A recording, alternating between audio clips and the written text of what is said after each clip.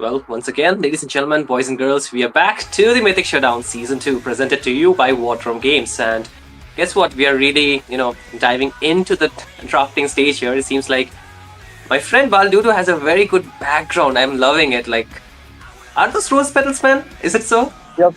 Curtains, bhai, curtains. Nice one, Curtains in man. my room. Looks good. Mm, But yep. again, we are new day, but the teams are old. Two teams. Why am I stuttering? I don't know, but I think it's just the intense pressure already getting to me, man. But I think this game is gonna be good, isn't it? Yup, it's gonna be amazing. Like this is day two of the round robin, man. So, of Mythic Shutdown Season 2 by War Drum Shut Games. down, Uh, yes, sir. and Mythic Showdown. Okay, shut down. Okay, I see what you did there. But yeah, it Yes, is the sir. first best of three between Yama and RNTX, and RNTX will be hoping to end this game soon because they have another game right after against Oh, Elusivity. It's a pretty long evening for RNTX today. So I think indeed. all of these players are going to be ready to deal with this draft as soon as possible. Absolutely, and you know what? It's just yesterday that we got a new patch, a little bit of adjustments with the heroes too, right? So I'm really loving to see how the teams will be adapting to into this changes that has been there. Some of the heroes they got buffed, especially the Suyo, the Julian, as well as the Nolan, I believe. So these heroes are buffed. The Lancelot still a bit of nerf onto the second skill, so that's there. But the main criteria is going to be the mid lane. I think a lot of the teams they like to play that the tanky composition with the front lines being there and the mid laners being the main damage dealer, especially the draft with the Kimi. If I have to name a team, it's gonna be team Sacred Shrine, of course. So they do that thing. So the Kimi being nerfed, some heroes getting a bit buffs as well, like the Sicilian, for example. So these heroes can come into play, but again, how these teams would like to use those, how these teams would want to utilize this into their composition that is already there. But again, talking about the bans, Yama Esports, they are really centering around those assassins. They do not want those assassins to be available for Joseph here, who is really, I think, one of those prodigy assassin users, right, that we have talked about from the longest time. I don't know, if he is gonna pull those assassins or not, but at the same time, Team RNTX, they will be revolving around those heroes that can be the annoying factor. I know you want to do the analysis, but I love this drafts, Oh, Baldudu. dude, So, everyone uh, loves it. It's free game, bro, for the side of when it comes to analysis because all these players all have their signature picks, and these teams have signature styles of playing. It's like when what we see with RNTX is they really love those team fight comps. Like they love having a draft which gives them potential to re-engage. They really love having the domination in terms of that edge of the draft because if we see a lot of teams like Noctura likes to go for like a one in, one done comp where they kind yeah, of play around Faden. They give Faden a control hero. He sets the tone for them, with Sararman going for an aggressive jungler that can contest. Similarly, RNTX, what they do is rather than try to put Joseph as the main carry, even if he's playing a carry hero, the game would kind of revolve around the rotation coming in from Mario and Afraid. They like to be the damage soaker and they let which be give him a carry role in the mid lane. Like they usually try to give him a carry role like Jimmy. So we see this a lot of times. And looking at the state of the draft, a lot of these junglers taken out, the Alice and a lot of options in the gold or in the Rome also taken out.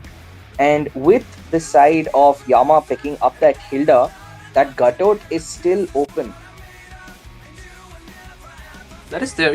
Let's do one thing. Let's just go back to the previous day where we saw, Sacred Shrine versus Yama Esports. I think this Hilda really performed well in the hands of Vizta. He was constantly marking bid.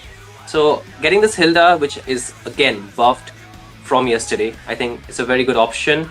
But still, the side of Team RNTX would want to give Aaron some of his comfort heroes. So for I think Mirio as well, right?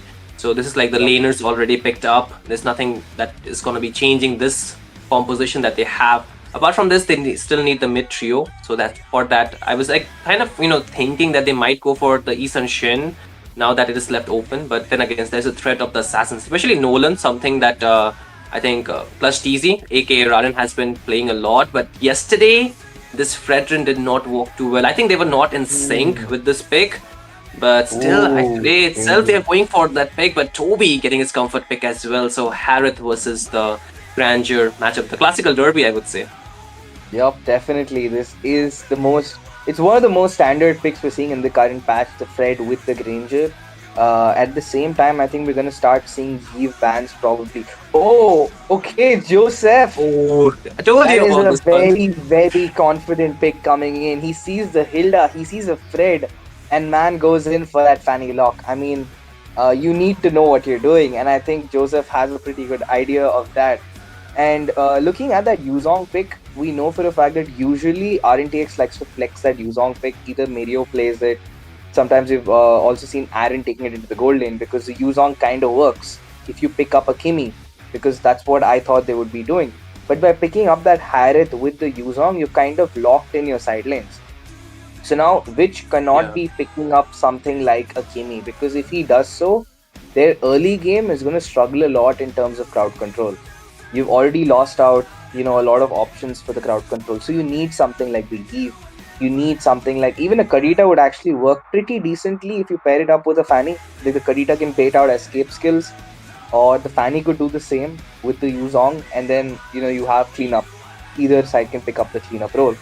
And yeah, looking at the bans, expected. I mean, you ban out the R Lord because the last thing you want to do is make it harder for Fanny to cable in peace. So the Phobius yep. and R Lord, perfect sense in terms of bans. What do you think they're gonna be picking up? I think knowing Dark, he can go for the Lapu Lapu at this point, right? Mm. Because it's left open. Since the Grandeur will go to the goal lane, the Lapu Lapu can walk on the EXP lane. But another pick that can come through could be the Esmeralda, but then again, it's not so good against the Dragon. I think it can struggle a little bit. But again, it's a good counter against the Harith only if the Esmeralda has a decent amount of farm. If the Harith is onto the leading side, it's very difficult for the Esmeralda to soak in all that shield and also, while try to deal the damage. But I would say. For the side of team Yama Esports, yes, they are getting their comfort pick, but I feel this kind of again revolves back to how the side lanes will be activated. They need something very good side laners to actually give the advantage for. Which you already mentioned, the Eve, he will be going for that thing, nothing too out of the ordinary, right? They needed some bit more control around the map. They're going for that thing. I was thinking they might go for the Zushin, but the Zushin will not be coming through. Maybe for Yama they can go for that, but it will be very risky given the fact there's a Fanny, there's a Yeah. Yuzhong, and also Yep. there is a Eve. Like very difficult to Yeah. match that range, isn't it? So Yeah, Illusion is maybe just risky. It's just a risk. It does not give them any value, because the true. only person you're gonna be reasonably catching out is the maybe the Yuzong if he comes in, but you do not want to be that close to a Yuzong to hit the lantern on him anyway. Yeah. And for both of us dissing Zujin like this, I think Ray is gonna have a strong word with us afterwards. But like you said, Shin, you did predict that Lapu Lapu. Dark loves Zushin that it pick. is. You also predicted the Zujin. I mean, I would have rather seen maybe a Kadita or a Farsa, because it would work, in terms of Yeah. catching out the Eve. I mean, the biggest issue that Yama would have to deal with, the front line would have to deal with, is not the Freya. Sorry, not the Freya, the Fanny or Harith. You could still reasonably, reach them and lock them down. But the Eve is the one who's not going to let you reach them because of the amount of slow and the poke she's going to be putting in. So, it is a risky draft coming in. There's going to be a lot of pressure on to Dark and, the Hilda. Abyss TZ, he has to put in a lot of work to actually ensure they get that mid control in the early game. So I guess the first two turtles will let us know the tempo of this match, because if that Zujin will not get the space she needs, oh, it's going to be a tough time. I feel the Zushin has too much on her plate, man. Like she has to do a lot of the things while also keeping her safe, while just having a flicker. I think it's a difficult task. It's a very mammoth task for her. But still, I hope she does not get overloaded with the pressure out here. But still, like you mentioned, Dark and Abyss TC will have a lot of work. If we talk about the spells, nothing too out of the ordinary. 4 flickers for the side of Team Yama Esports. A Purify for the Harith, which is quite reasonable given the fact there is so much crowd control available. But then again, it can put her at a tight spot sometimes if he is not careful enough. But apart from that, I think nothing too out of the ordinary. Very staple staple battle spells that we're looking at if we talk about that. But again, in terms of the composition, which you have already mentioned as well, I think for RNTX, they are very aggressive, isn't it? Because they have so many engage tools. Like there are at least 4 heroes that can engage by themselves, and then again, Yama Esports, they need some kind of a laning advantage, which they kind of have, but not until the rotations are met properly. But again, we'll see more of that as we head into the Land of Dawn, for the game number 1 in this first match between Yama Esports versus RNTX. The voice of the game, myself, Shinryu, and I'm joined by Baldudu for this game. So the mid duo, man, very interested to see how they will perform. Yup, I think this patch, right as we speak, Zuzhin putting in a lot of work. Afraid and Abistizi both take their fair share of damage, forced to back out for now. But like you said, that mid duo, Abyss and Viol, and on the other side, it has to be Afraid and Witch. These 4 people, I mean, any mistakes from either of them is going to directly reflect on the KDA of their side laners and especially the junglers. I mean, any mistake from these 4 people is going to instantly reflect on the other side. Absolutely, but again, a bit of skirmish happening onto the bot side. It seems like a bit of pressure built up as well. The flicker will be used by Abyss TC right instantly as we speak of. The Fanny wants to go back in, but just trying to just steal some jungle cramps here and there, but not yet too much of a success. Not level 4 yet, so cannot go for the cutthroat as we speak of. But again, talking about the emblems, do you see anything different though? Well, the Fanny is running with the Warcry. I kind of expected Yuzong to go in for the cooldown. But the Warcry also kind of makes sense. I mean, it's pretty standard emblems coming in from all sides. Fred going in for his tank emblem. The common emblem used up by Zuzhin. I mean, we also see some players go in for a little more damage or, the mystery shop. But the Zuzhin is opting for a little more sustain in this fight, knowing the fact that she will be taking a lot of damage in this game. So she's opted to go in for that common emblem. So she won't have to deal with HP region as much, mana region as much. Yeah.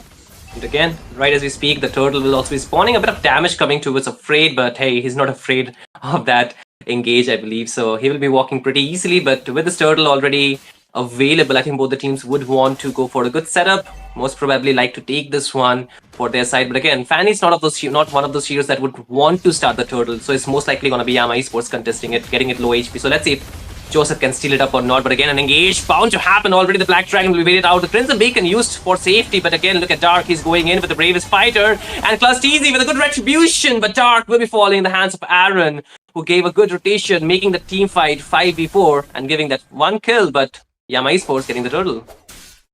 And Clutch is the name, is Clutch TZ with that timely retribution. And by doing so, Yama has got a slight early game advantage in terms of XP. But no, Clutch TZ found himself in a very, very wrong position. Oh, damn, that's just a bit too much. But again, Dark still wants to go in with the bravest fighter.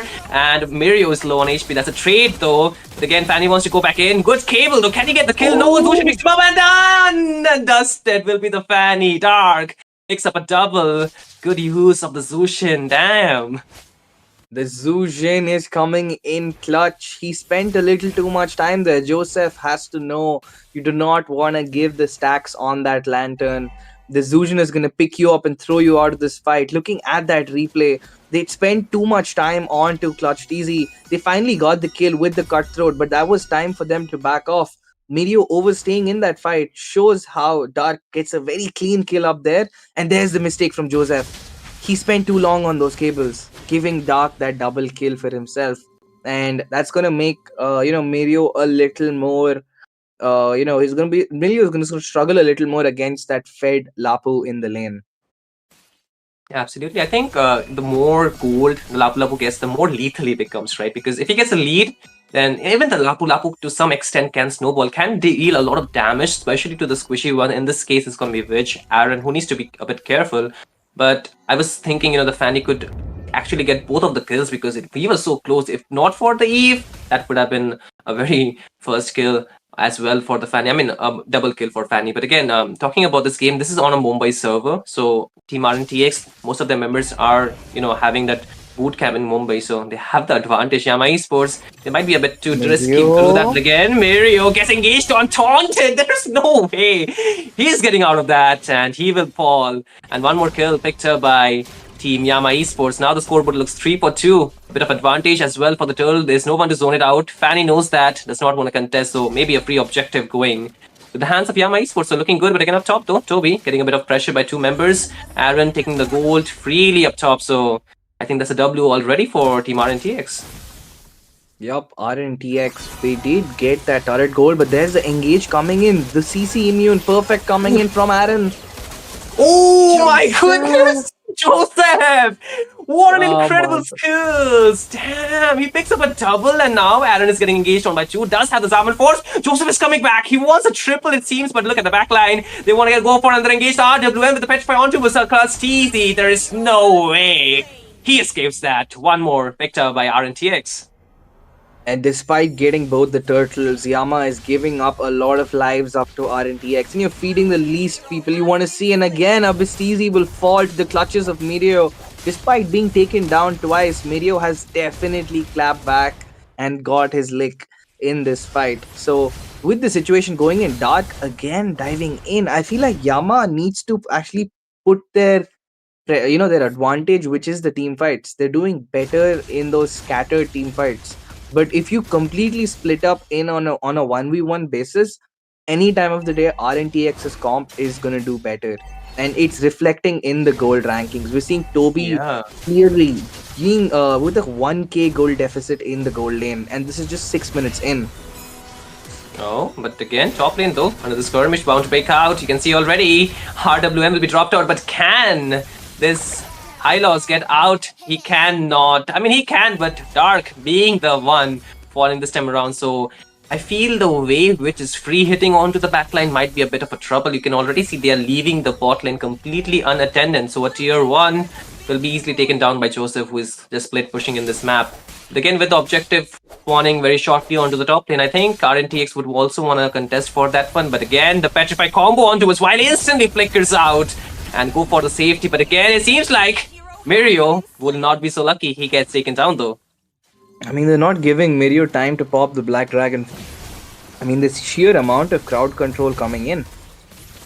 Ooh, but again, they are not stopping there. Riley did not have the flicker, means that he is sitting good night. But again, Abistizi falls onto the backline in the hands of Abistizi. Sorry, in the hands of Aaron. Abistizi falls, but again, Clastizi still gets the retribution, but cannot walk out with his life intact. Dark trying to get out with the bravest fighter.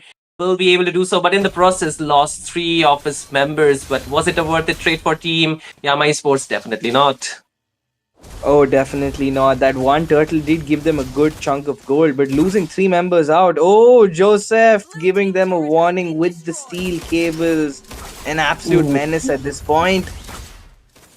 He gets out. He gets out with the sliver of I thought HP. he was Like, gonna get caught out. I mean, I thought we might be seeing that Zuzhan flashback, because Zuzhan so far, apart from that one play on the bot side, it has just not been a great performance coming in. Their draft is not kind of making sense, because even if Hilda is going in for a collapse, the only people able to actually capitalize that on that is Stark and Clutch TC, not Viol, because she does not have that instant burst unless she gets a lot of stacks on that, Sky Piercer, if she goes for it, that is.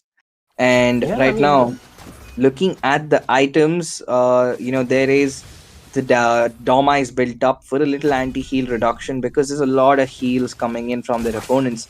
Toby has got his Sky moving in for his Malefic Roar or a possible Sea Halberd. There's an engage but again, coming in.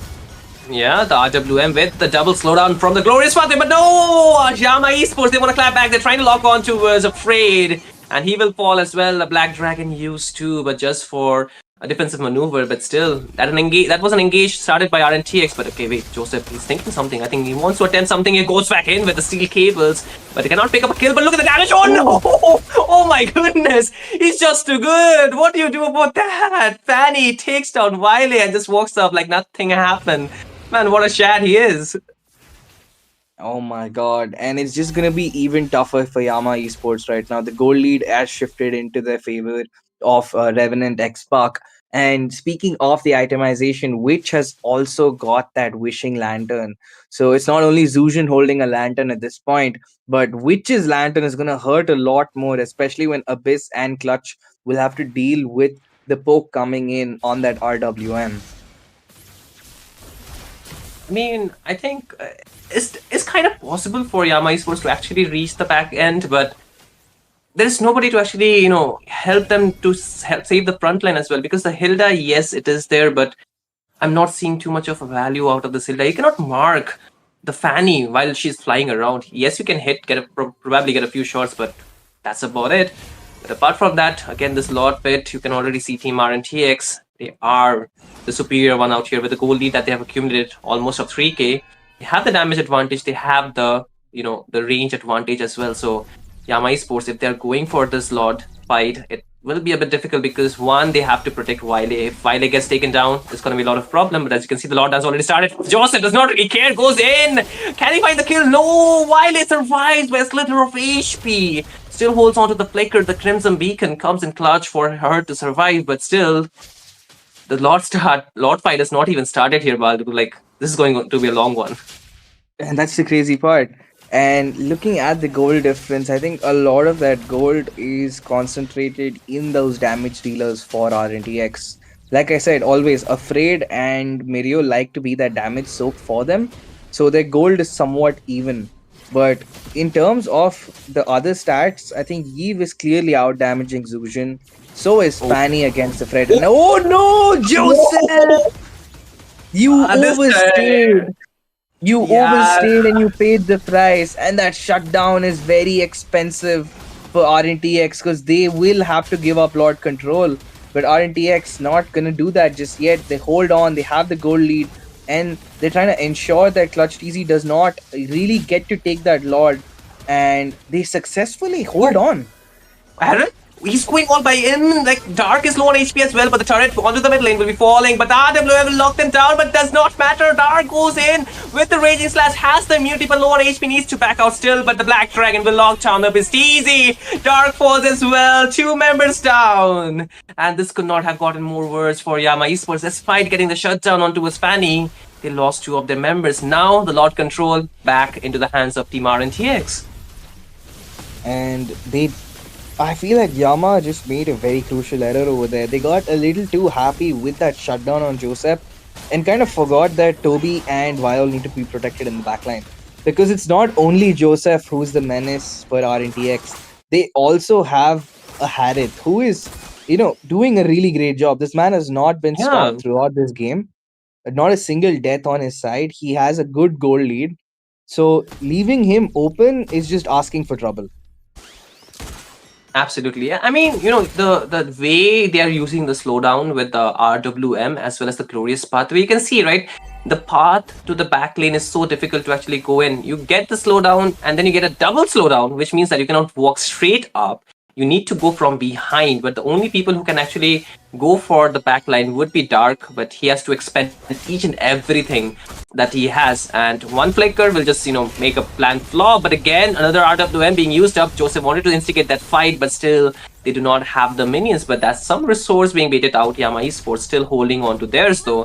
But the second tier onto the bot lane will be falling, and now the inhibitors will be in problem. But the holy shields are already off, so it's not gonna be so much of a advantage for Yama Esports when it comes down to this Lord defense. They need to stop it before it hit the inhibitor.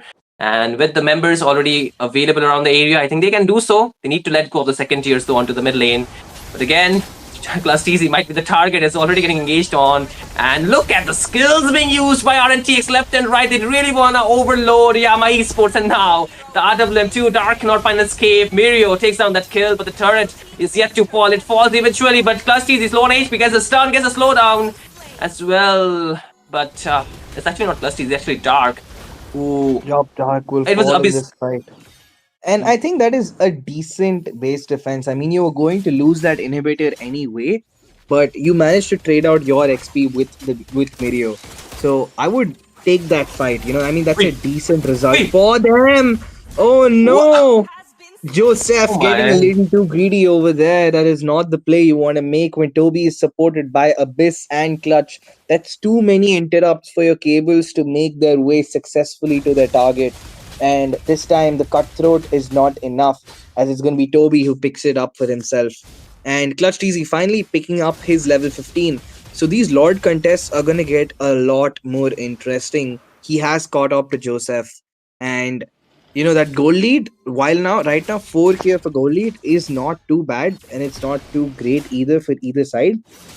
And looking at the stats in terms of who has been the meatiest meat shield, Zujin has surprisingly taken more damage than Mirio. I mean, that's a crazy, crazy stat to see. I Viol mean, has taken more damage than Mirio. the fanny is the reason of the fanny, right? Always on him. Like, what do you do about that? Like, Yeah, seriously. man. But again, this is the time when Toby comes online. They need to watch out for that, Yup. though. Toby is online. He's got his items. He's just 1K behind Aaron, and that's a negligible amount. Which sneakily picking up a divine glaive for himself. His build does not look like a Eve's build, man. I mean, the that build, it has so much damage stacked on it right now. So, which right now being very safe so far, does pick up his level 15. He's been present in almost every single fight for the side of RNTX, but not really taking that much damage, and that kind of shows his caliber as a mage player. Oh, Joseph in the backline, Shinryu, look at that. Yeah. I have been looking at that for the longest while, and there he goes, wants to get the assassination. But now they have known the place where Joseph is, but do they want to commit? But again, why he goes back himself? What? But Joseph almost took her down, Oh but my the slot gosh. control is reverting, man. The lot control is reverting now. Yup, the Lord control is changing. Oh, there's the engage coming in. Clutch got out, and he will be taken. A killing spree for Aaron. Oh, whoa, Joseph. What? Oh my god! Joseph. Like I don't know. Like Nice. he's trying very He's risky playing, things. bro. He's playing. He's styling. He's styling on Yama. I mean, that's a very, very risky maneuver, but I mean, he did gain his aura for not dying there. Yeah, plus for that. But again, I feel the way I mean at this point it's more of the about the team who can deal the damage. I think for the Fanny into the late game, it kind of falls off, right? Like he can deal the damage, he can put the pressure, of course, not about that, but the kill pressure kind of gets reduced significantly because the players they get more tankier items, even for the damage dealers they get more damage. But again, the inhibitor falls. Like just for the inhibitor, they use the glorious pathway. You can see how serious they are about ending this game. And RNTX, like you mentioned, they have a long night, so they do not want to extend this game any more longer here. Yup. And I think a major mistake that Yama is making is that they're kind of splitting up. They're kind of leaving. If you see the rotation, Abyss is rotating with Viol and Toby, which is fair. But so either the team has to start moving as a unit, or Clutch and Dark have to understand that, yup, guys, we have to stick together. Absolutely, but again, another RWM. Look at Clusty's HP already chunked down to 10th of his HP, but still Miriam wants to go back in, take that kill down. But they will lose Dark as well, and now it's really big trouble. Toby is low on HP. Can he find an escape? He's low on HP so much that even the base looks lesser than that. But still, the game gets over, and his team on the first point in this match.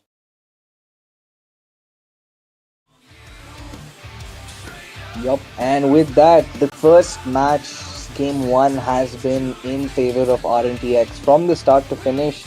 Yama had a few brief moments of flair where it looked like they did have the advantage with themselves, but RNTX did fight take that advantage right back and clawed their way to victory.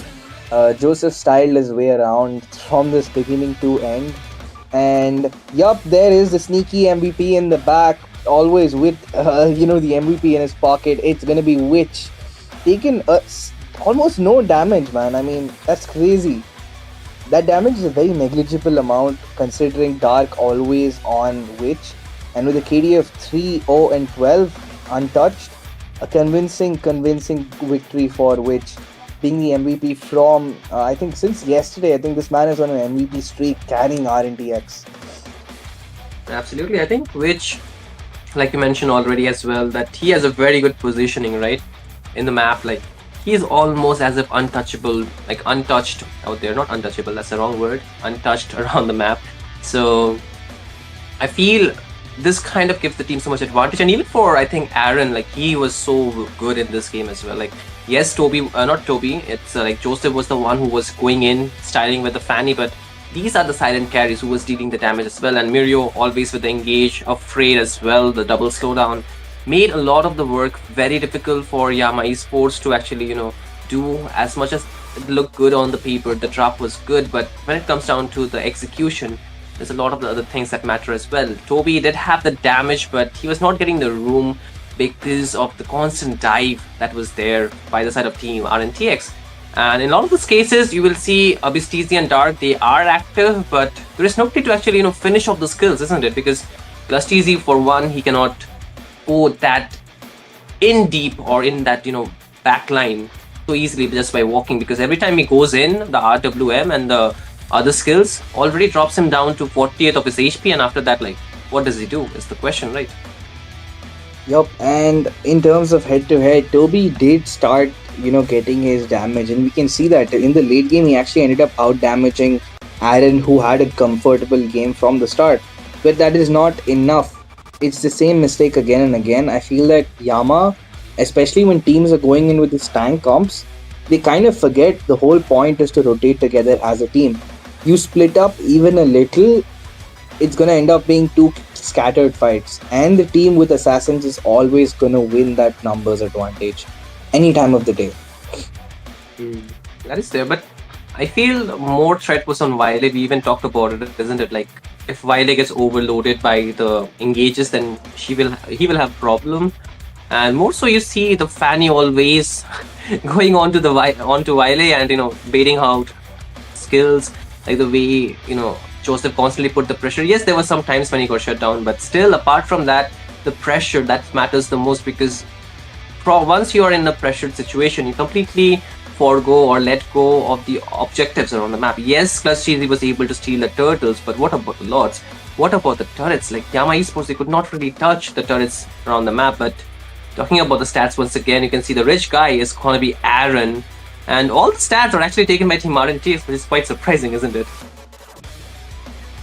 Yup, and a lot of assists coming in. I think some of these stats kind of were obvious in terms of the goal. I mean, Aaron has been completely getting a free hand in terms of how long he's got to farm. I think Joseph might have edged out Aaron in this thing for a rich guy, but I think he was busy styling on their opponents over there, with those recalls.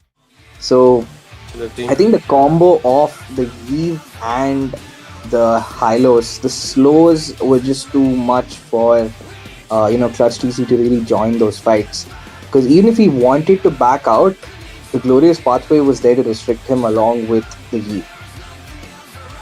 Yeah, I mean, this is a classical combo, just like the Garut Kacha plus the CC combo that's there, the Curtain Call plus the AOG, like you cannot escape that without an Purify. This one is again one of those combos, I feel.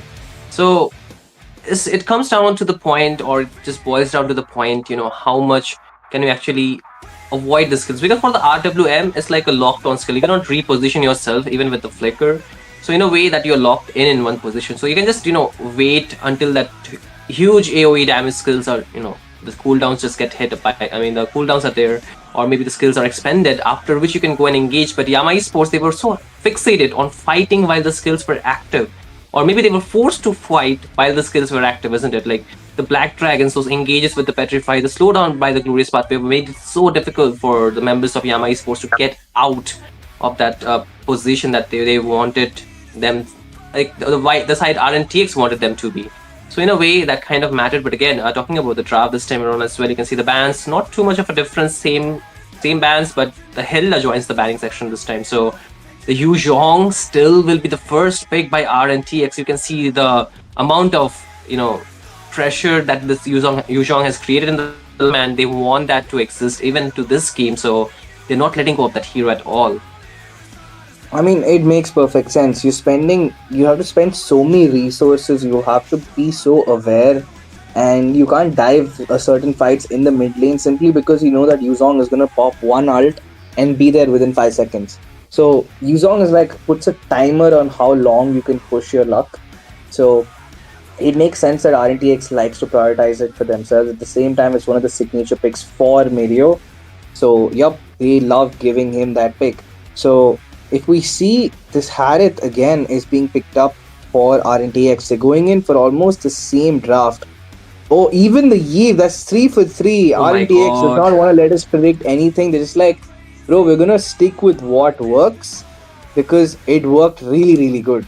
So, that's what we're gonna go with. On the other side, Yama has a little change. They did go in for that Gutted Catch this time. So the AOG will be a little better in terms of the zoning, because while Abyss TZ did have his early game pressure through the Hilda's power of the wilderness, it was not as much as they would like. So the AOG paired with, okay, to be on Esma Gold. Or it could be Okay. a lap gold. We never know, you know. It could be a Yeah, lap yeah. gold. Like I want to see an anything. Esme jungle. I want to see an Esme jungle, Oh, to be honest, but I don't think that's gonna happen. But the Esme is a good answer to both the Harith and the Eve, because both of these guys get a lot of shields, and that's pretty regular shields. Eve's passive plays off a shield, Harith's skills play off a shield. So, Esme is going to do a great job over there if they don't get slowed down. So I think they should consider a Hylos ban. I I really think they should completely agree ban with out the you. I Hylos. completely agree with you. I think the Hylos is such a good ban as well because you do not want that double slowdown to be available. Even the Fanny will reduce the pressure. This time they do not have a marksman, so whatever jungler they're going for, I think it needs to be saved by the Fanny as well. But no, they are banning away the Threat for some reason. So the Hylos and the Eve combo is not looking very, you know, impossible. I think it's very likely that they might just go for that hero. But at the same time, I'm kind of considering what junglers can both the teams go for, because one, Yama Esports, they do not want to go for maybe the utility jungle because they already have double fighter. Whereas for RNTX, they can actually opt for the utility jungle. But if we talk about the options, quite less. Maybe the new junglers could be an options as well. Like the Suyo could actually work pretty well. Not the best hero in this meta, I would say. Like even after the buffs, I don't think so. It's very a considerable amount of buff. The damage still remains what it was. So could be one thing, but apart from that, I think they might need something with a more burst damage for Yama Esports. So maybe just Oh, okay.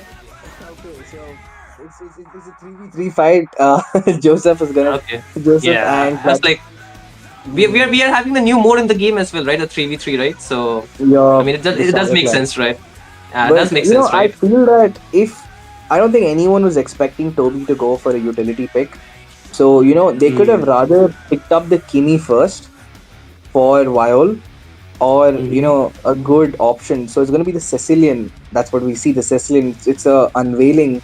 Joseph is going in for that Borg in the jungle, and I think that's the ban they should have gone for, the Borg rather than the Fredrin. Uh, it giving up the Borg is just a really, really risky play. And they've also given up the Hylos to a Frizz. Uh, Not too happy about Nah, that, man. Yama, what is going Not too on? happy. Like, Not too it's just happy. risky. That's a lot of pressure being put on Viol once again.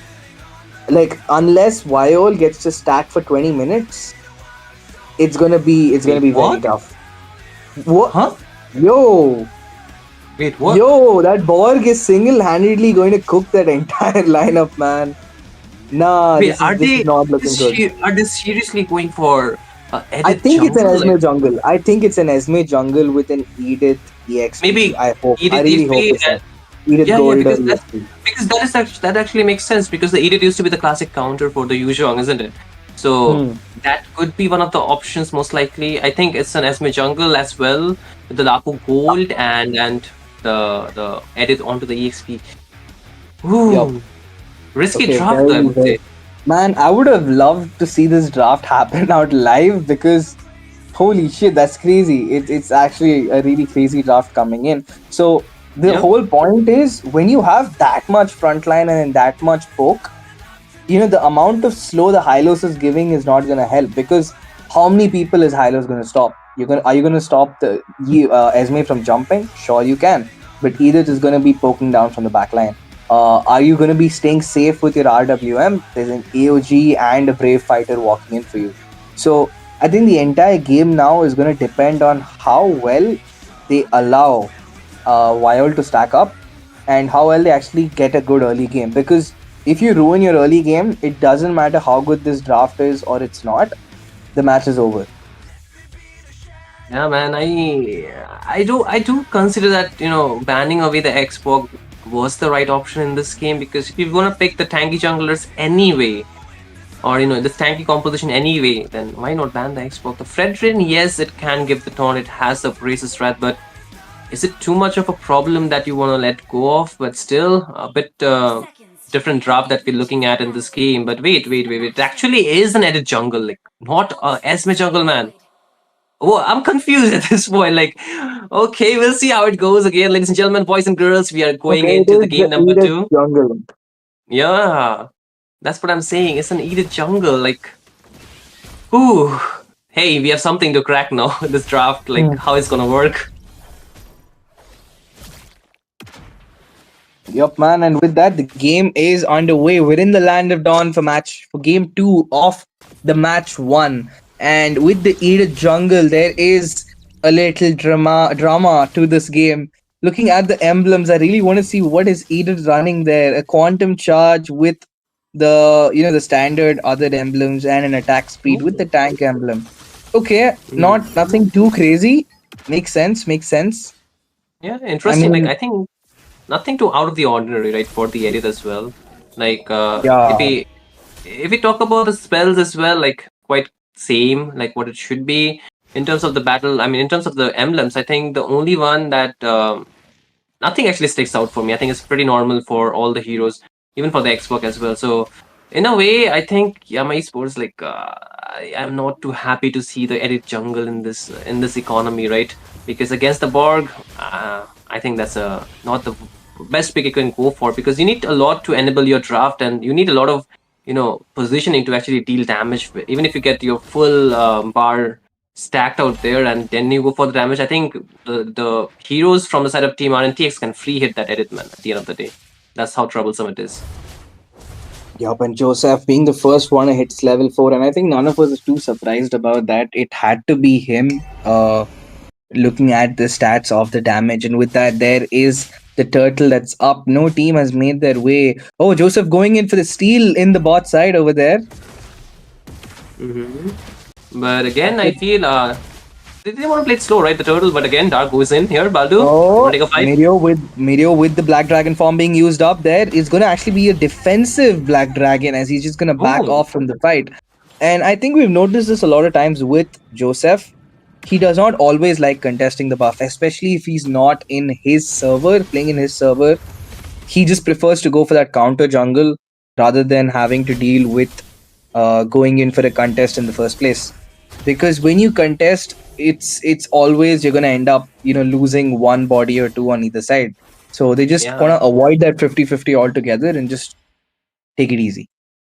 I mean, it's just the first turtle, right? Not too much of a goal yet accumulated by either of the teams. So I think this is still fine.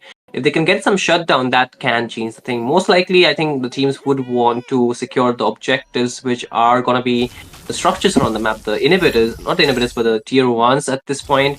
So that's where they want to put the pressure. But again, in terms of laning, I think the goal lane, Toby does have the advantage, slight advantage. And if he can get some rotation, some help from his team, it can even get broader. But again, another fight seems to happen out there. But do they want to engage? I think it's best that they don't, because it's a bit risky with, in the early game. They need some farm to actually get online. Both the drafts actually need some farm to get online. And even if you talk about, the map in general, I think it's going to be quite peaceful compared to the last game, isn't it? Yup, definitely. And I think if we see a lot of these heroes, oh, there's the first engage as we speak. There's the curse of the blood, or not the curse of blood. Oh, the bat impact, which styling on him, but it's not enough as the first blood picked up by Viol. But the fight is still ongoing. Esme with the Star Moon dance, picking up shields left and right. Joseph not enough to protect his teammates, and that is the mid duo of RNTX being the first of all in the 4th minute of this game. Wow, I was just saying the map is looking quite peaceful, and then they just they just decided to disrupt the peace, just like that, man. And that's very good looking for the side of Team Yama Esports. They got 2 kills, one that they needed actually as well. And now with the second turtle of the game already spawning, I think they will secure it so easily as well. Oh, top Joseph!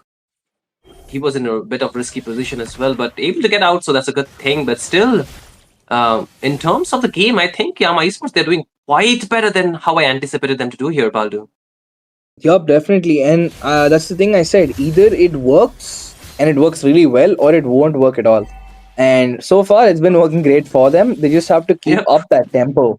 So, looking at the situation right now, Yama Esports will have to start holding on to their buffs, because even if you're getting those kills, it is not going to be enough, as you also need to ensure that Clutch TZ is actually having his same level as Joseph. Because if you, it doesn't matter if you're getting good fights, if at the end Joseph can walk in with one Firaga armor, last insanity, pick up that Lord, and ruin everybody's mood.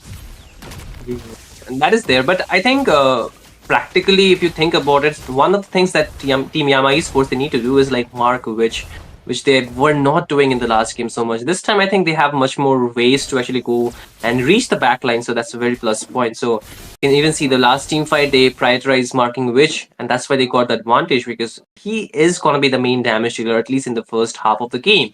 And if they can mark him down, if they can tone down him to a position that can, compromise the overall team fight for Team RNTX, is gonna make them lose out on a lot of this team fight, a lot of those objective takes, as well as the gold, which right now Yama Esports have been able to maintain to approximate 1.3k.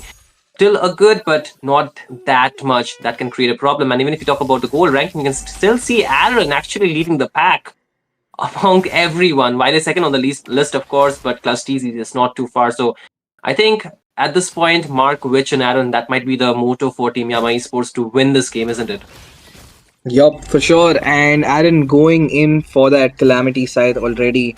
And usually we don't see it being picked up too much, but in this case, it has to be taken.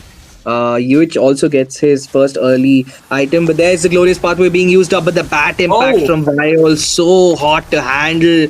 Toby in the back line, in the midst of it all, and RWM used up by Witch, but Aaron will get the clap back. Two people down from the side of Dark. Yama Esports, but Dark is the one who calls, uses up that flicker defensively. Witch trying to chase him down, uses up those dots. Will Witch going for the flicker? Yes, he does! Dark will not be able to survive, and with that, Witch getting the clap back his team needs, evens the scoreboard out for RNTX. And folks, we have a game on hand. What? That was like so aggressive from Witch. He flickered forward against a Lapu Lapu, man. Oh man, that was just too much. But again, the turtle fight is yet to break out. Joseph picks it up though. Joseph picks it up, but Abyss TZ is going to be the one to fall. Aaron, the true damage from the Calamity, too much to handle. And with that, on the bot side, Aaron's going to end up cleaning it up pretty quick. And looking at the replay, there was a dive in from Toby, instantly melting the armor of Joseph. A beautiful AOG, but that was the mistake. The AOG was not on to Witch. You let Witch free hit everybody out there, allowing them to protect Mirio and Joseph to escape safely. And there we saw it. There's the flex. I mean, you have never seen a mage flick into a Lapu. It's always the other way around. I mean, yeah, witch flexing. Toby bit off a little more than he can chew. The Black Dragon munches down, sending Toby back to the base. And Joseph putting in a lot of damage with those fire missiles. Abyss, will he use up the ult? Oh, he will not get to do that. The burn from Witch, allowing him to get a killing spree. The Planet Eater, Witch right now on that Eve, being the absolute menace, the bane of Yama Esports right now. Oh, it started off really good for Yama Esports, but now they are slowly starting to lose. The first item power spike is already evident, both from Witch as well as Aaron, who just instigated that team fight. Not instigated, but punished the team fight so well. Like, the duo was so good, the damage dealing was so good. And right after that, you can see already the lead now being getting broader and broader. The goal lead, which started with Yama Esports, is now in the hands of Team RNTX. This can really change the pace of the game. The momentum was theirs, but now RNTX has stolen it away. So if they can punish a member or two, maybe get a shutdown on towards Aaron or which again, I think that might be a very good get-go. But if you talk about the items, you can see already Aaron completing his second, waiting for his Holy Crystal to be built. But again, Witch too, not too far, has two items. And Xbox Joseph just picked up the Sky Piercer, man, this is gonna hurt. For Yama Esports, they're a bit behind. They just have completed their first item build, waiting for the second one, so that might be a bit of solace that they can look for. But still, the Lord is here, and Yama Esports are in Uh, the vicinity. Do they want to contest? I think they would want to. Abyss TZ looking around. There is also Dark and Vio. The bat Let's see. impacts are hitting them, but Afraid Oh, is Clutch not afraid Easy. of this damage at all. Who's gonna get the retribution? Oh! Clutch TZ will do it! Despite a level deficit, he catches up, getting them the kill. Toby coming in with the AOG. re-engage. There's the AOG. There's the RWM. Abyss TZ backing off, but Joseph is there to clean up in the back line. Oh! Joseph gets another kill, but Clutch TZ making it a response.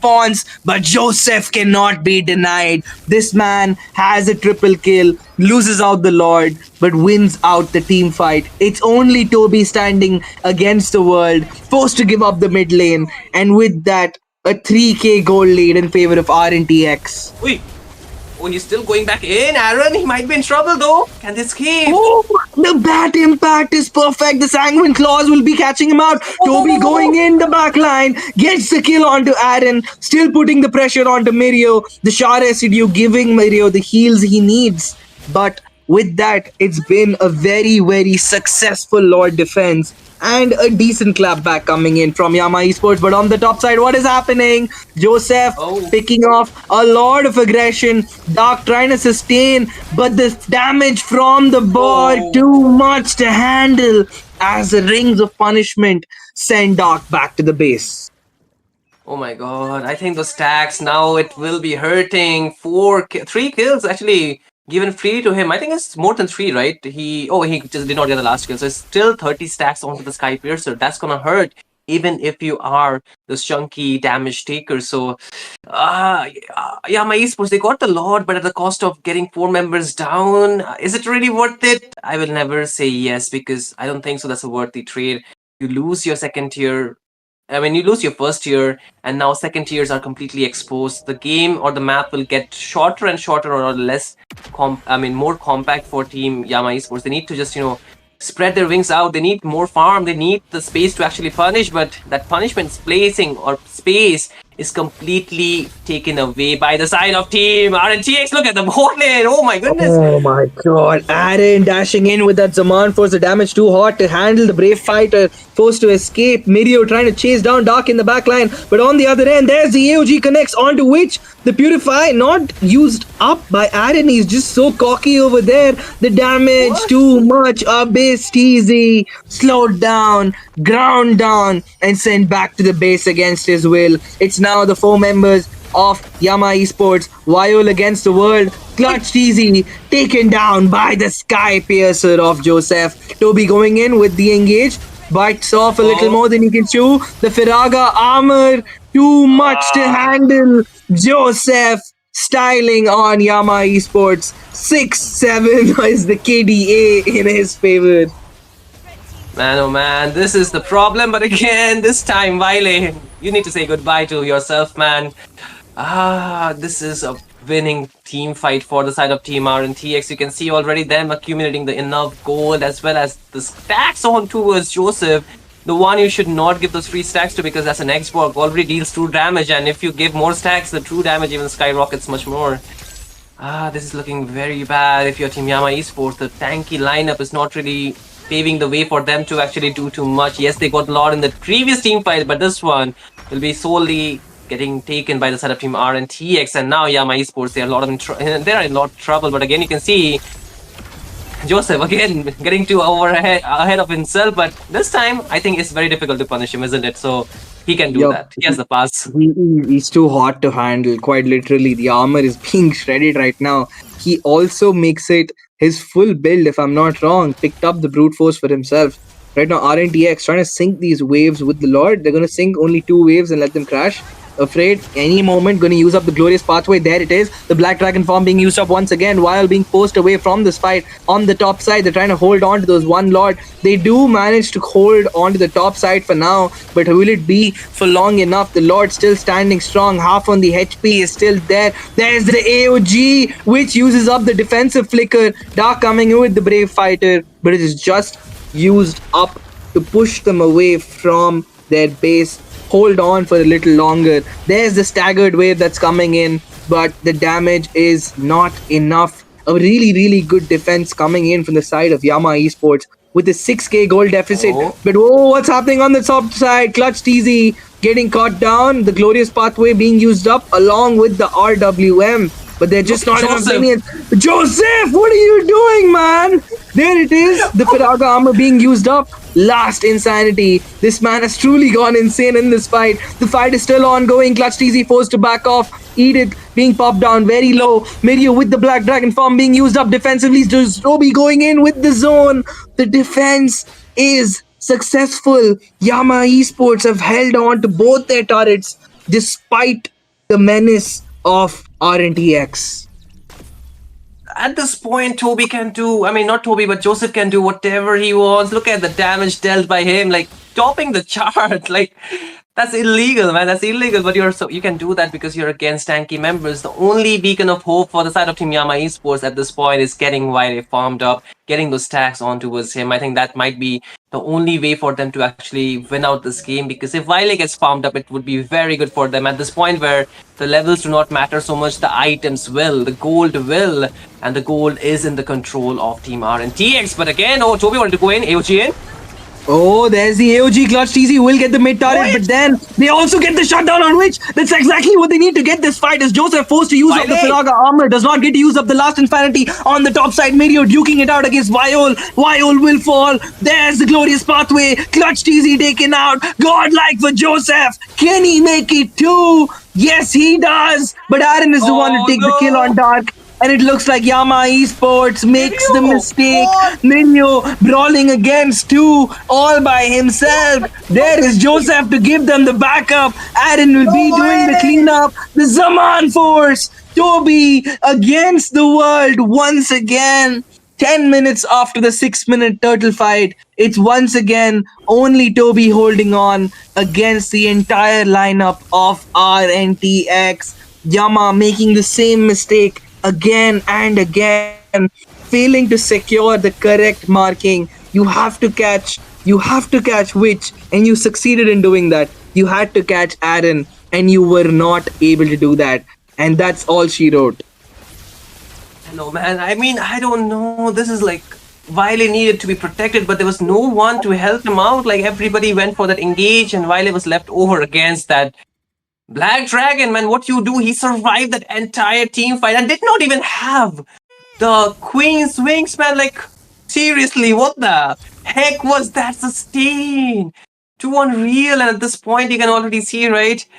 This is going to be a problem. This is going to be a huge problem with the base inhibitor already taken down onto the mid lane. The other one's low on HP. Next is exposed. The Lord marching from the mid lane. Yama Esports, they need to make a call. But what they are going to do, how they're going to defend, is the huge question, as the damage is just exceeding the threshold. And RNTX, they're looking to end this game here, Baldu. There it is, the Lord marching down the mid side. Can Yama Esports pull off a miracle? They have to keep Viol alive. There's the Black Dragon form being used up to provide the zone. Mirio diving in with the Petrify set. Winter Crown being used up. The Lord is hitting the base. All they need to do is mark the base down. RWM being used up. They do get the kill onto Clutch TZ. But there's the AOG. Absolutely perfect. Mirio taken down. Toby takes down Aaron. This just might be the comeback they needed. They will hold on for now. Viol putting on a masterclass with the likes of Toby. And there it is, folks. A successful base defense in the 18th minute of game 2 of match 1. Oh man, it was so close, but Yama Esports pulled off that miraculous defense now. The time has come for them to actually just turn the table around. Joseph though? Joseph? Oh my god, look at the damage from the fire missiles. Abyss TZ again forced to recall. Oh my god, that's the tankiest members of the team from Yama Esports. Like, you're not supposed to do that to the tanky members, man. Being an X-Fork, this is just too much, and already having 70 stacks onto the Sky Piercer is gonna be very hectic for Team Yama Esports to handle with. But again, if you talk about the Lord advantage, yes, they got some gold, but they lost the EXP advantage and the tower advantage was there. They took down all the remaining inhibitors that were standing, and now the super minions Toby's build, man. He went for that. He went for that blood wings. Mm, He went War for blood Shield. wings. I mean, given the fact that he's a gold laner, I think he can go for more damage, right? So he doesn't necessarily Yeah. need to go for the tanky items, but still, will it Three help? magic items. He went for the enchanted talisman, the ice queen, and the holy and the blood wings. Oh, that's a lot of damage though. But again, Pirag armor lost. Not Oh yet though. no, But okay. Abyss. Joseph there, still putting on a lot of pressure. There's the Wile. glorious pathway being used up while instantly flickers away. Doesn't want to take any risks right now. But by using up the AOG and the flicker on Ceci, they have effectively lost control in terms of that Lord. And this is the 20-minute Lord. Very, very tanky. It might just be a little too much to handle because Joseph already too hot to handle. And the Lord might just be a little too beefy to take down. Okay, is Yeah, but Joseph going in for a backdoor? Like, don't tell me on an he- export, man. Like, no, I don't think he's that going for would a backdoor. I think he's going for an ambush from the back. flank. There, picks Yeah, up the maybe he's buff. going for a flank. Yeah, he's going for a Yeah, flank. there's the I think flank. so. Oh Oh, but wait. Viol does spot him out. Breaks down the Oh no, Firaga Dark. armor. Oh, Dark in the midst of it all. Bites off a little more than he can chew. Taken down. Joseph loses the Firaga armor. But it's not a major issue as he's going to get it back at any moment there.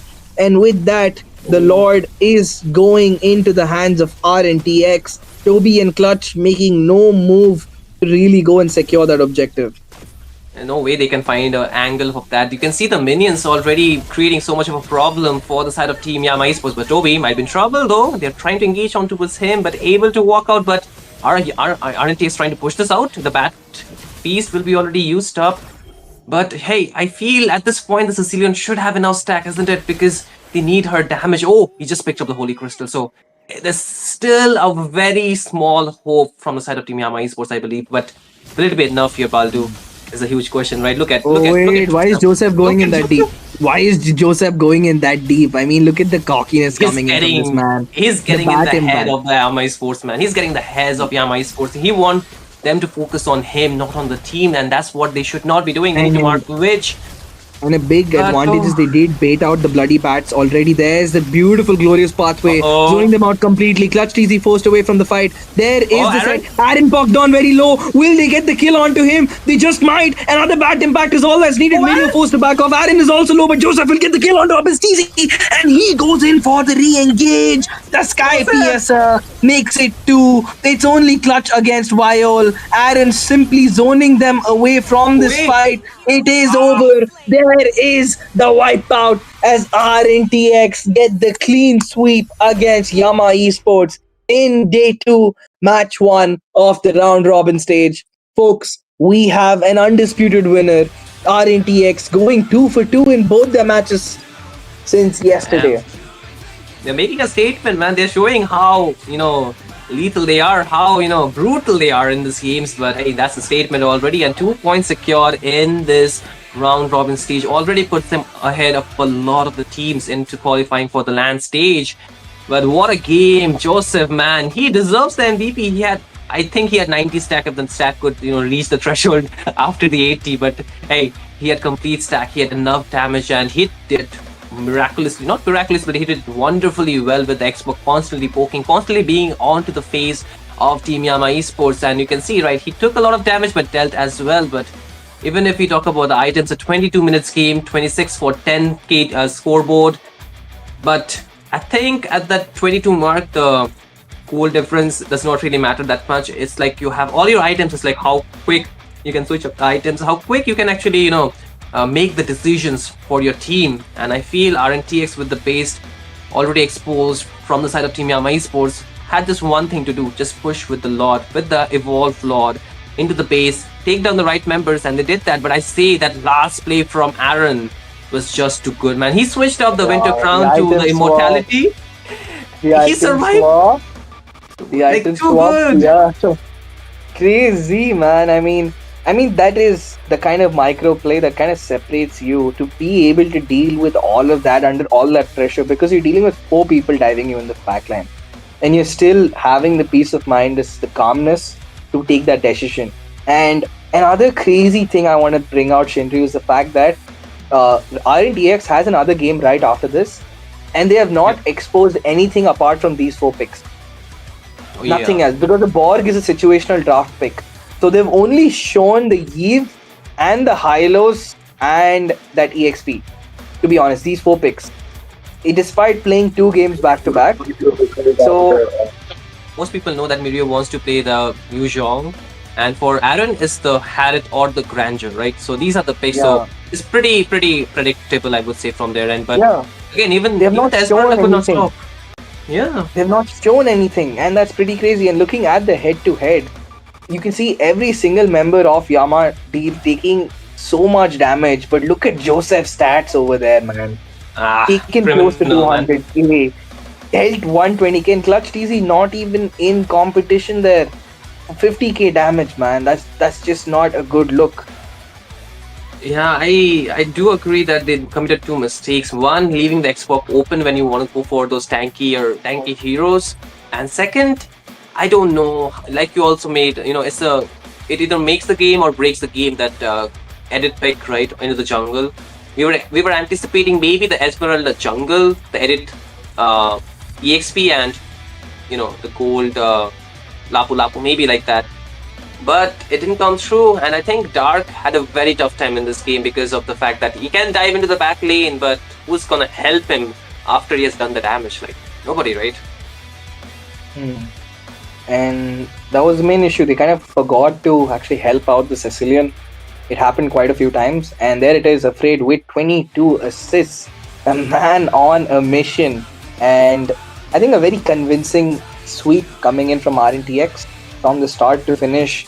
From the drafts itself, the fact that they picked up that Borg pick, and we all of us got surprised with that Borg pick and that Edith pick, but Joseph surprised us with his performance, but Edith only ended up being a draft gimmick. So I think Yama Esports seriously needs to go back and figure out something on that drawing board, because they need these points. They've given up a lot of points. They need to get back onto that round robin table, because folks, the top qualifiers, the best participants from the round robin stage will be going to that LAN in Guwahati. So you have to be giving your best. But hey, we cannot blame Yama Esports as well. Like, they are facing the top 2 teams of the Swiss stage, right? Like RNTX and Sacred Shrine, both of them reached the qualifiers for the round robin with 2-0 points. They didn't lose a single game or single match into this Mythic Showdown Swiss bracket. So it's very difficult, and it's kind of unfortunate for them as well. Facing back-to-back strong opponents, but still they have to win. Like, winning is main and most crucial out here, and if you cannot win, then you're not gonna qualify. That's the ultimate test, right? This is the brutality of the Mythic Showdown Season 2. But again, with this match already coming to an end, we need to see, man, what will the next match store for us. It's again RNTX game, so I'm looking forward to what they draft now. Yep, I want to see the draft for the next game, and that's going to be taken up by another very talented set of casters. And hopefully, we might get to see some more Zuzhan, and Ray would be really happy there. Yep, he would be glazing her for sure from the behind. But again, ladies and gentlemen, don't forget that today there will be a giveaway again. 500 likes for that 5,000 eyes. So don't forget to hit the like button and also share it with your friends so more people can watch.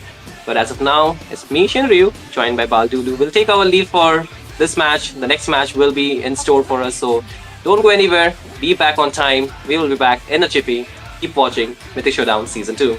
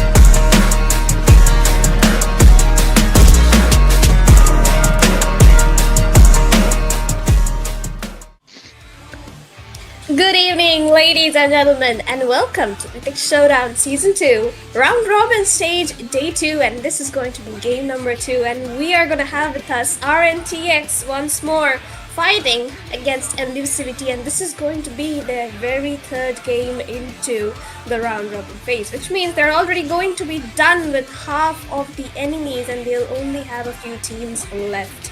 And then this will be me, Sarah, onto the casting desk alongside Debbie. So Debbie, what are your thoughts on the game tonight?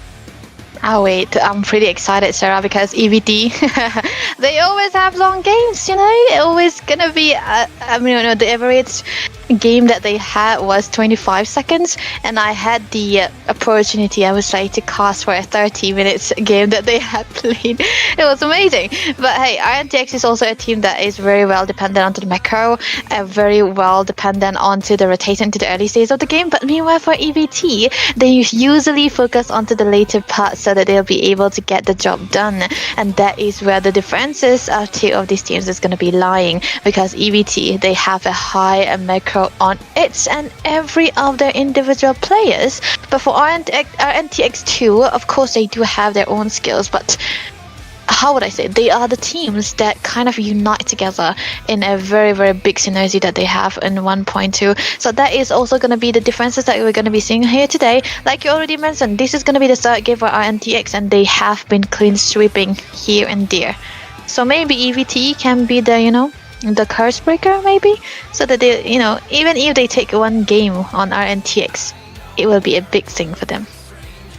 Yep, and the fact that you mentioned, it is actually true. RNTX has been securing 2-0s, especially against Noctura last night, where Noctura was actually dominating in both of the early games in both two games. So, and RNTX just decided to come back from a major deficit into the first game, which on the Kimmy he secured a Maniac as well. So we are definitely in for something interesting tonight too, because EVT loves the fighter cons. They love jumping out of mid laners and the gold laners, and the fact that RNTX relies a lot onto Aaron and Rick's damage potential up until the mid to late game, it says a lot about their team fight. So they'll have to be playing a very protective comp around those two members.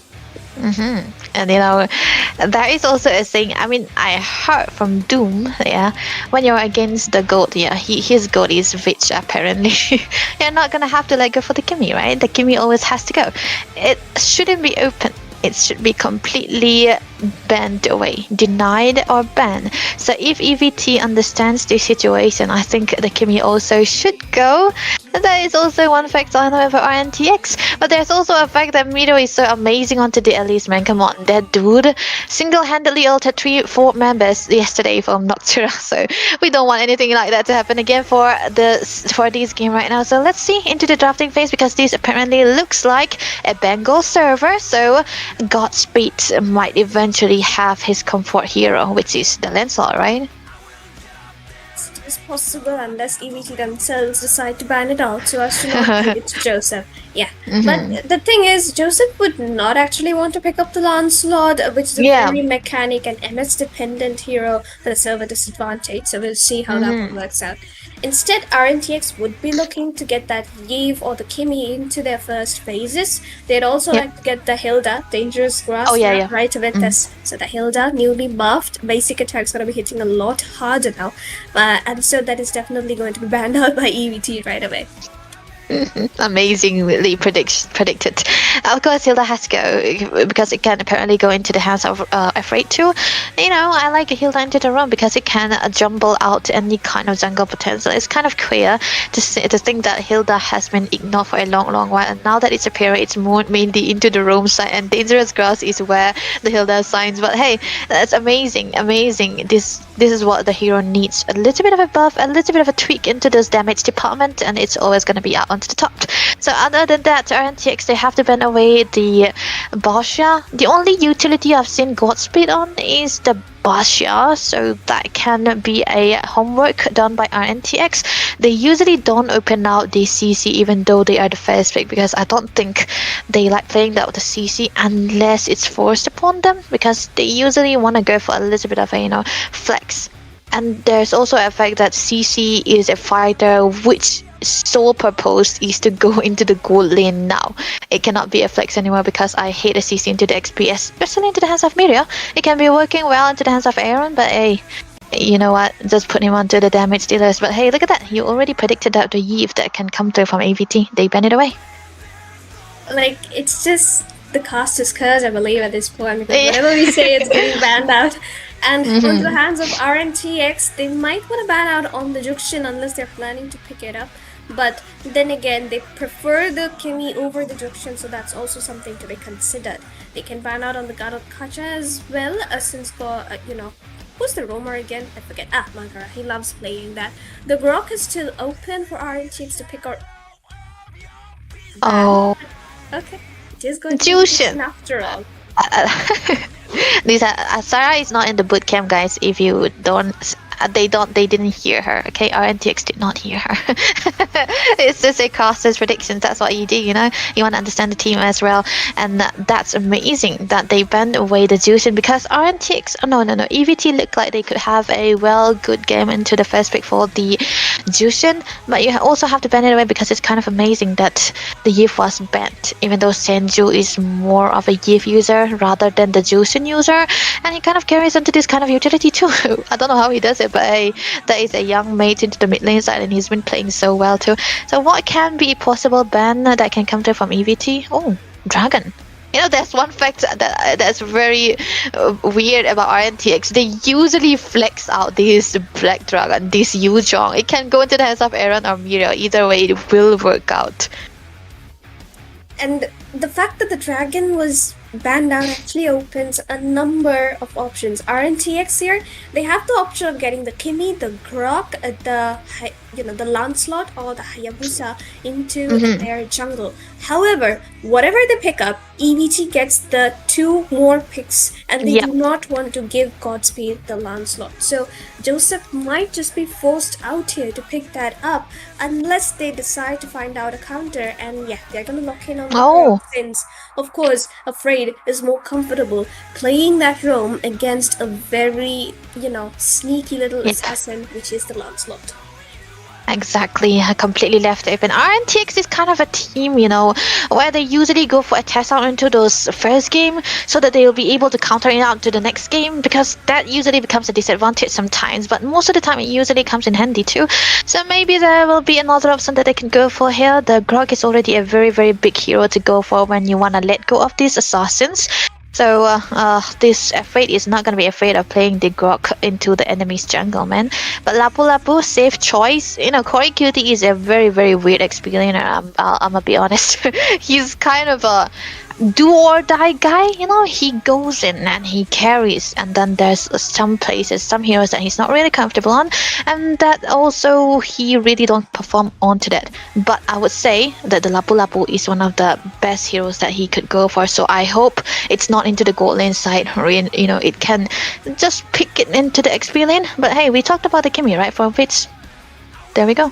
It's in to the draft for RNTX, but he's gonna have to play very safe into this game because there's a Lapu who can flick a Bravest Fighter onto her. There's a Lancelot constantly just gonna be zigzagging his way into Witch. And now Aaron as well with the Harriet, so that's gonna be a lot of dashes versus a lot of dashes. But this would mean that now that they have the Lapu secure, Team Elusivity, they can still go in for an Esmeralda against the Grok and the Harriet. But then they will lack some range since they do not have a ranged jungler and they cannot pick up a ranged mid laner.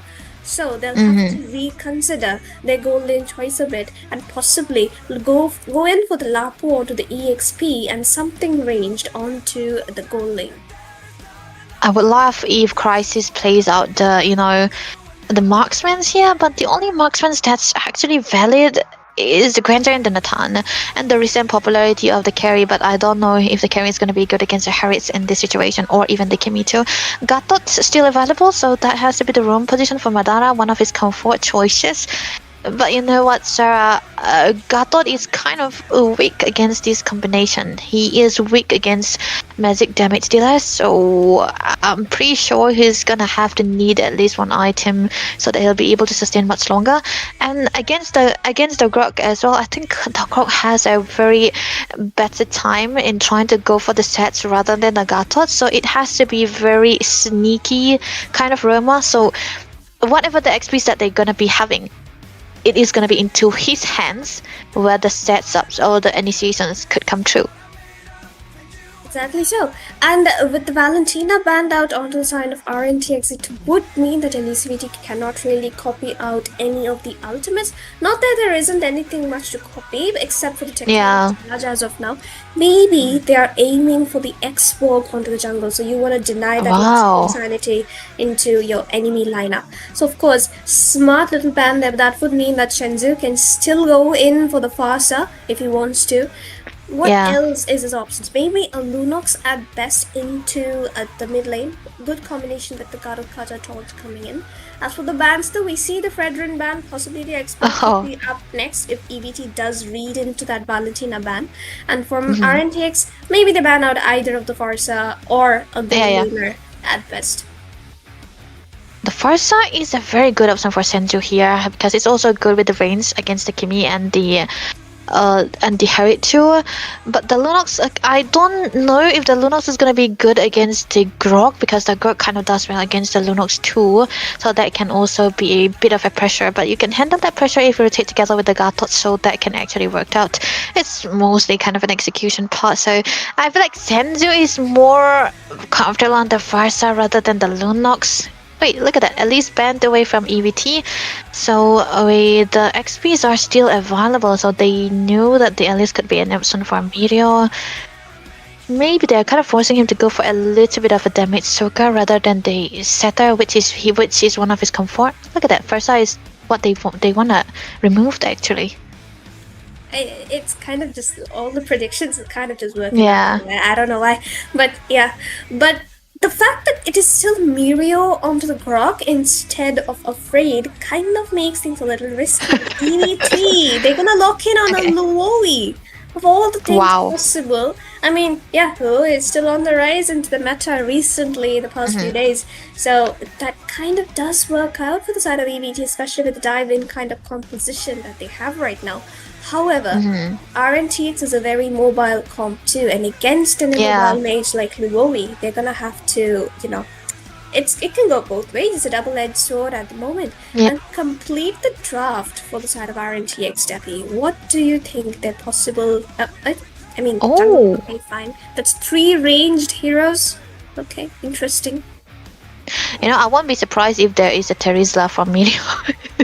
It's just a personal combination, it's just love playing out there, but I don't think it's gonna be it. Esmeralda was a greater option against Lapu Lapu. So with the Louis into the mid side, it kind of, it's kind of giving a marksman goal in, Shara, because they are gonna be taking out the damage, right? The only damage I'll put into the early phases has to be the Lancelot, and that's not gonna be enough. So Crisis with 3 late gamers onto the side of RNTX, he's gonna need a damage dealer here, not something out for a utility. So what could be an option? Nathan is definitely very good here. He can move around a lot and also deal a lot of damage to the Harriet. We know what a Nathan does to a Harriet into the late game, but EVT being EVT, if they want that kind of brawl, they could go in. That's EVT. That's EVT. That's such a EVT pick. We can't even say anything, but they're gonna lack a lot of range. I'm telling you. That's right. And you know what, Sarah? The first time we've seen Tamus was into the hands of Cory Cutie, and EVT, not Crisis, right? So this could be a Lapu Lapu gold lane. So the Esmeralda pick Yeah, the Esmeralda pick could be onto the XC side together with the Tamos. I've never seen this kind of 1v1 situation, but the Tamos might be lacking out if you compare it to the Esmeralda, because what the Esmeralda does is try to clear out the minions, try to clear out the lanes, and go away, right? Just roam around here, dance around the river, so that it'll be able to set out the early turtle, which RNTX usually loves to go. But for EVT, yeah, they can play a little bit slow, but that cannot really work out because RNTX have more scaling hero until their department. That's the point, right? Like EVT has a lot of early game with the Bravest Fighter, with the Roy's ultimate. There's Lancelot with the Thorn Rose, but yeah, the Thorn Rose did receive a little bit of a nerf, so maybe their RTX is counting on that nerf to be playing into their favor, since the Ascension is still one of those not balanced of course, but then again one of the stronger junglers who can just go around London Mountain Chocolate whenever he wants, and it's got a long duration too, so he should technically be safe since the damage potential from the side of EVT is kind of less. But if Corey does manage to tank in everything, then RNTX is the ones in danger, since the Kimmy and the Harriet wouldn't be able to dish out as much damage as they would like to. Yep, exactly. The early stages of the game, I think the Kimi does really have a good clearance in together with the Grok, so we're gonna be expecting a bit of aggression from the side of RNTX too. That's gonna be the only reply that we are looking for.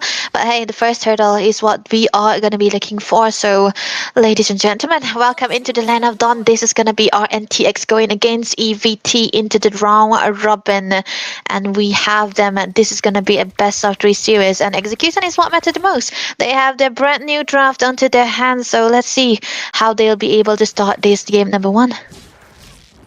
Truly enough, both of the junglers are going to start all with their blues. I think that's a very common trend that we have seen in all the Mythic Showdown games so far. All the junglers starting off on their blues and pressuring the EXP just before the turtle so that they cannot rotate when it's required. But however, we'll see Joseph contest the turtle though, and Madara is already getting taken quite low. However, a bit of an early skirmish. Joseph going to be taken out very low. Godspeed try to go in for something, but Mirio with the rotation is going to find Madara in the middle of it. Over aggression from EVT, however, RNTX is gonna win the better trade, and of course Mirio goes in with a little bit of invade as well. However, gonna miss the tornado there. Okay, it's just gonna back off now. That was a good trade, a good early start from RNTX here again. And I think, Senju, you got to be careful, man. There's also one thing about the wilderness blessing coming through from Vich. I think he's reliant to trust out, the damage coming through from Joseph and Aaron. Because, in most of the situations, you usually see Kimi going for those the more damage rather than the movement speeds. And I think he's likely trusting his teammates to deal out that damage because he is going to be rotating faster here now. But on to the other hand, for Senju, it's a very different option here because he went for a little bit of damage so that he will be able to carry it out into the early stages of the game where the yin-yang reaction can come through very, very handily. And yeah, that is also the difference that we can see into the mid lane side too. The utility playing out a little bit of a damage and the damage playing out a little bit of a utility. And the turtle is already up. The both of the teams are actually very ready, and Mirio winning out to the lane might eventually be in favor for the side of RNTX. It's just the first turtle of the game, and Corey just got his level 4, which means that RNTX does have, the little bit of the riverside advantage, but the fact that Witch didn't reach his level 4 yet and still has to take a minion or two from the midway. But Aaron, he's getting chunked down, which means that both the gold laners won't be rotating to the turtle anytime soon. But Corey definitely doing a lot of things here, marking down Joseph, not letting him reach the turtle. Godspeed secures the red tree quite easy. 3-man tectonic charge comes in though, all the way from Afraid, but Joseph is going to secure the kill onto Godspeed as well. Madara trying to AOG his way out of this situation, and he's going to make it out alive. However, RNTX, not only they secure the turtle, it's EVT who secures the turtle, but RNTX gets the kill into their hands. That's a trade out. 500 gold for the turtle, and you trade it out with the kills. That means that you are going to be equalizing onto that. And amazingly well done by Godspeed trying to neutralize the amount of gold that RNTX might eventually have into the early games. Amazingly well done. But the Purify was actually wasted upon by Aaron. Even the flicker from Crisis. So that is a huge 1v1 situation for the gold lane side. Very funny enough, it's a fighter versus the mages here, right? So that's that's it too. But Senju, on the other hand, might be caught here. Yin Yang. Yep, there we go. The yin yang is there. However, Shenzhou does make it out alive. I think it was a flicker he made, right? That has to be it. Yeah, that has to be it. But yeah, I mean, he is going to get knocked down after, and Madara just cannot leave him alone because he doesn't have any kind of mobility. And if afraid Witch and Joseph just decide to jump him, like, here we go, we see Muriel jumping people, but Yep. yeah, Shenju is playing it smart too. He's getting the yin yangs onto Witch as well. However, how long can he really sustain doing all that? So it's just a very brawl situation, like we see on the top lane here. Joseph getting caught out by Corey, he has to use the mountain choker to escape. And Trash It Pulse is gonna catch Corey though, along with the tectonic charge. Joseph gets the mountain choker kill onto him. AOD, Madara a little too late to the fight, but Godspeed! He's gonna find Witch and is looking for Afraid as well. Has the punctures. Oh, did he just miss a dash? Yeah. He did miss I a think dash. that has to be. That was a close call, but hey, good initiation, and I think a regeneration coming through from the side of EVT as well, because they did not just lose anyone out; they are trading in 1-2. So a bit, taken down is definitely one of the best options that they could go for here, because Senju still 0 deaths yet, so he will be able to have the priority onto the map, and he will be able to create out the spacing and the amount of card control that's required for him as well. Look at that, Yin Yang reaction, another turtle onto the hands of Godspeed yet again. So that is definitely going to be a good game for the side of EVT. Neutralizing out the amount of goal lead that they have, but mid lane, what? Diversion away. That was so close. Like, that was 3-man Traction Pulse. However, the diversion was just there to save their lives, I believe. Otherwise, it was going to be a very warm combo of Tectonic Charge. Oh, there we go. As we speak of the Tectonic Charge, it's into the fight, which has to flicker out, but Madara is going to take down Afraid. Corey Cutie manages to stay alive by using up his ultimate right on time. Amazingly well done. That's going to be 1 man down for the side of RNTX. Meanwhile, the bottom lane is what they want to do for here. But Muriel trying to trade down to the top lane as well. That's going to be a turret down, a turret on top, 2 level ranking. We can see Joseph has been power farming quite a lot onto this season, so that's definitely going to be mean. Oh, look at that. That's the micro that we are talking about, right? Giving him the turret means that he's going to be getting a little bit of a goal and having the XP as well. So that is going to be a lead that they're looking for. But mid lane though, that's going to be a little bit of a reason coming through. Madara, he will not be trying to engage. Look at the jump. Yep, there we go. The softball comes in along with the mountain choker, but EBT is actually sustaining it all. Mother tries to mark down Witch with the AOG with the Thorn Rose. Witch tried to dodge it, but he's gonna get taken down finally by Godspeed. Do not give him the last slot, ladies and gentlemen. But there we go. Crisis into the backline, sustaining 3 people. What? Tonic charge onto 3, right under the turret, as Godspeed is gonna secure his 3rd kill into that team fight. EVT securing the lead of 1k gold into their hands. 1 team fight and 1k goal already into the hands of EVT. That's amazingly well done, Godspeed. Wow, a perfect maneuver. That is what you do, when you are in a landslot. You did not really give this guy a landslot in Bengal server, man. Come on. But that's definitely okay, because Rex is what he already had. The turtle will possibly be going into his hands too. And there's also a fact that, I don't really like Joseph onto the Yi season, because his playstyle is kind of aggressive, right? Yeah, he's not a blunder. He can really work well with that, but he was caught into a very awkward position. They kind of need his damage to come through too, so that cannot really happen when he gets the game down. But bot lane though, oh, did he steal it away? He actually did. Yeah. But there we go, the Traction Pulse was more into play, but EVT being the chunky little men that they are gonna tank it all for themselves.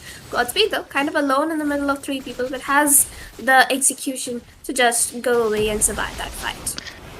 amazing. Oh man, now that the mid lane is the mid turret is taken away by EVT, it's opening up a little bit more of a vision for EVT, and they will be having more space to have that surprise attacks when what you usually go for the taunts on Madara, and it would eventually work out if they have that. But the momentum created by a Grok is just so much. This hero in particular can create a lot of spaces for the team, even though you do not really have the advantage onto the map, because even though you are unsafe to walk into the bushes, you always have to try to have the ways to purify it all out and get away with the tech charge too. And I think that is the advantage of having a Grok even into the losing side. And now that we looked at it, The only thing that's been taken down by that's been perfect for EVT has been the mid turret, right? RNTX might eventually try to focus onto this mid right now, the mid turret that can stand that's been standing right now, which close out the jungle for EVT. If they can open this one, they can equalize onto the amount of map pressure that they can create, but still gonna be hurt because EVT they will know what their macro plan is gonna be, and they'll be trying to clear out the mid as fast as possible. But looking at the top lane locations so far, we might see a 1v1 though. We should be able to. Like, Joseph is kind of just waiting for someone to pop in into that bush before he clears up the lane. But is he aware that Lancelot is coming his way? That's the main question here. However, Yeah. he's back into the match. Yeah, and Joseph is aware. But he's gonna Okay, back. he's Look at the dude. He's just backing off because he knows he can't Okay. fight Godspeed on the Yeah. Lancelot all by himself. Plus, he's gonna scout it in. But Joseph himself gets Damn. kills down. Diversion coming in from Shenzo. Traction Pulse is gonna spot two of them. However, Shenzo gets caught under the turret with a tectonic charge. Miria with the Starfall is gonna find the kill onto him. Which tried to survive that, but the Phantom Execution is gonna secure the kill, and once more, Godspeed is gonna find a double right under the first turret, under the top lane, and they're looking for more. They want Mirio too, but he's alone, and he cannot sustain 4 people onto him. He gets shut down by Crisis. EVT here on a complete roll, securing a 2k goal lead into their favor. A good read, definitely a good read that they did right there. They know that Joseph will try to farm onto the XP lane side so that he'll be able to have the level lead. But there was amazing call onto the divers and Shenzhou, man. Amazingly well done onto that call to go up on top and try to trade out. Even though they were trading out with one member, it's just the mid lane, and they secure kills onto the jungle, onto the mid lane too, and onto the XP as well. So this is all in favor for the side of EVT. The Lord is already up. Godspeed very healthy onto the kills, and he can dive in and out without getting punished, and they have to have an answer. Look at that. There we go, another engage coming in from the side of RNTX this time. However, AVT just managed to bait out a lot of skills and ultimates, but Wow. Crisis dives in a little too deep. But is he gonna make it out alive? He actually makes it out alive. It's Joseph and Afraid who fall. Godspeed once more marking down Witch as hard as he can, and he's gonna fight the godlike onto Aaron this time. Shenzu onto the back line, misses the yin yang, Witch has to flicker up, but now he's the one in danger because Mirio is onto him. However, Cody comes to the rescue, is gonna save his teammate, and they're gonna go in for the first Lord of the game. The amount of sustain that Crisis had right there. If it was any other hero, I think it could have been a good channel of events towards the side of RNTX. But yeah, there was also a Guri coming through from the side of Madara.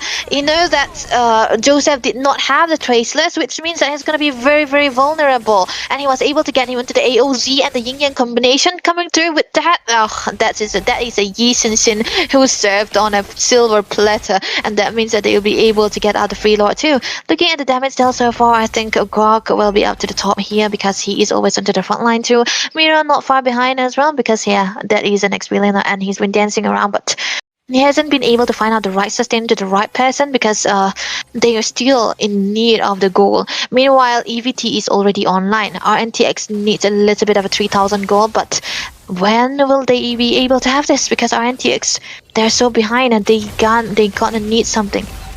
Oh, the AOD plus the tectonic charge, both of them landed at the same time into the tier 2. However, EVT definitely has the better of the trades. They're looking for something more. Godspeed with the damage onto Witch, constantly forcing the man to recall back to base, is not giving Kimmy any space to even stand in a place. Yeah. Oh, that's exactly the reason why you do not give these guidelines, Lord. But the mid lane turret done, Crisis jumping in. Oh my goodness, Frey gets taken down and so does Joseph. Crisis will be the one finding the kills left and right, and there we go, the stun on to Mirio as well. Shenzu with double.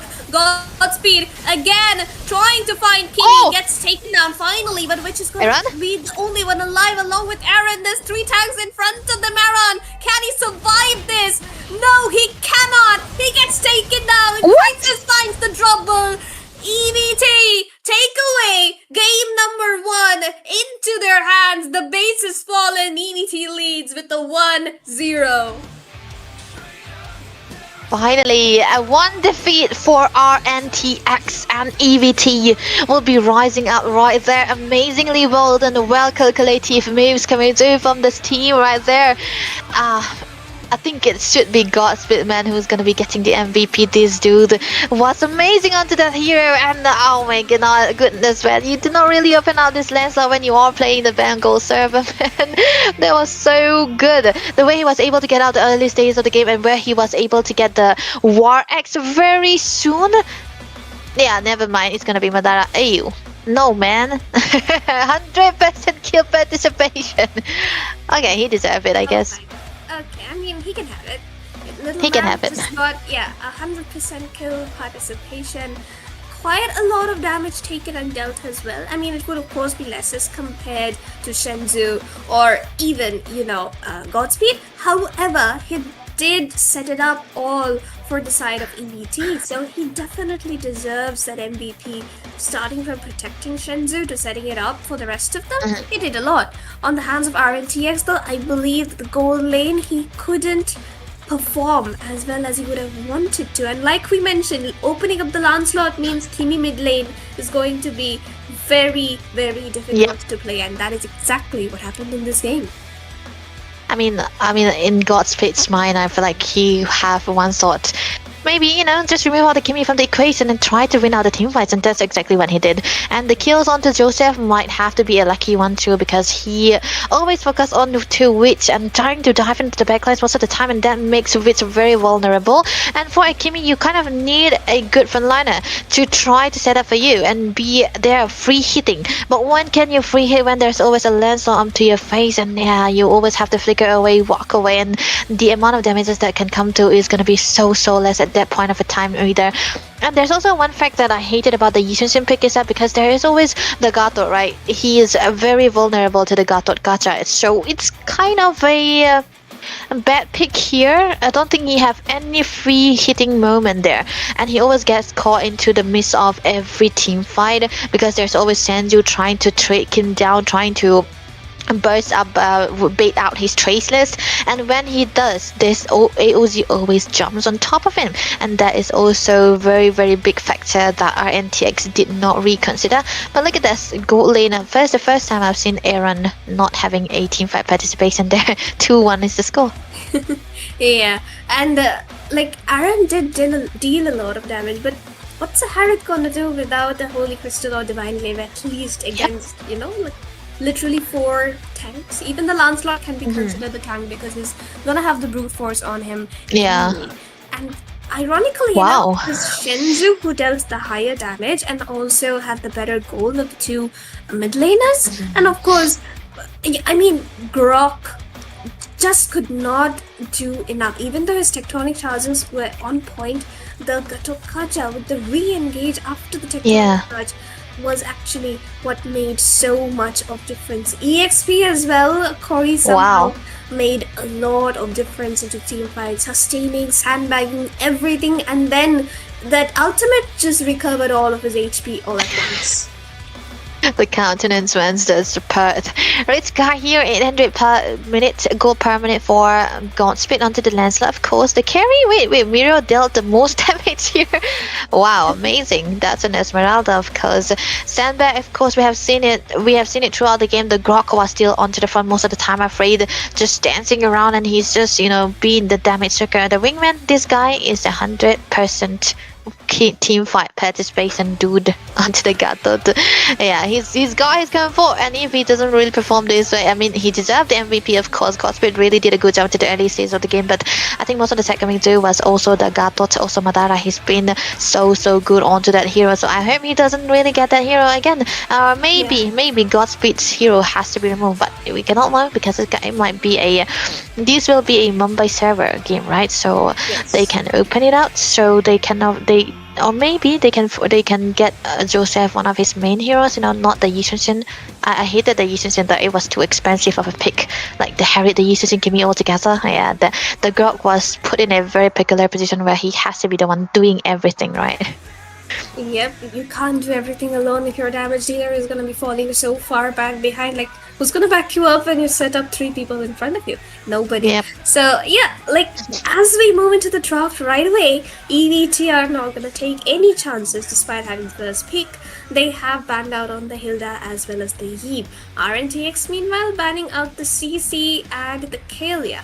The Kalia, though, I feel is a bit of an unnecessary ban because you can still pick up any kind of mage like the possibly the Jukshin, possibly the Kimmy to just counter her out. However, I mean, their choice. And EBT here have been banning out the Fredrin because, you know, loves playing the Fredrin when it's a disadvantage. Oh, sorry. It's an advantage server game for them, so why the Fredrin? Good question.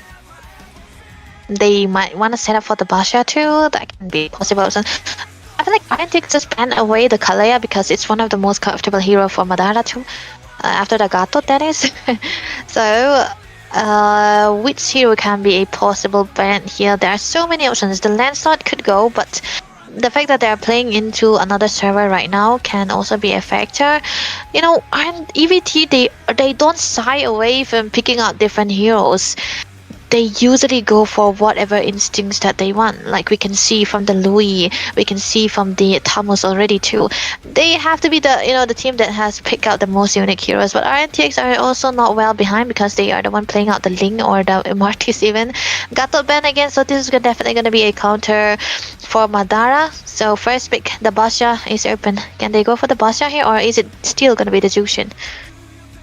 It could be either of those, but the Lancelot, bro, it's still open. They're gonna give it away. They're gonna give it away to Joseph. It's kind of like EVT is saying, like, let Joseph pick up the Lance. We'll see what he can do with the Lancelot against us. It's something like that, I'm telling you. Because Madara on the Grok is one of the forces to be reckoned with. So he is genuinely a good player for the Grok. So we'll see how that one works out for EVT, and they could always lock in onto the Jukshin up next. But Mirio signature pick is right into the draft for the side of RNTX. Plus, they can flex it like you mentioned. So what exactly is Vich gonna do with here? Steal away the Jukshin. Okay, amazing. This is a kind of a pick that they usually want to go for when they want that early game. So I don't think EVT would want to play out the Lancelot here anymore. And you know, Sarah, I think Joseph prior pick usually is in Lancelot, right? It's the Fanny, Fanny. He played into the previous games too, so yeah, that is one of the best options that he usually go for. But if it's also the Lancelot, I wouldn't mind. But EVT though, they need to pick something here. The Kimi is still an option if they want to go against the Kimi, but there is a dragon already, so it's also gonna be not the best pick here.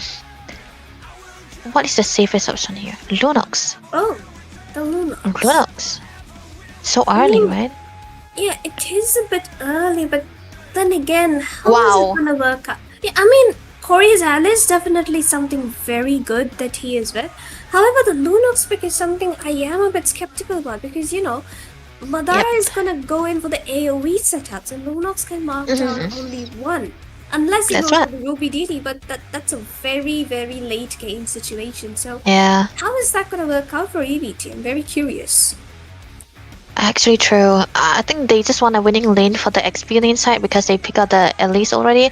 The clearance is good in comparison to the Yuzhong, right? And when you want to play against the Yuzhong, you want to set up for the early turtle because if he have the lead, he's unstoppable at one point. So yeah, that is a good stop. Now for RNTX, Khalid. Khalid is a very good option to go when there is a Grok. So they are full on into the early game. So they kind of need a little bit of damage into the jungle or either the jungle or the gold lane. And I think even if they go for both damage into the jungle and the gold lane too, it will be a very good one. But there's also an option that Crisis can, bring away his Lapu Lapu again. Yeah, he can definitely go for that. He could also try and get the Harith for himself because, of course, up until the late game, Yuzhong cannot actually sustain that much. However, I mean, Mirio being Mirio, if he decides to go all out, then even Crisis on the Harith can't do much. Lancelot, though, still open. Neither Joseph nor Godspeed have locked in onto any of those. And There we go. The Harriet gets taken out, and the Lapu Lapu is out as well, along with the Crisis's Ruby. So, what can Crisis go here? He should be looking for. Oh, Esmeralda, is it open anywhere? Nope, Esmeralda is still open to be picked up. Yep. And the other options would be a pure gold laner. But Joseph, though, do you think he can lock in onto the Joy this game? Joy against Discom. Man. If it is the Joy, kind of be hard. Wait, EVT are the one actually banning away the Basha. Maybe they just want out the Basha to go away. You know, there's also one factor that they ban away the Harry when they already have a Linux, so it's definitely gonna be a mid lane. I'm not tweaking. Yeah. But RNTX, you know what? I think it can be good to go the Joy or any kind of assassins for Joseph. Oh, nice one. Okay. Aaron is fine. He got the Nathan for himself, I guess. That's just a very staple gold lane pick, but that means Crisis, he can still go in for the Esmeralda if he wants to, but in the late game, they are gonna need another source of damage other than Shinzu. Of course, they're gonna need one. Lancelot, still a good choice. I had this thought that maybe the confidence coming through from Godsway is definitely going to be out there. So this means that the Nathan or even the Jushin will have to be very careful. So EVT might want to go for another fighter into the gold lane side. Yeah, Esmeralda could have been a very, very good option, but now that they ban away the Lapu and the Ruby, I think it's gonna be too much if he plays another fighter. I mean, another marksman, right? Oh, there we go. It's gonna be the Uranus into the midst, onto the jungle, and Fanny, nice one. Okay. A lot of damage, man. Wow. A lot of damage indeed. It's like, I mean, it's like Lancelot versus Fanny, but Lancelot on the 60 MS versus Fanny onto the single digit MS. So that's gonna make a lot of difference into this game. Yep. This will be very fun to watch, I'll tell you. It will. Imagine Joseph losing out the retributions, I'm not. Because it's a Lancelot, man. It's a Lancelot, right? With the Sword Rose, it's a 70% retribution rate. So, and most of the time, the Fanny doesn't really care about the turtles. He's more focused on to prioritizing onto the side lanes and gets the kill out, because he can even trade out the turtle for a kill and they'll still be eventually a good thing for a Fanny. So I really want to see how this Fanny is going to be playing out, because this time around his target is only going to be the Lunox, who have a way for survivability. The brilliance is there, and he will not be able to melt down the Uranus into the later part of the game. That can actually be a disadvantage for the side too. But hey, Uranus into the early game, they can create something here. But to be honest, I think they just want that early game pressure for the Fanny, from the Fanny into those objective tags and all, so that they will be able to have Aaron carry the game into the later parts. But it will be very, very costly of a team fight most of the time, because EVT, they are sure they will go in and have all of those momentum for themselves, but for RNTX it's very tricky. Tricky indeed, because Crisis is actually going to be sustaining a lot of damage into this game, because last time it was Corey who just sandbagged everything with combos, but this time around Crisis, he can easily sustain a Nathan's damage, like at least until Aaron gets up his Holy Crystal or Divine Glaive into the 4th item slot. But that's a very far away thought, because dragging the game up until the 14th minute for a Nathan power spike to be online is a huge deal. And with that, ladies and gentlemen, we are back into the land of dawn. It's EVT versus RNTX in the round robin stage. You meet once, you fight once, and that's all the points you're gonna get or not get. And RNTX are already behind by 1 game point. So EVT here definitely, once the 3 points in their hands, will be looking for a clean sweep, and RNTX will want to go for a reverse sweep for themselves, or at least steal away 1 point from the hands of EVT. So with that, we are into the game. Yep, definitely going in already and afraid being the aggressor onto this Khalid right now, just running away and trying to give a little bit of a reason, which is what you want to do against a Grog, right? You don't want the Grog to be in your jungle. You want to be in front of the Grog and try to mirror out his advantages that he have onto the movement speed, as well as the way he will be able to use the passive too. Onto the bottom lane though, Aaron, I think this is definitely going to be a dead lane, because fair enough, you'll see that Nathan really wants to stay into the lane as long as possible, but hey, Madara, careful, man. He needs to be careful, bro. But Well? Joseph is kind of caught out. But yeah, he's just gonna make it in alive. It's Fanny after all. But the early pressure is there though from the side of RNTX. And oh, there we go. Another pause being called in. So let's just have a look at the items. Khalid with the Wilderness Blessing and the Firmness. So that's gonna make him more of a sustainer because he doesn't have the thrill, so he won't be dealing any kind of damage. Corey doesn't have the Brave Smite, so he's gonna be a pure damage dealer and just, be there for the team. Lunox with the, lethal ignition and the tenacity. Yeah. That's a unique emblem combination against that many tanks or whatever for a Lunox though. Oh, Godspeed!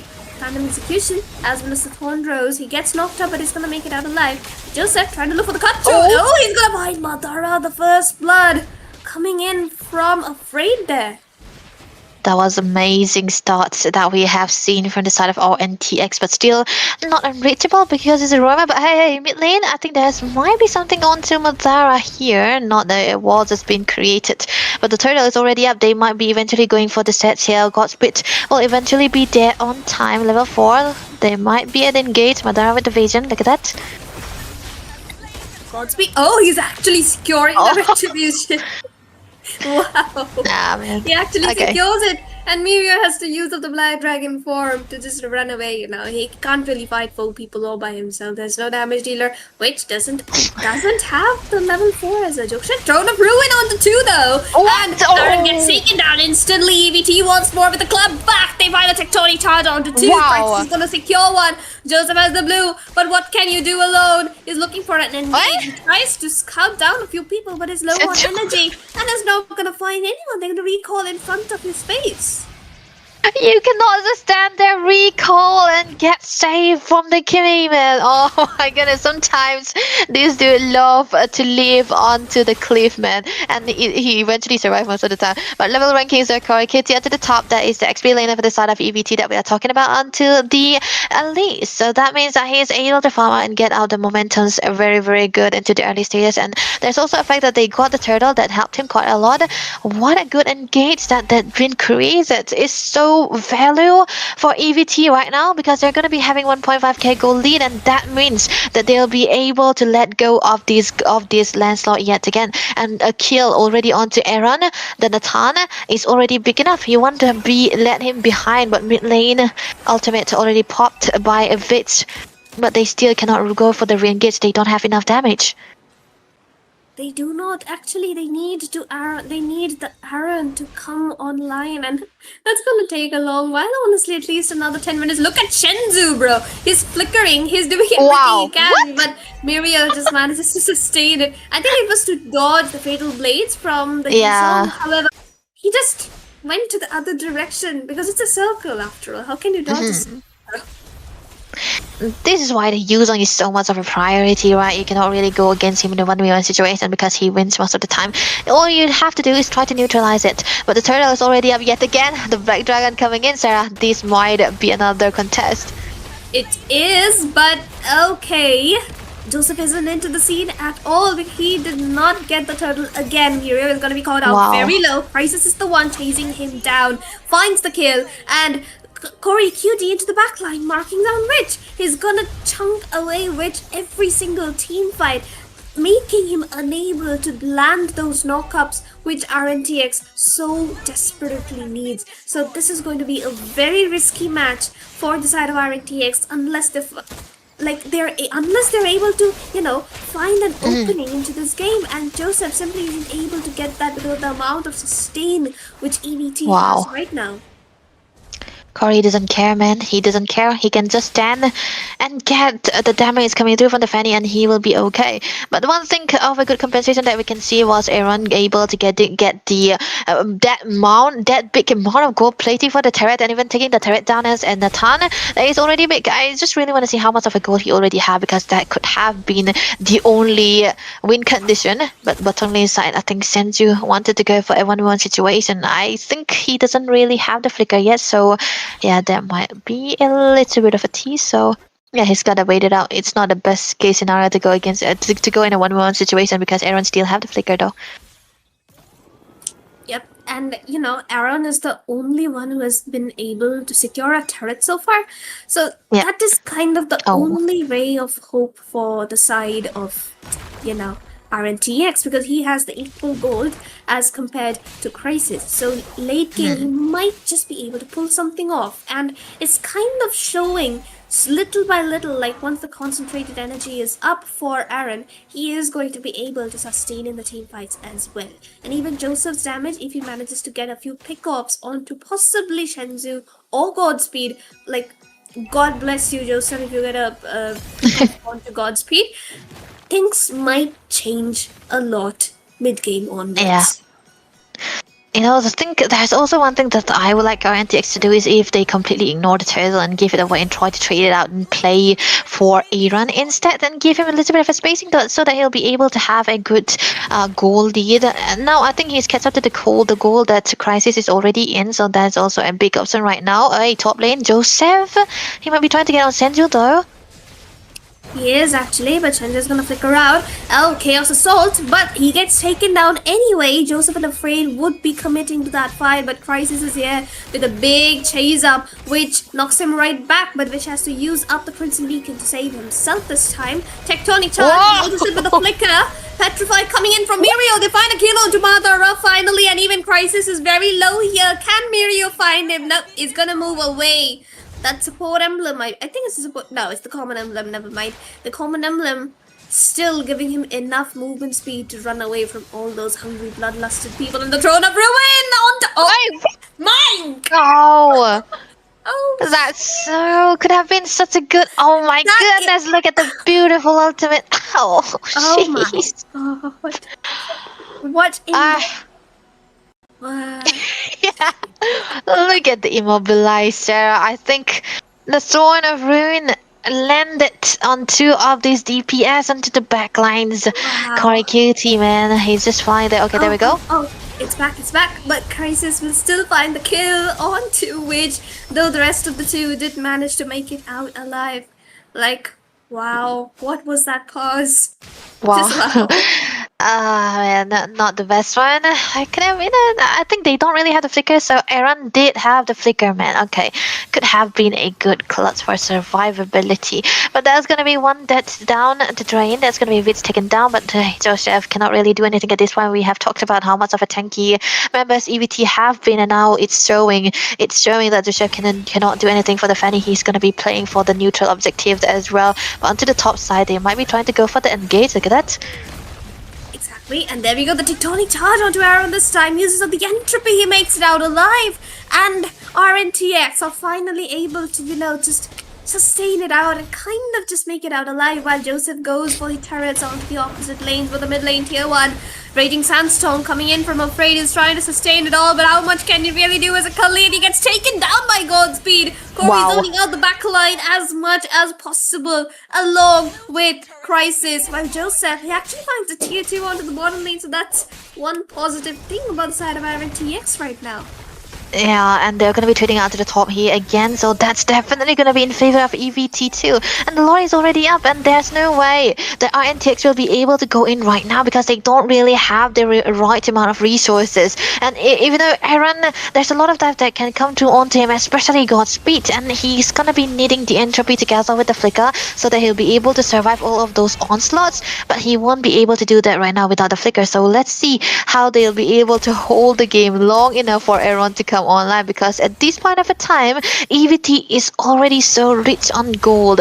2k gold is what they have with the lot already. They have the advantage as well. Damage also all into the hands of EVT too. So there need to be a good amount of engage coming through from RNTX that can turn the tide around. And even so, it's still gonna be a little bit hard. But I don't know if you noticed, but the statistics did show that Joseph has dealt 21k damage while Lancelot has dealt 11k. So I don't know Yeah. what that is exactly about. However, if that works out for RNTX, then it does, because right now EVT is just dominating a little too hard for the side of RNTX to be able to control the map right now, like at all. They aren't able to do it. However, the mid side though can definitely see some pressure coming in from RNTX onto Madara, and Yeah. he that throw the ruin into the back line with the 3 people getting caught out in the middle of it. Aaron has to flicker out back to base, but the rest of the members, RNTX slowly but steadily coming back as Joseph finds a kill, but Godspeed still going in for more, misses the thorn, trying to look for the turret. Joseph still looking for something, but is not gonna be finding anything because the energy, it's over. Mirio trying to look for a poke, but he's gonna have to back off with the minions charging right at the inhibitors. Wow, that is actually amazing for RNTX, because if they are actually that behind, you do not really want to trade it out. War X already built up by Joseph there. He's still 0 there, so that's going to be a little bit of a sustain, a little bit of 2 damage that he's trying to look for. Then, to be honest, the most damage dealt from the side of EVT is Crisis actually onto the Uranus. That's amazing. But onto the other side, there is a lot of space being created. Godspeed not taken down has to be one of the greatest options that EVT actually have. But now that he is actually able to play out the long lanes and get out all of those inhibitors, not inhibitors, but the outer turrets, I think this can also be the duty of Joseph right now onto this Fanny. Whenever there is an engage or the leftover engagement coming through from their side, he can go in and out. But another free turret taken down onto the bottom lane yet again. RNTX cannot really engage. It is gonna be into the hands of EVT. If they make a fault, only then they'll be able to create that comeback moments. Like RNTX, they are at 4k gold deficit right now, and EDT, they are simply not giving Joseph the space anymore to try and find those turrets, despite him going to each lane every single time, like either it's top or it's bot, but he's not able to find any more turrets because on the bottom side it's just the inhibitor left, and onto the top side it's a tier 2, but there's a Grok or an Alice protecting it every single time. The Lord is up though, and EVT has already started up on it, and they might just be able to burst it down because look at Fanny, she's on the bottom lane, so of course no contest whatsoever.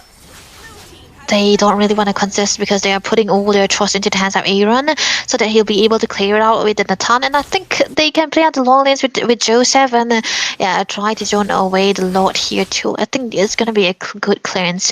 Best case scenario, they can take 2 turrets down for the side of EVT. And worst case scenario for RNTX, they might be losing out everything here. 3 inhibitors, but hey, there might be an engage though, look at that.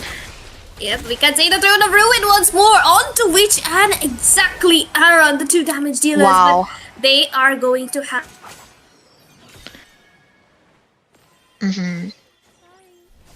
That's a little bit of a cut-off that we have seen from Sarah, but hey, I think now they might try to go for a tech charge coming through. Might eventually not be there, but onto the backline there might be a little bit of a dive coming through as well. Crisis taken down very low, but it's going to be a shutdown coming through from Witch, starting to take it down. The Lord still heavily available. Godspeed trying to go in, the wall coming through as well, but Noct is there. Afraid still able to survive. The Lord still healthily available. The Dragon being popped here again. The middle is completely exposed right now. The Petrify coming in. There might be a re-engage. Godspeed trying to go in. He is getting the damage done, but hey, Aaron, look at that. Oh, the Corey Cutie is still there though, and he's getting chunked down. What? Aaron does have the damage this time. Joseph gets the killing spree onto Godspeed as well. 4 members down. Can RNTX pull this off? The kill count is back into the board for the side of RNTX. Look at the fight right there. They went in for the Lord, but the Black Dragon used up so instantaneously just to mark down Shenziver's brilliance was used up, and he got the kill right away. And Aaron, of course, is back. Oh, and what? Jeez. out. That Crisis! is going to be a wipeout. Oh my goodness, RNTX, what are they? Oh, this is Ntan that we are talking about. But they have to take care onto the bottom lane as well, because that is going to be important, because they do not really want to lose another turret. 2 turrets is already down, the inhibitor that is. But hey, they are able to have that bit of a comeback now. The gold lead is gone, Sarah. Look at that. Oh, Joseph. That is the amount of damage he is able to deal. 0 that save for the War X is what he had with the Malefic gun too. And that is already a big penetration that he have right now. The Lord is gonna be here and option right there. It's 30 seconds still. They have all the green lights available, but it still can be a contested one for the side of EVT, because of the presence of the Grog man. Literally, and I told you the Lunox is a sketchy picker, and look at Shenzu's KDA right now. He hasn't been able to perform as he would have liked to. Yep. Yep, and it's just not working out. And even in terms of damage, he prioritized the Blood Wings instead of the Divine Glaze. So no. that is gonna be making a hell lot of difference for them right there. While Aranda, full build already, has got the Holy Crystal plus the Divine Glaze, and he prioritized the Windtalker at last. So that goes to show how much of a smart gold laner he is. But Joseph, though, very much in danger here. Can he make hit though? He doesn't have the energy, but he makes no. But off-cam kill. Mira is gonna secure a kill though. Oh, there's the wall. Oh my goodness! He actually makes it alive while the rest of the members of EVT are struggling around. But the flicker is gonna find Godspeed. The Lord is wide open for the side of RNTX to claim. They are coming back slowly but steadily, ladies and gentlemen. They are going for as much as they possibly can. The Lord has been secured by Aaron, and the damage is there and online as RNTX are pulling off the comeback, an impossible comeback. And this is why they are known for what they are. Amazing setup. Joseph still able to survive all of those flickers combination and the wall as well. Holy, that is a 3v4 situation into the Lord pit, and of course it's gonna be winning out by our RNTX. The Lord, they took it without retribution. Aaron is already online, and he have all the full builds and the penetration that he required, and that is gonna be giving them a lot of value. All the gold leads have been shifted for the side of our RNTX. They have their items available. All they have to do is protect Nathan here. Aaron, he needs to be careful. All he have to do is stay alive, and this can be a possible engage. But look at that, the Lord already marched into the bottom lane side. Yep, the Lord is gonna be in a few seconds. Crisis trying to hold it out to avoid the enhanced Lord hit onto the turret, but he's not gonna be able to do it. The inhibitor is getting chunked out on all the lanes. The mid lane is getting marked by the side of EVT. The Throne of Ruin, this time they'll miss this out on any single target. They did manage to save the inhibitor onto the bottom lane. However, EVT is just gonna be waiting it out for the next wave or the next Lord, and they're gonna be going back and playing it safe. Yeah, they have to play it safe. So this is the discipline that always come true from the side of RNTX. They don't usually go for a bad engage if they are. This is also where the calculative parts come through from them. Late game is what they want to play too, but EVT, they are monsters in late game, and they are known for playing long games, so this can eventually be there in favor too. But for them to make it work, Senju has to step up. He needs to have a damage. Already he got the Divine Glaives also, and as well as a Wishing Lantern. That is already a good damage, so he might want to go for Holy Crystals too. So because he is the main damage sources right now, Godspeed is going to be there, but he's a little bit under the tanky side. But on the other hand, for RNTX, they have Aaron. He is very active. He's just one dash. He's all over the place with the damages, and he knows that he can be the sole damage dealer here, and they are well protecting him too. And that can also be a problem for EVT. They need to take Aaron down, but how will they do it? That is still a very sketchy decision for them to make. It's just going to be the Alice who can mark him down, honestly. Like, the Alice goes in, and then Madara follows up with a Flicker Tectonic Charge, possibly, and then Crisis has to go in to finish it up along with Godspeed. That's the only way they find Aaron in a series of events. However, the way he has been playing, the positioning though, Shenzu. He is very tough here. Gets spotted out. The damage though, it's online. Can he find Witch? No, he gets taken down. The mission was nearly complete, but he didn't make it. Which had the sustain, had the brave smite there to help him with that little 200 HP region, and that's a one man down before the 19-minute lord of the game, Debbie. Wow, that was amazing. A good initiation, I would say, but you know, it would have been better if he has that initiation onto Aaron, not to Witch, man, because Aaron is the soul damage dealer. Now this Lord, it's gonna be a 4v1 situation. Oh, crisis!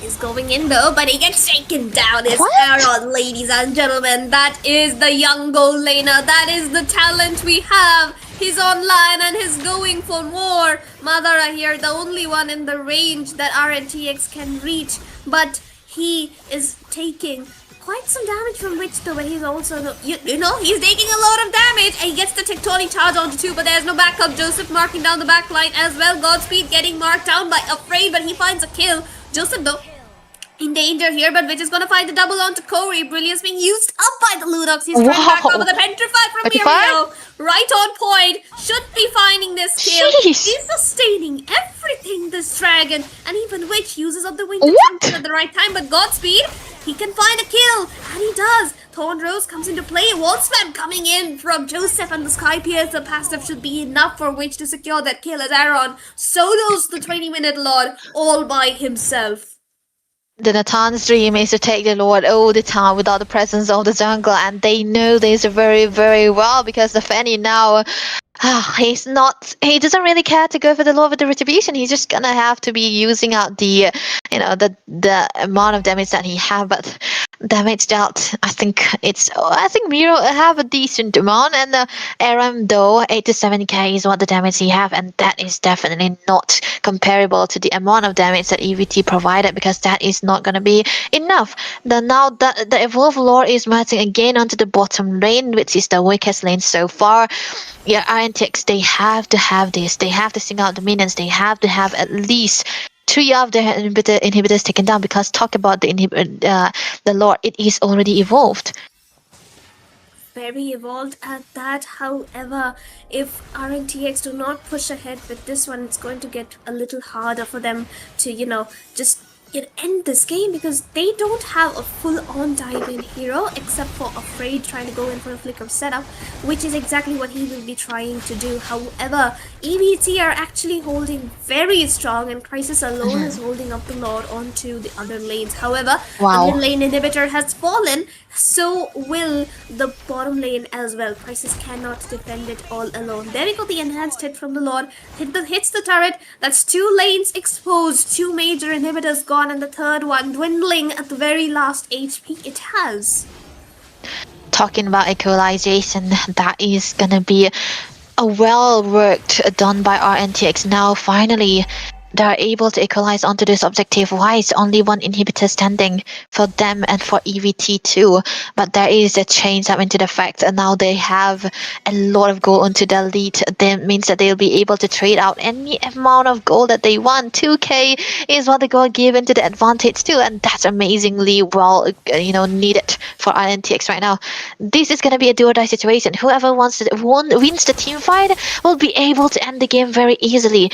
And for RNTX, they have to remove Senju, and that's all okay. But for EVT, all they have to focus on is Aaron right now, because he's the sole damage dealer. But then again, with this amount of front lines that he have and the divey composition that they have provided with Joseph onto the Fanny too, they can eventually, it can be a very, very hard, engage that they are looking for. But the Lord, this should be contested by EVT too. This is it. This is like the deciding lord of the game, and RNTX, if they secure this, like 98% they win this match for themselves. However, if EVT and Godspeed, being the rhetoric clutch god that he is and that he has been doing so far, if he makes it for the retribution, marking down Witch, is it? However, you're gonna take a lot of damage though. Black Dragon marking down Godspeed, but onto the back line they are marking down Aaron. There's 3 people onto him. Crisis gets the shutdown. Godspeed is still alive. Joseph trying to mark down. Shenzu will find the unstoppable for himself, which left all alone with low HP back into very far away the map. However, Mirio here trying to sustain it all, but Godspeed with the damage that he has, and the Blood Wings are gonna save his life for so long. Immortality popped out for Mirio though. Can he get the kill? Joseph is back online after recalling. He's going. He misses the Thorn Rose, but he can still try and go for a little bit more. But can he dodge it? Oh no! Can he find Mirio? His immortality is out, but Crisis is gonna find it for himself. Godspeed trying to look for more, but here this sandwich is getting countered by 2 people into his face. Makes it out alive. Only 3 people left online from the side of RNTX. And the minions are gonna be charging in though. And Grok has to go back while Uranus will be left out all alone to defend the minions on the mid side all by himself. But this does mean that none of the teams can take the Lord. Oh my goodness, do you think it's gonna be a restart yet again? Godspeed down. RNTS, they still have their jungler available, and now Aaron is gonna be up here yet again. It's already into the hands of Crisis to zone them out away from the Lord Entropy.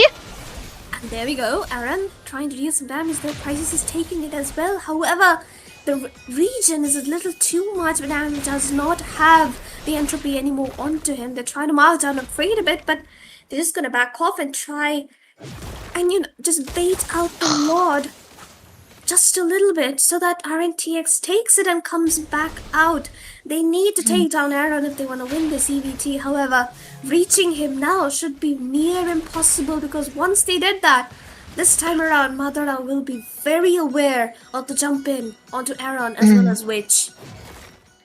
Flicker for Corey might be a game changer. That is, if he is able to land the Sword of Ruin onto Aaron, who also have the Flicker.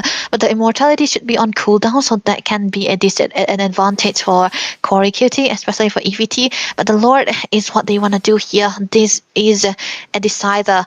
Whoever takes the Lord will be winning it out. Whoever have the better macro decision will be able to win it out too. Mid lane side, a little bit of an engaged Crisis will not be taking any kind of damage, because there's no damage still around the vicinity that can help him down. It's going to be into the hands of Godspeed and Joseph, who will be playing the long lanes, try to create out momentum for themselves and have the sync onto those minions so that they'll be able to have a good start. But Senzu reading it quite well will be clearing out as well, so it's going to be a quell again. Everyone have full builds already, which means I think Aaron might want to go for a little bit of a defense so that he'll be able to survive all of the dive that is thrown upon him. But looking at the map so far, I think EVT, they might try to have a priority, a control onto this map, onto this booster, so RNTX will not be able to take the Lord very easily. Not easy at all, because Fanny, he cannot do it alone. And oh my goodness, there's another pause, man.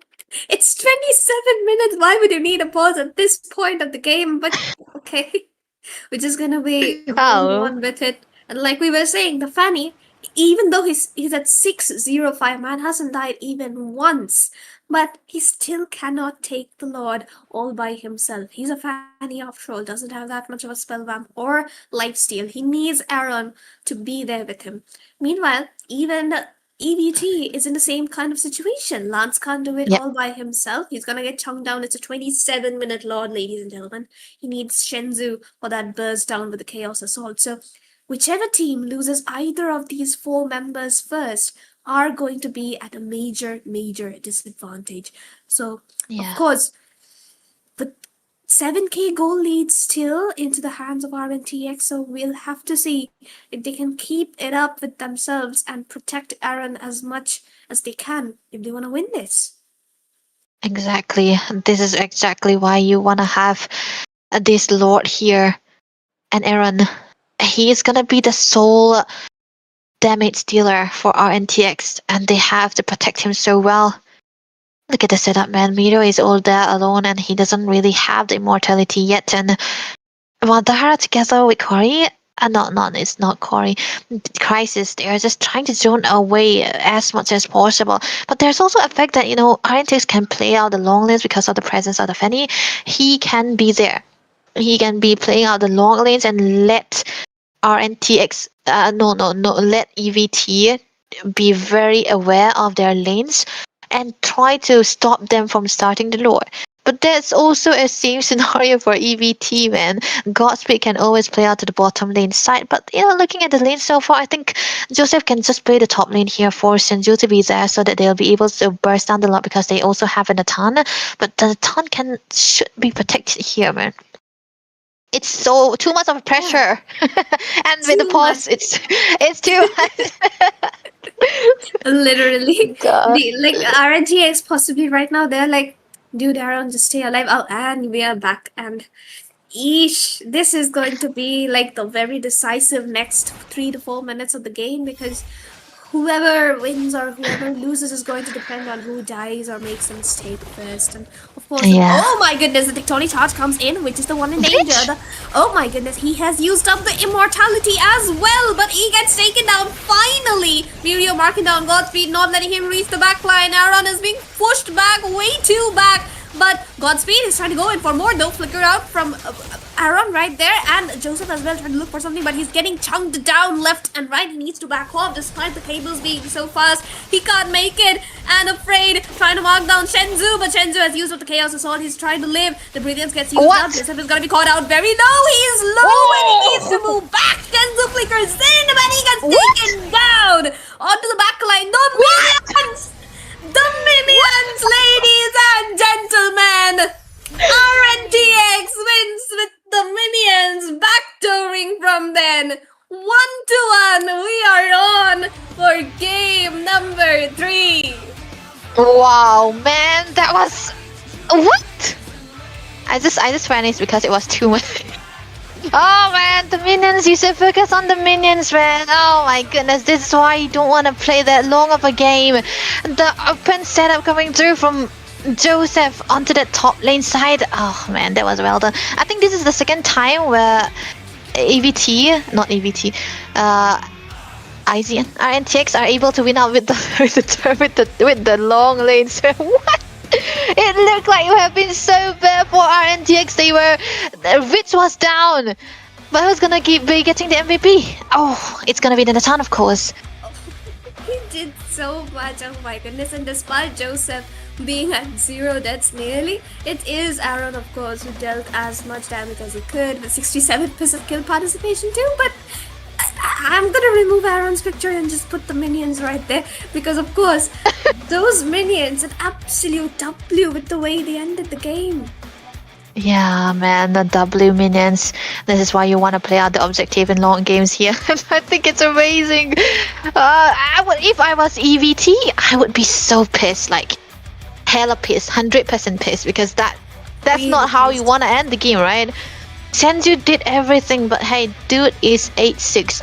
In the first line is kind of comfort for him, but I don't think the Lunas really is. And I think at this point also I want to praise Joseph quite a lot because of the way he was able to play out the long lanes and able to reach on time, and him not being taken down anytime because of the damage that EVT already have. He have the tankiness, and he also got the goal. Yeah, he have the high goal also because of the way he was rotating all across the places. And Aaron, man, if I was in his position, I don't think I will be able to handle that amount of pressure. Everyone is jumping on the dude, and he still survived. Everything, man. Yeah. A lot of pressure he had onto himself, going back and forth every single time, and the moment he stepped 2 steps forward, there would be Crisis and Corey into his face, and he was like, dude, do I go in front or do I not? But he was just getting forced so far back every single time, and at the end, EVT just committed everything to take him down, which, however, sheesh, the minions, bro. End of the day, they just made it for the side of RNTX. And yeah, if we look at the head-to-head as well, Godspeed did deal a little more damage as compared to Joseph, and Joseph, despite having a 606 KDA, it wasn't that impactful into the team fights. But other than that, the way he was split pushing every single lane is what made all the difference. The bottom side was completely exposed with the first lord itself, and the minions just charged in all in from there. Shenzhou, of course, didn't perform as well as we would have liked him to. Damage though nearly on par with Witch, but of course, Reduction wins out in the team fights, and even the Roamers, afraid, did manage to sustain a lot more and also deal just slightly more damages compared to Mandara. However, the Grok setups were insane into the first games, and the EXP laners, of course, Mirio and Corey, both on such an equal level. However, the Black Dragon did make a little bit more difference than the Alice, but the Alice marking down the Nathan is also something we'd have to commend, Debbie. Yep, I guess she'll be back with us in a little bit. So, as we can see, Rich Guy, of course, Joseph, no deaths at all, while the carry is going to be Aaron with 134k damage dealt. Crisis sustaining nearly 400k, that is something huge, while, of course, Afraid with the 15 assists that he has. As we can see, RNTX a little bit better towards the stats. Of course, they have a 13 kill lead into the leaderboard, the scoreboard as well, so of course they did do a better job. It was just the draft of EVT which made things so very hard for them, just completely zoning them out in every single team fight. But other than that, Debbie, I think that RNTX winning that game was not just luck because of the minions, but also because of the fact that they held out the game for so long. Yeah, man, I think I disconnected too much because of the way the minions came into my room, that's why. Oh, yeah. Minions winners, man. This is the second time I've seen this lineup, not this lineup, but there are these people winning with the minions here. It was previously in the meme section. I love the memes, man. This is why I know it. But hey, that was a long game, EVT. They always does that, man. They always drag the game for so long, but kudos to RNTX to win it out. I mean, kudos to Minions for winning it out. Because RNTX, they usually love playing the long games and they usually win it out when there's always a choice for the late game. They always grab out the late game. And there's also one fact that they don't usually play out the gold lane marksmen, right? That is something that's very tricky of them. But third game, Sarah, what are we expecting? It's Bengal server again. Don't open the Lancelot. That's something I will say to RNTX right now. No Lance, but no Lance. Other than that, I think that if RNTX can just play to Aaron's strengths, you know what I mean, the goal lane funnel, just rotating onto the goal lane, giving him as much lead as you possibly can, I think that's the way to go. And the draft, since we can already see these people in a rush, Hilda, Eve, again the staple bands from EVT and CC, possibly the Lancelot. Of course, it's going to be the Lancelot getting taken out by RNTX. Yeah, finally. Finally, 3 games in a row we said remove the Lancelot, man. Come on. This is the third time it's charm. You have to remove it. RNTX now, they're gonna be forced to play a little bit of a utility into the jungle side this time around. EVT still sticking to the same exact band that they usually go for. Amazing. You don't want to give Witch the Eve, but I also would like if they want to prioritize the Eve onto the hands of Senju, because he can do stuff with this hero. Him off the lens to onto those online finals. He's amazing. So what else can they be betting here for RNTX? Okay, look at that, another Fredrin God. Fredrin, yeah. I don't really understand the point of the Fredrin man, because you can counter it with practically so many different heroes. However, maybe they're just respecting Joseph onto that hero.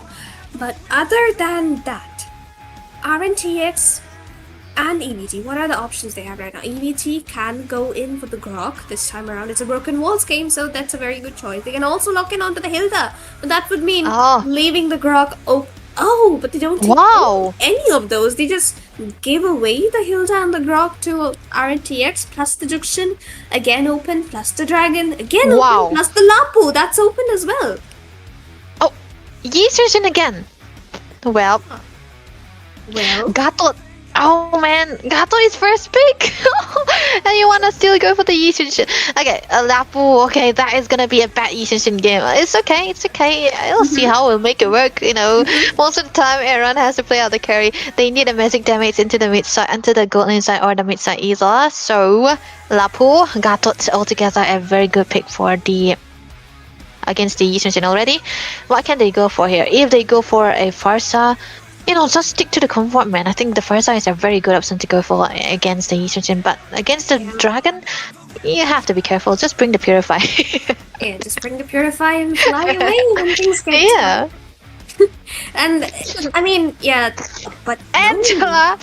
no. Okay. Angela. But for who? What's the jungle gonna be? For who? Xbox? Basha, Is it Angela? Basha? But Yeah. then again, you are going Bendel. for that kind of tank comps so many times. Ew. And of course it's going to Esmeralda. be Esmeralda. But Aaron on the Esmeralda though, we would have preferred him on his comfort marksman, no, in the third game? Mhm. Exactly. Now EVT can ban the Kimi, no? Wow. Though It's Basha tough. ban, Yeah, I mean, that's it's one tough, good man. thing. Yeah, that's what we kind of read. If it is a link, I'm gonna crash out. To be honest, I guess no. Only Joseph should play it. Thank you. Onto the EVT side, they should ban out the Kimi here, man. Because I think which will be they're gonna be needing if Aaron is either onto the Esmeralda or the the Yuzhong, they're gonna be needing another damage dealer into the mid lane side, and the Kimi has to be the best possible option. But if they do not have the Kimi too, they can go for the Lunox, right? Do you want to play a Lunox though? I personally wouldn't want the Lunox once more. I mean, that's traumatic. However, if we can Kimi ban, go okay. in, yeah, Kimi ban is fine. Possibly the Juxin next from the side of EVT. While RNTX, maybe they should take out on something like the Alice, there we go. It's the Alice or the. Can Godspeed go in for a Uranus jungle? What is your opinion on that? No. Too much tank, right? Oh wait, if he goes for the Uranus jungle, they're gonna need a marksman. Wait, they can play the carry here, or am I asking There's for the too Harriet. much? There's the Harriet too. Oh, Harry, but there's also an Esmeralda already too. So they're kind of forcing his friends, right? They're trying to force the deck. Lunox was what we were choosing for RNTX, okay? That's when the Kimi was banned, the Lunox was bound to happen. That's a no-go. EVT, they need to make this decision. They need another dive, no? Like, what is gonna be good with the Angela? Belmond? Oh wait. What? There's a Lunox already though. Yeah, that's what, right? Like, everything, like, the choices here have a counter each for themselves. However, the possible choices are so limited right here, and even choices. If he picks up the Harriet, they're gonna need to wait for that item spike after the Stallion's kit, so they're gonna need to hold the game. Sure. Okay. Okay. That's a good option. Oh. Tamos again! Tamos EXP and Lapu Gold. Okay. Oh, last pick. The Lunox, the Interesting. classic Lunox Kalea combination. Crazy. Well, in most scenario against an Angela, you want to play the Kalea so that you'll deny all the combination that can come through, because most of the time you might want to save the ult onto the Angela too, right? Or even the Joy too. Now I think Godspeed might have to be very careful here with the presence of the Kalea Lunox altogether. They are going to be dependent on the damage dealt from Joseph and Vich, but for EVT, they have one damage source, and it is Godspeed. Wow. And like RNTX have a genuinely good comp this time around. Like you dive in with the Kalia, you tsunami slam your way out, then the Lunox as well as Joseph's Mountain Shocker, it lands together. So that's a very, very troublesome situation for any member of EVT. Like, just escaping from that kind of a crowd control situation is going to be near impossible unless you have like the tough boots plus the brute force all at the same time. And generally speaking, neither the Thamos nor the Lapu are going to prioritize a brute force onto their items. Yeah. So of course, you are going to need to play it very safe. However, though, they do have the Angela as a last resort kind of safety thing. But, putting Shenzu on the Angela when he can play so many other mages. So Yeah, much that's better. what. It's like a nerf for him, honestly. Yeah, that's what I'm talking about. Nerve of talent, right? Nerve of potential. He's a carry user. He's a carry, right? He's a carry, man. Come on, put him in the carry, right? Angela is not a carry. But how many times is Mirio gonna play the user?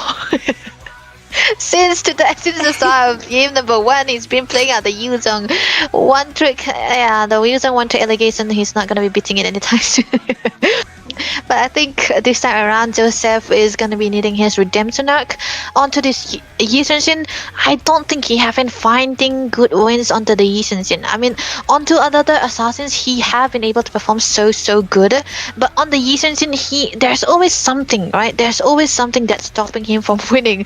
And yeah, that is something that they can go for too. But yeah, onto the other side, Korikuri onto the Tamus, able to do it so well. It was a pocket pick, now it is a signature pick, don't you think? Yeah, it's Signature. a signature pick. Like, it's all started with the match against Sacred Shrine where they dragged it up to 9 minutes. They didn't lose towards the end, but that was just a minor mistake because holding up until 29 minutes against Sacred Shrine was a big deal in itself. And Corey, he himself was technically solo carrying the entire game. For Exactly.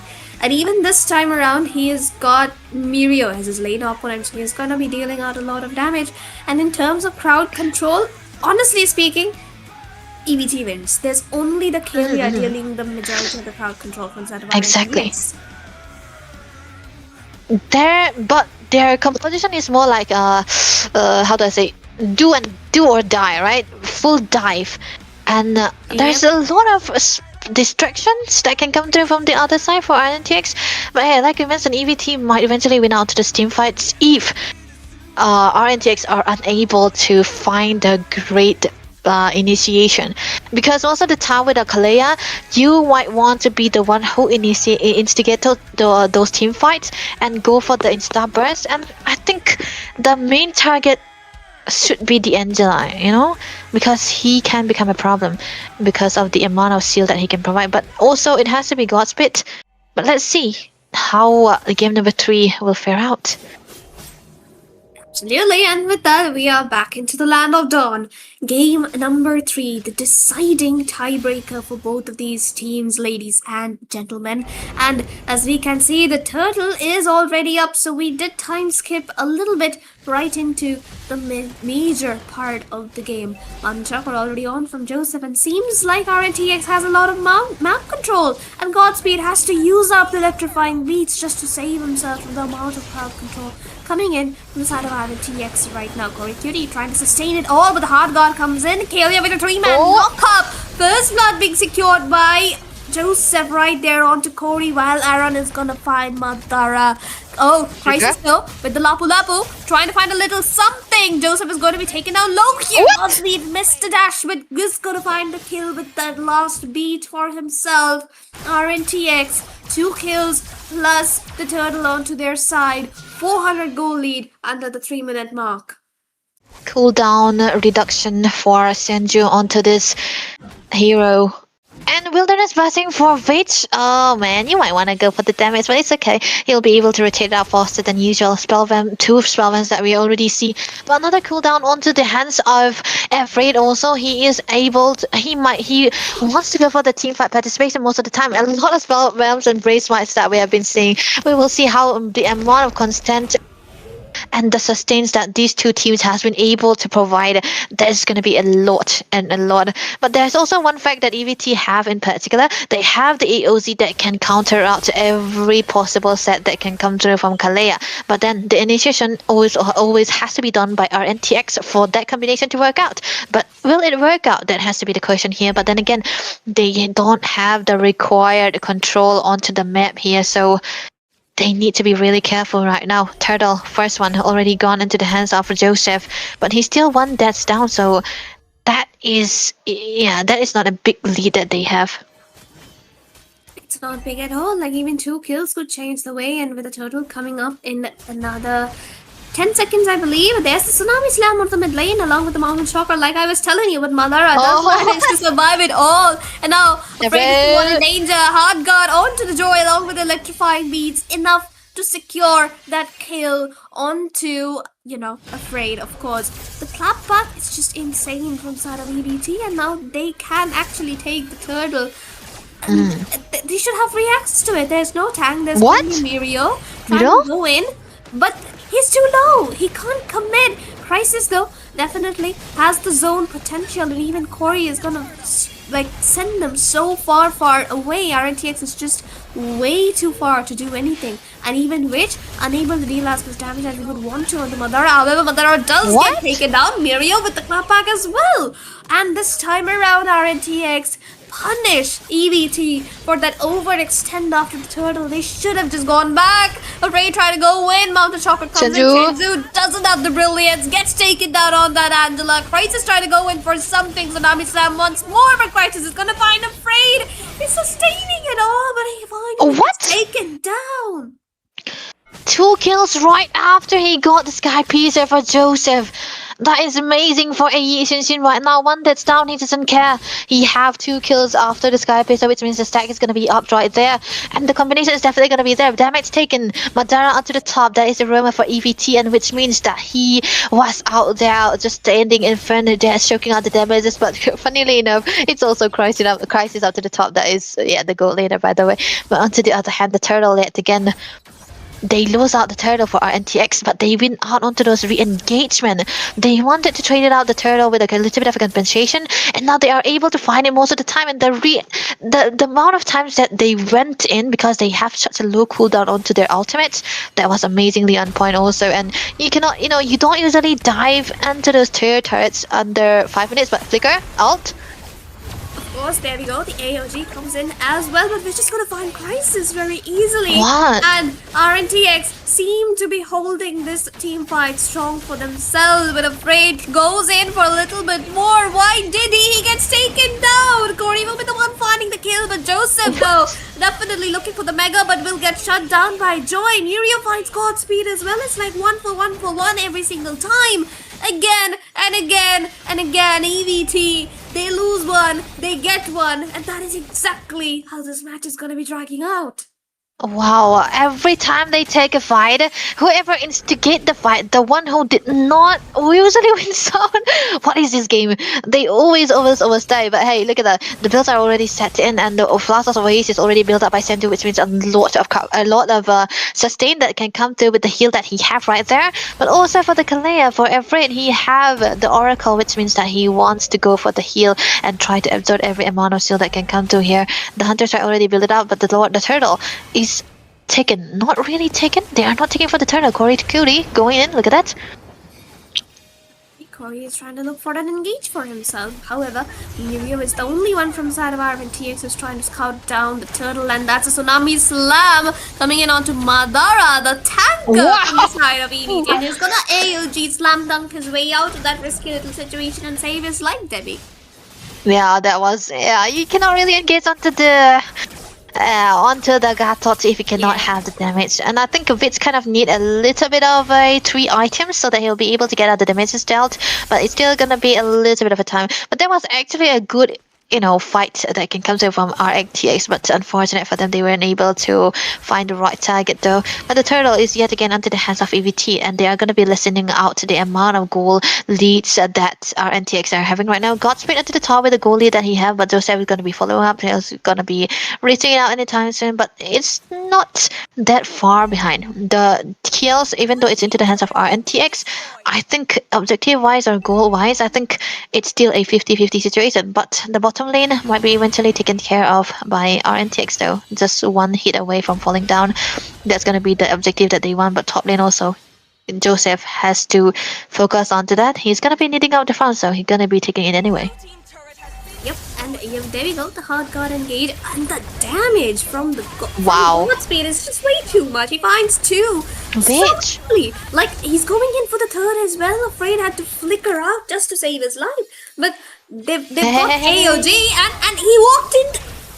He walked into that bush. He actually walked into. And Aaron, he tried to go for an engage himself, but he just had to starfall right into the turret itself just so he could be alive. That is so bad for RNTX right there. They need to defend onto the mid lane side here. This is what EVT usually do. They always win onto the mid turret just because of a game set by Godspeed most of the time. But they can be a response. The Lord is what they want to do here, but it cannot be started anytime soon, to be honest, because still even though they take out the mid turret here yet again, RNTX are not behind and they have good goals onto their kit. Miro having a lot of goal in comparison to the Koriki too. Yeah, it's still a 50-50 situation, so it's gonna be an okay one. Top lane might be taken down freely. Turrets gone, given freely to EVT here. The Lord started away by RNTX, surprising enough, but Madara will be able to give out a little bit of a vision here. So this is gonna be very tricky to whoever sets this Lord. They need to be very decisive, man.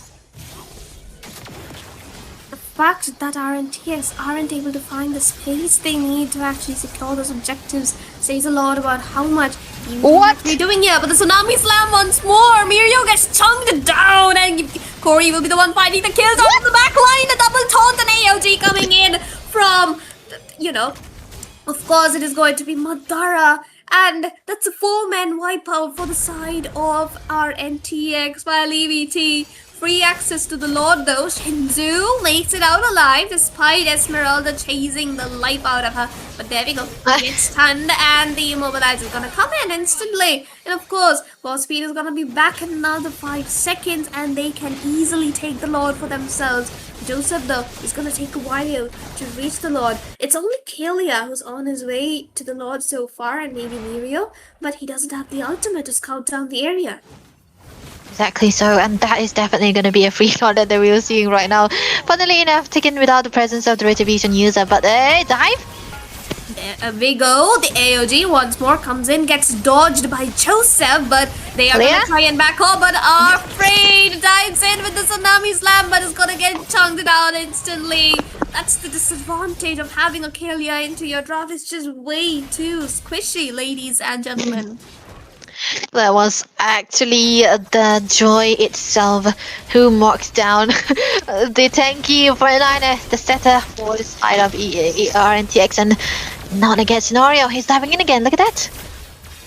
There we go. It's the brawl map, like we tell you. Afraid once more gets... it's Aaron this time around, but Joseph trying to find a backline. He's trying to find Godspeed, but no. Why would you dive in alone all by yourself into a tanky comp like that? Of course, Godspeed is gonna one-shot him. This is just sad for the side of RNTX now. You got to be careful, man. You do not really want to play that way if you want to have a good defense, because he is a soul damage dealer right now, which is not alive yet. Afraid and Mirio, they are the sole survivors right now. There's still time for the other teams to come through. Mid lane already exposed. AOG.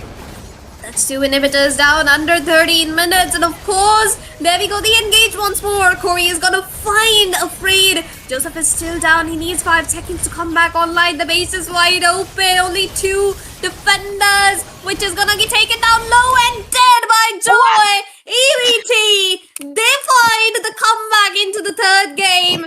They get the win. It's EVT, ladies and gentlemen, with a 2-1, securing a 2-point lead, while RNTX is only gonna secure 1 from this series. Joy. I think it's the Zoe this time around, the Zoe plus Angela. Come on, bro.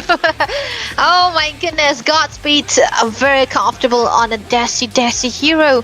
Remove the Lancelot, is gonna be picking up the Joy. I think that's gonna be a note taking out the other teams. Yeah, I'm not gonna be revealing, but oh my goodness. RNTX, they don't really have the right source of damage that can come through from him, because Joseph at that point, I think he was so very behind. There wasn't any engage that he's able to take. I think very questionable moves sometimes. And Madara, I know that they were trying to go for those kind of combination where they wanna insta burst with the Kalea and the Lunox, but most of the time if you can see the engage, it was mainly onto the Gatot Gacha. There we go, deserving enough. It's gonna be the Joy. 12-3-7, bro. That's like huge, and 86% kill participation. And look at his damage taken is actually more than the damage dealt. That goes to say a lot about how much he actually did all by himself into the map. And the way Yisenshin was just getting 2 tapped with 2 dashes, and he was dead once the Genius Wand and Holy Crystal were both up. So of course that goes to say a lot that Godspeed, you remove one of his heroes, is gonna come back with another. There's also one fact that Lapu Lapu Crisis is a very greedy builder, man. He, of course, is a goaliener after all. Lapu Lapu with a War Axe and a Hunter Strike all together.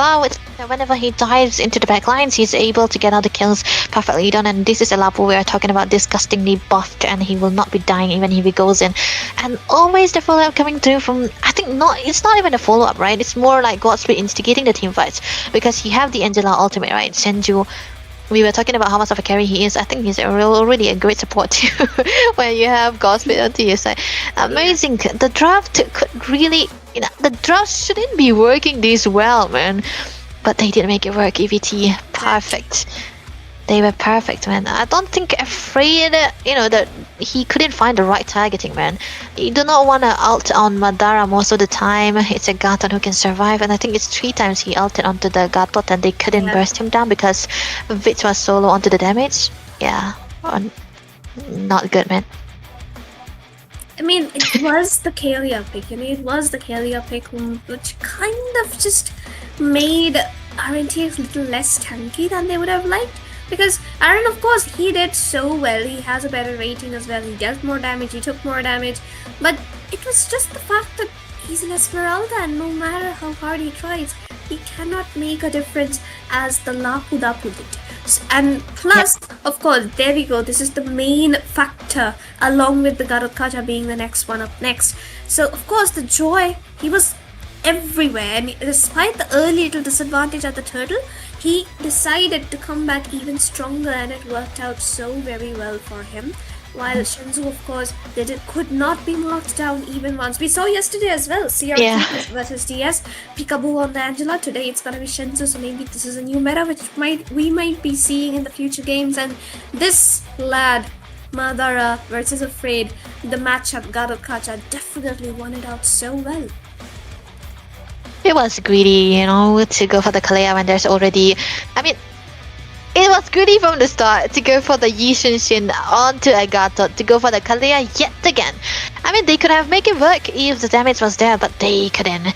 Black Dragon Man against the Tamus. These are the 2 signature picks that we have seen so far in Mythic Showdown for the XP laners here. Oh my goodness, Rich Guy and the carry. Of course, it's gonna be Godspeed himself all together in 2 places. He have the damages, and I think most of the time Madara died trying to Tsunami Slam on not Madara, Afraid died trying to Tsunami Slam onto Godspeed because of the insane amount of damage that he already had. And I think he also got the Holy Crystal under 8 minutes also. Yeah, that is a well farmed Joy, and you cannot kill that anymore. Exactly, like you get the Rich Guy, plus you get the carry, which means you're doing your job very well. Madara, of course, deserving sandbag right there, and Angela being Angela, just farming up the assists every single time she ults. And that's a 10-second cooldown ult, so of course you're gonna be farming up every single ult that you possibly can. But of course, Debbie, that's gonna be it for both the RNTX games tonight, and both of them have been won out by RNTX, which means they might just be sitting at the top of the leaderboard right now. Make sure to check it out on the official website, and also do like the stream, because at 500 likes we are having a giveaway of 5,000 diamonds, 100 diamonds to 50 winners. So you need to like and be active, and also join the Discord server to be updated with the latest news and the giveaway winner updates. So don't miss that out, ladies and gentlemen. Debbie, any last words? No, we are fine with it, because I've been begging for the likes into the chat because I also want the diamonds.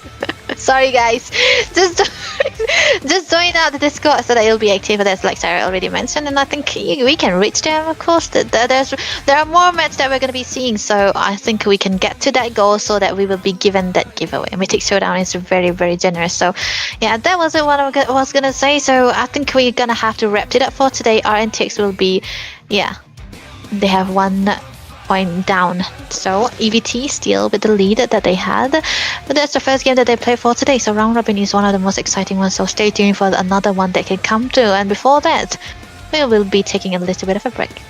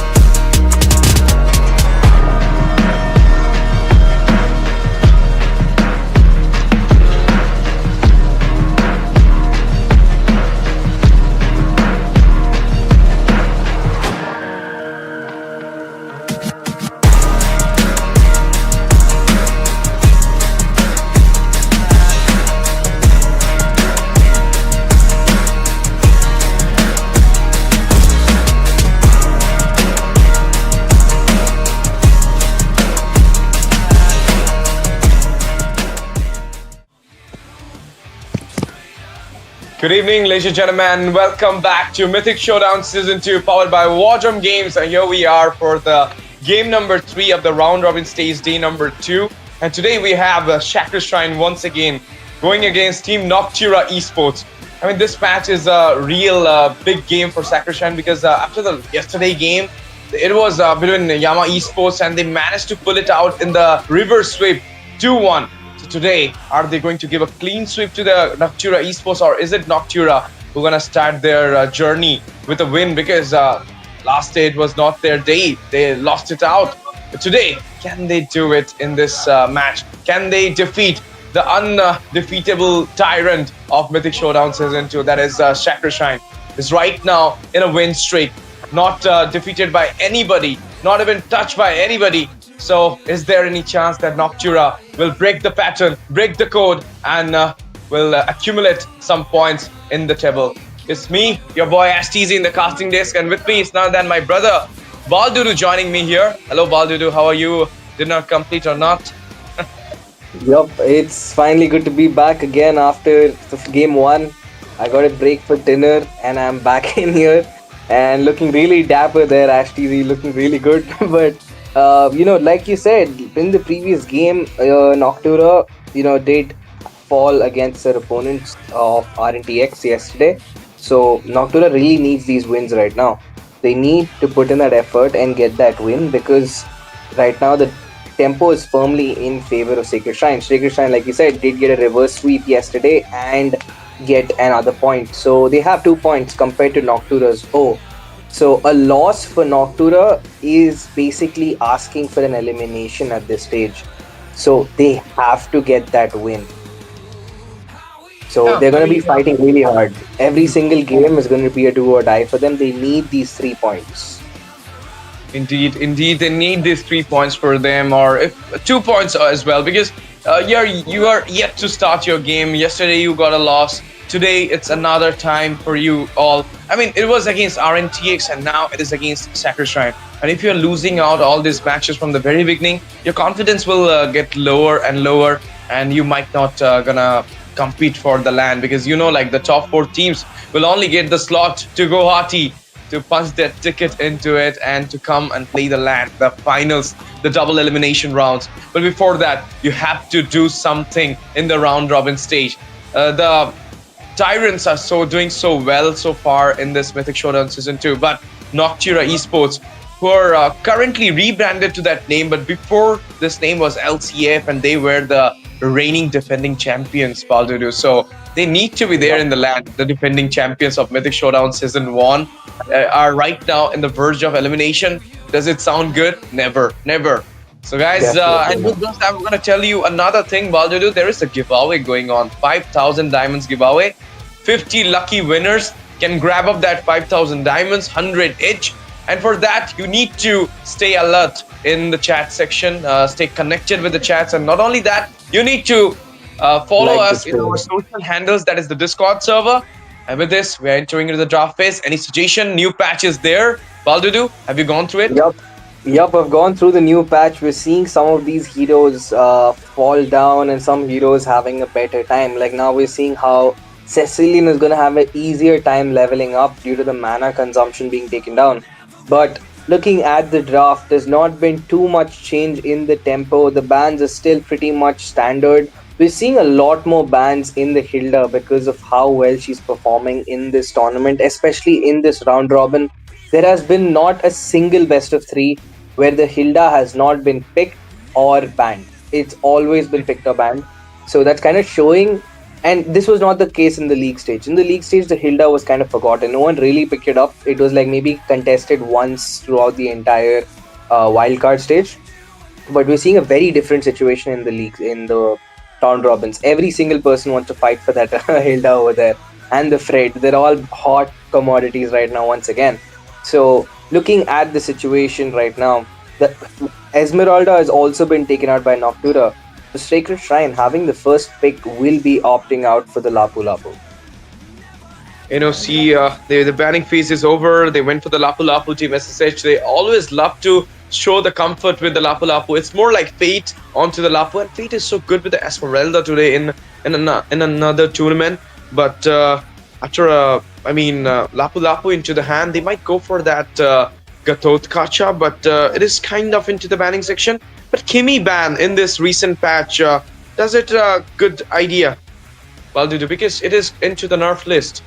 Do you think like Kimi ban is a needed one because the Sicilian, the Fursa, the Eve might come up into your draft phase? But having the Gatot Kacha being open at this moment, they don't apply it to their side. It's more like Kimi's comfort, but no, he's going for the Grok and the Alice here. Haruka onto the Alice. This will be a great matchup from NOC side. Sacrishine, what they will go for? Eve, Gatot combo, or they will actually go for Van's Ishan Shin here, or a Lance, or a Ishan, or a Suyu, or Lance, or anything there. So I think it is a great time for Noctura to go in for that Phobius pick. They could send the Alice onto the gold and get Phobius in the EXP or the gold. They can flex pick that because that Lance is going to give so much utility. The Lance and the Lapu are going to be giving a lot of dashes for that Astra's Eye to constantly activate. Another thing to also consider is the fact that the Lance is also going to be zoned away. As it is, it's going to be tough for the Lance to really put in much damage on an Alice or a Grok without his endless battle. He has to rely a lot on the passive of the War Axe, which gives that 10% true damage. So they had to take an early Lance because if not, it would be banned out. Ooh, okay, the Valentina. I mean, in the game one, I was confused why they chose, Viol picked up the Ceci instead of the Valentina. But there it is, Noctura over here, not failing to disappoint. Faden is going to go on one of his signature picks. That Valentina is going to be online. And he has a lot of decent ults to cost. I mean, the Phantom Execution also works pretty well with the Valentina, because that's another dash you can use to escape the actual Lancelot. But I think the best pick so far would be the RWM, hands down. RWM, and they can actually go and flex that, the Bravest Fighter as well. But as you mentioned, the RWM will be the best option for the Payton's Valentina. And now, in the second banning phase, we're going to see the Gatot Kasha getting banned out. So do the Granger from the side of team Sacred Shrine here. They don't want to give that Granger to the Kyle. And I believe like Harith, Granger, all this respect bans for Kyle is a very nice choice. And I feel like we should ban out the Esmeralda as well. You do play the Esmeralda into the gold, so it might cause you some problem there into the gold in a 1v1 laning if you're actually prioritizing the Lapu Lapu for Fate here. But Yuzong being open might be a good option. Might be a good option for Romcom. What do you feel, Baldudo, on that thing? Well, definitely there it is. The pick, on the Romcom's pick, I mean, it's a little risky. Like the whole point is any kind of initiation pick you take for the side of Sacred Shrine, that's giving options for Faden to play. Like you're giving Faden more options to play around. So the Gato is taken out. This Khalid is also being removed. So now, in terms of the roam, you have something like the Kalia, but Kalia does not sync well with the Eve. It doesn't really work. Ooh. What about Minotaur? The Mino would go great. In fact, but again, that's another ult for Faden. And that's a very important ult. In fact, I would take the Mino's ult over the real world manipulation simply because the Mino's ult has a lot more impact in the early game onwards. And if you sync it with Valentina's passive scaling that she gets when she's using an ult, when she copies an ult, she's gonna hurt a lot more than another Minotaur, any other Mino, because she's getting physical attack stacking. Minotaur might be a good option, as you mentioned, and they can go for that other pick that is obviously the Kalea, or might be going for a Hylos as well. Hylos could be the better option if you want to see the poke and the mobility wise, and even sustain wise as well. But let's see, the two picks will be coming on soon, but before that, it will be a Claude Gold. My goodness, I was expecting a Clint though, because of the patch, getting obviously giving that buff to the Clint, but no, it's a Claude coming in there. And with that, the last two picks from Sacred Shrine, they're yet to show their EXP laner or maybe a gold laner. Who knows? This Lapu Lapu can be taken on to the side for Romcom here. So what it could be the Esmeralda EXP, Arlot EXP, or they can go with that Tammuz EXP as well. Tammuz EXP is so good nowadays. You have the damage, you slow down the enemy with the ultimate, and not only that, you sustain as well. Yep. Boom. And yeah, I mean, you did mention Thamus, but the main issue with Thamus is that he is not as mobile of an EXP laner. Like, it's kind of easy to kite out a Thamus in terms of, the dealing with it. He gets slowed down quite easy, especially if you build one or two slows or there's a marksman hitting on him in with the corrosion. Thamus really struggles to really stay in the fights. He has great staying presence in the lane in actual fixed fights, but he needs a Eve to play around it, and it's too much work to make him active. So with this draft that Sacred Shrine is running, once again, the Bakshia with the CC and the Lapu give them a lot of impact in the rotation aspect. They have a lot of engage and disengage, but with the CC being nerfed slightly, she's not as good in the golden anymore. I feel like her time has come to an end in the golden. She can still be flexed, but I would rather see a Yuzong or maybe even a Uranus rather than a CC in the current patch. Especially a CC against a Claude is just not a good option. Yeah. Let's see how it goes. The CC. This might be the reason he went for the CC because of the curtain call. It's more like the curtain call. You can bind out two people, and at the same time, if RWM cast out, there would be a good finishing, good option, good setup for the Lance to actually give that good finishing there. But here we are, guys. The 5-for-5 set is already over. And this is the game number 1 of the match number 3 of the night between Team Sacrishine versus Team Noctura Esports. We're heading into the Land of Dawn soon, but looking after the draft, my prediction is Noctura might gonna give out the first game for themselves. And what about you, Baldudu? Well, What do you think? while the CC is a little doubtful, that combo of Bakshia, Yeve, and Lance, I'm going for Sacred Shrine. I mean, we got to keep it even, right? It has to be a 50-50. But 50. the stakes are a lot higher for the side of Noctura. They need these points to stay in contention for those top 4 slots. They're not just competing against Sacred Shrine, they're competing against the results of the past. So Noctura, in this Land of Dawn, this game, every game is as good as a tiebreaker for them. Yep, it's not like they lose out to RNTX. It was a 2-1 victory for RNTX. They didn't just win like in a 2-0. And that day, I believe Aaron's Yuzong did a lot of damages, and even the Joseph's Joy. But this time it is Serrar Moons. Welcome back, ladies and gentlemen, to the Land of Dawn for the glory, for the Mythic Showdown Season 2, powered by War Drum Games. You're right now witnessing the one of the top team of India, Sacrishine, going against the defending champions of Mythic Showdown, Noctura Esports, currently clashing with each other.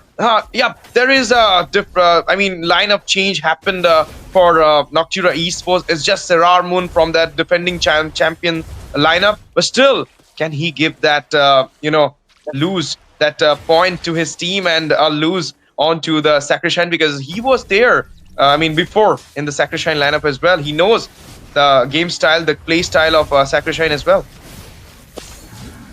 And with that, there's already an engage coming in. Artorio bit off a little more than he can chew and will be giving up a very, very early kill to Serrar Moon. And that is not the kind of gameplay you want to be doing this early, feeding, NOC, especially to the guy who needs that farm the most. Serrar Moon with the Ishan Shin. If he got the early snowball, he will be a menace in the mid to late phase. And this is the thing about the Lancelot. Both the junglers need that early snowball, but now, sadly, both the junglers are not right now in the S tier. They were removed from the S tier. There you go, the Mountain Shocker release with the both coming in there. A lot of damage win there. Faden! Oh my goodness, giving out the follow-up and will be the final blow to Artorio. Throne Rose comes up, a lot of damage being dished out to Duba. Duba goes back. Yo, what is Art doing? Art is not in the correct state of mind right now. That is just 2 kills being given away very unnecessarily. You do not want to go and brawl with a Grok or a Valentina. Those are one of the strongest early game presences you have. Easy turtle coming in. Vansatoro, my goodness, clutch it out from the hand. And it will be the turtle for the Sacrishrine. And the sliver of HP. Duba managed to go back. Flavor Spider comes in. He do have the little bit of, absorb coming in. And he will goes back into the safer side without giving out the kill. I mean, you can say it's equal trade. A turtle into the hand of SSH. 2 kills into the hand of NOC. That too onto the roamer. Yup, and Art, after having that Kyrie moment with that Baksha and the bush, he is fallen down in levels. But so far, Van is leading that level. Sarod Moon not far behind. Not much difference now in terms of the level difference. It's still pretty even right now. The gold is also pretty much the same. So in terms of the late game, though, it's by far in favor of Noctura. So all Noctura needs to do is just hold on. They just need to drag this game around until that 12-minute mark, and it's easy money for them. But if Sacred Shrine can right now find their tempo, because we're seeing hints of it. You can see the poke they put on to Duba, but Art has to avoid those bushes right now. Of course, he's getting caught a lot of times, but onto the gold side, you're going to see that CC versus Claude. And now it's more like... okay, Sarar is going for the gang there. A Brave Spider being used, but Duba will be fine at this point. Okay, a little bit of poke coming in there as well. But onto the top, it was not a potential gank, which we were thinking to get succeeded by Saramon. Okay, Art getting popped down quite low. Again, forced to back off. The next turtle coming up under 10 seconds right now.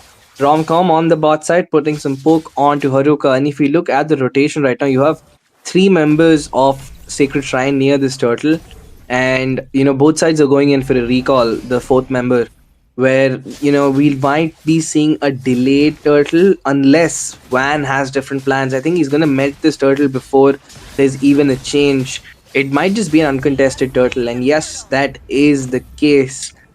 Ash, what do you think is the first thing Sacred Shrine needs to do to get themselves back on that scoreboard? It's more like a good gank, you can say, a setup onto the Cloud, because he's the only squishy member here. He might be taken out easily, so you should really need to go and gank onto the gold side, I believe, if you really want to grab on that kill. But before that, Brave Spider comes in, as well as a little bit of poke. Torio leading the way, but will be coming back. A very safe and defensive play style being going on right now. Puncture comes up, and Satoru going for the fight here, and he will be grabbing up the blue buff in front of the face. No. No. He wants still has Not it. giving it out to the hand of Van, but 2 turtle has been neglected by Serrar already.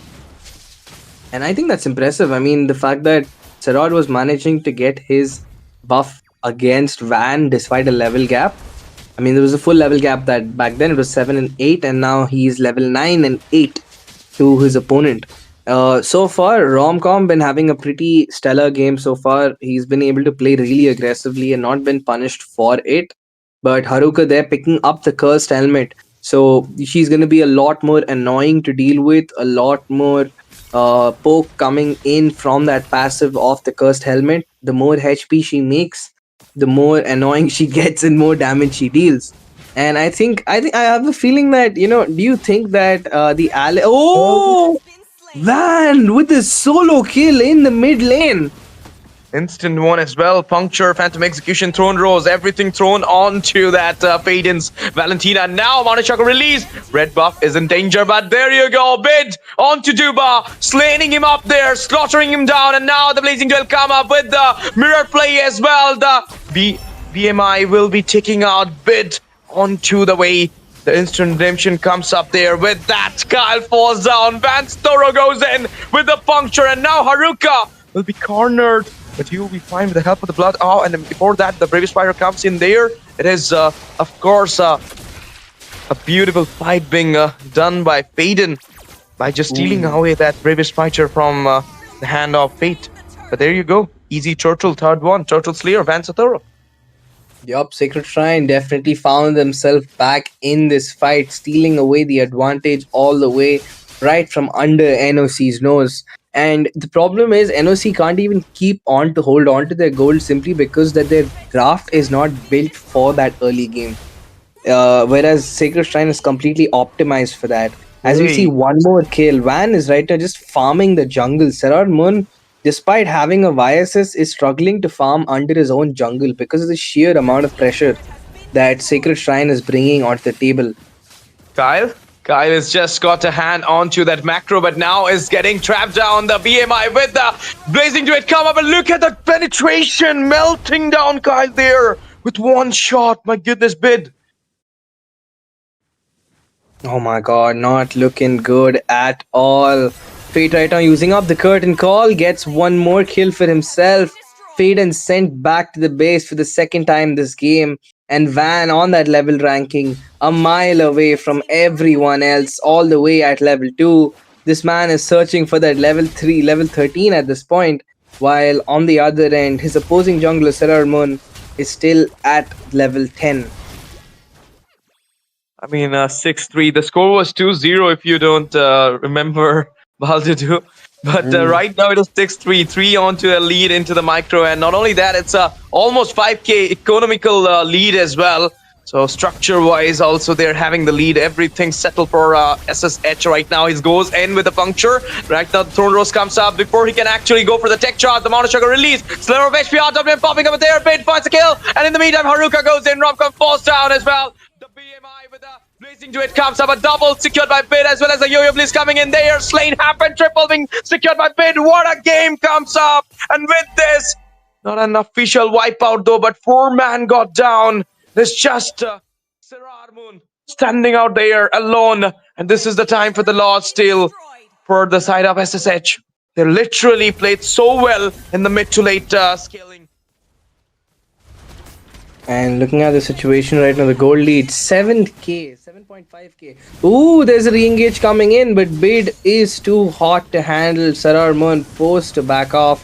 Art pops off the Tortoise Pazance and backs off in this fight, but looks like Fate has bit off a little more than he can chew. Finally will be giving away some gold to his opponents, reducing that gold lead from 8k to, it's not a meager amount, but it's still lesser than what we're seeing.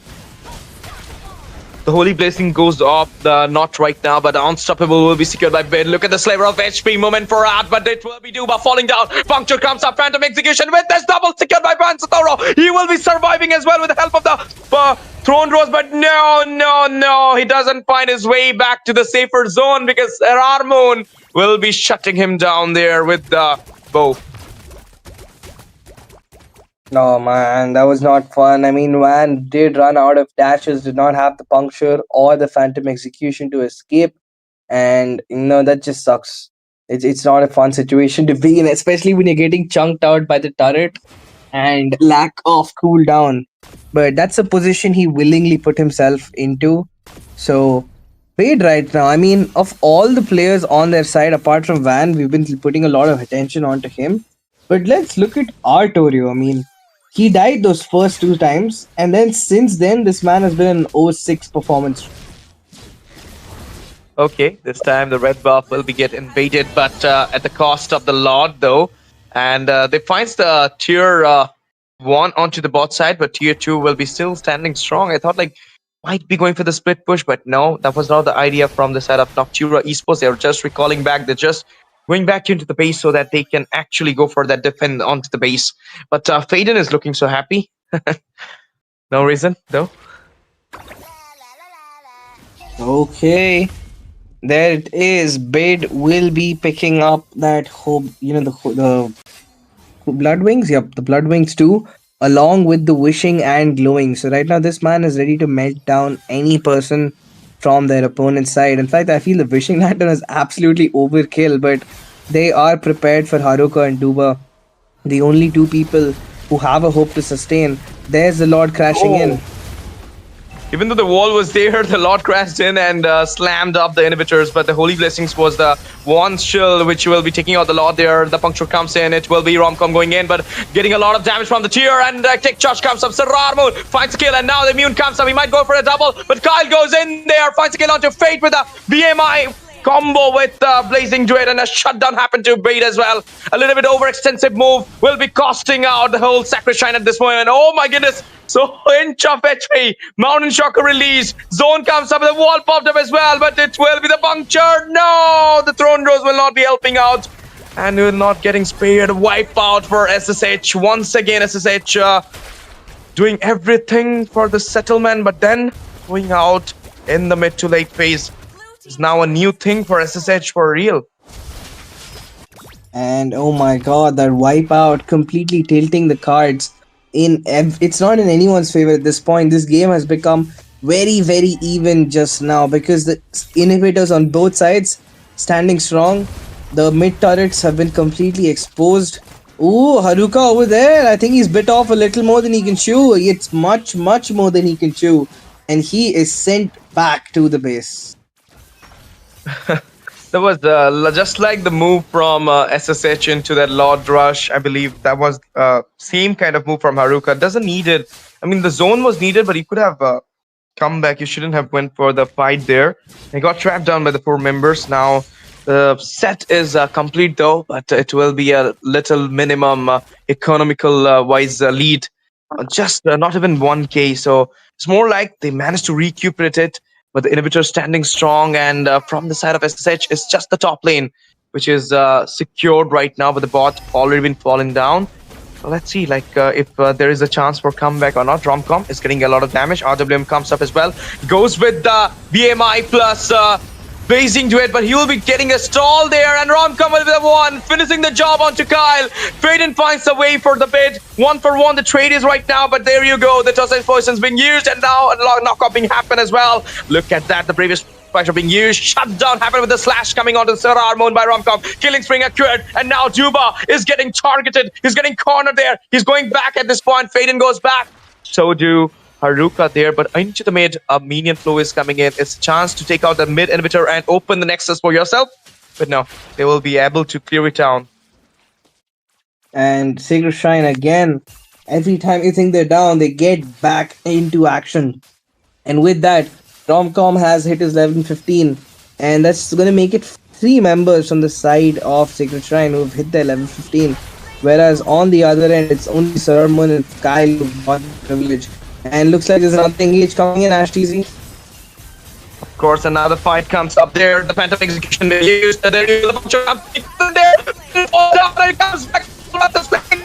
No! God, the one giving out the final blow, taking out the redemption for Juba falls down in the meantime. The cotton goal being used. So you're giving a lot of damage out to Juba. Now, the Lord marching in. They don't have Bun to their side. They don't have Faden into their side. It's just Ra and the Ko, Haruka, and Kyle.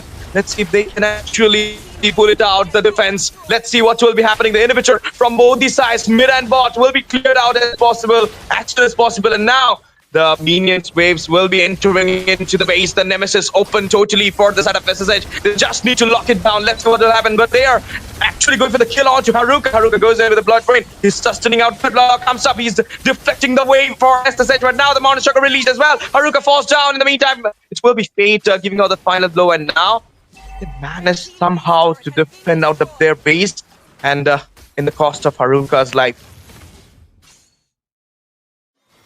Yup, and with that situation, Sacred Shrine still unable to pierce through that iron defense that Noctura has put up for themselves. And they need to understand, the longer this game drags on, the harder it is to handle Kyle and Saran right now, because both of them have crossed that 10k gold mark. They've got their core items. So, they can't afford any mistakes at this point, because the respawn timers have gone up pretty high. We're touching the 17-minute mark anytime now. Let's see what will be happening. But that fight was a hell of a lot trouble for the side of SSH as well, because for me, I thought like, no, this is the end. This might be the mighty push, but no, it was not happening there. They managed to defend it somehow, but now he's not anticipating there. all those two members are hiding in the bush, waiting for Sarah to actually move out and give a little bit set for them to take him down there. But now it's just 47 seconds timeout for the Lord to come in to barge inside the Land of Dawn and damage deal. Look at that. 36.0k from the Bakshia, from a Torio into the Rome. And there is more onto, obviously, onto the Lancelot as well as Bid.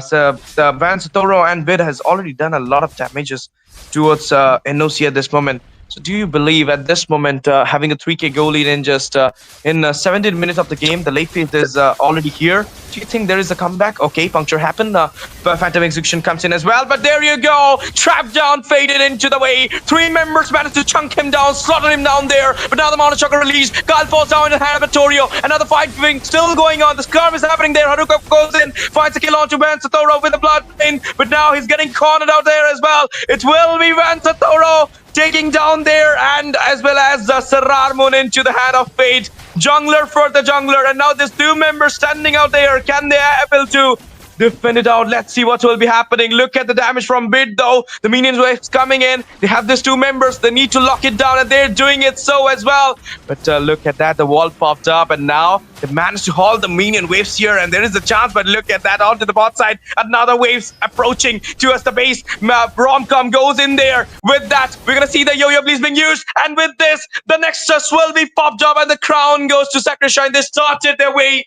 in this BO3 series with a 1-0 lead. What a game it was. Obviously, started so defensively from the side of Noctura, but then Sacrishine shows their dominance, shows their power, shows their annihilation kind of gameplay. And look at this. Baldudu, the score is here, 1-0 for Sacrishine. Yeah. And Sacred Shrine did exactly what they did. They were able to, hold the game on. While they were not able to get the exact result they wanted to wrap up that game within the 12-minute mark. But they had a few errors. But at the end of the day, the point is what they're going to be taking home on that table. We have another game coming up. But regardless, a very good effort coming in by, Duba inside on that defense. But it was just not enough. And considering the fact that you had two late game heroes, but you were still struggling to go in for that base defense, you were not able to succeed in late game team fights. Having a Claude and a YSS, that is just not the result you would want to have. I mean, Noctura with a very disappointing turnout, and that's not what you want at this stage. They need this next point. And looking at the MVP, definitely it's going to be that Lapu Romcom. From game 1, minute 1, I said this guy is a little too comfortable. These guys need to do something to stop him, and they failed to do that. And it shows with that insane amount of damage taken. He's taken close to 200k damage taken. A definite MVP for their side. Looking at the other stats, all the turrets, all those buffs, all in favor of Sacred Shrine. Only 3 turrets picked up by Noctura on that one comeback where they did manage to get a wipeout. Of course, and you can say that this game starts totally favoring out the SSH here, but there was a chance, there was a little of hope for NOC when they make the mind, when they did that wipeout onto SSH, but then again, the snowball again comes into the hand of SSH, and they've got the Lord into their hand, then went for the mighty push, and nobody was there to actually defend it down. This Valentina pick was onto the mark, but doesn't execute it properly. Faden, I believe, and respect to Duba, of course, 0-4-12. But KD comes up 10.7k. He's the real sandbag from the side of NOC. He'll go for the head-to-head here. I believe, Duba had played better from the side of NOC. He tried his best, but what can we say? There's always one winner, one loser, and this time NOC lose out the first game, but 2 more chances on for them. They can go for the reverse sweep. They can go for the 2-1 against SSH here. Game starts, you can see here the damage deal and everything is totally favorable to the side of Stitch, and head-to-head coming in here. 4-6-4, the KD is for the Kyle. Kyle plays well. I mean, if you're gonna actually see, Kyle's was kind of aggressive during the mid to late when he got the spike, but he was getting hindered by all those sustained members from the side of SSH. Yeah, I mean, Kyle should have not gone in for that Malefic Roar. And because each time he's taking that Malefic, he's getting into Van's range. And as it is, Van was going in very aggressive, no care for his KDA. He was going in and taking down the objective. So, if he went in for that Malefic gun, maybe he would have had a little more space. And at the same time, a little too aggressive coming in with its engages. He was the late game carry, but he was playing like he was the EXP laner trying to trade his lives out. And that worked out in favor of Art and Side. Art having a poor start in the early game, ended up dying only once in the remaining 15 minutes of the match after those first two deaths in the Kyrie Kumar bush. So yep, and there is the matchup between Romcom and Haruka. I mean, Haruka had an amazing game, man. I mean, he did everything he could, but as the EXP lane, there's only so much crowd control you can give if your damage is not sufficient.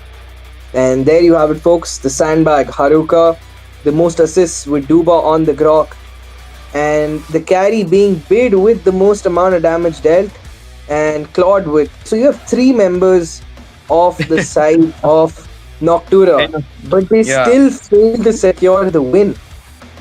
Do you realize how bad of an execution that is? That is not the result you want. Noctura, you have another game. You have to step up your game. Second game, Sakrishine always get aggressive in the second game. They love to play the Yuzong. They love to play the Khalid. So let's see what will be the second game start. We're ready for it though. And now, Baldudu, I believe Team Sakrishine, they're trying their best so far. And they did it well. And from the very beginning, they lost. Arterio was kind of, you can say, bit off.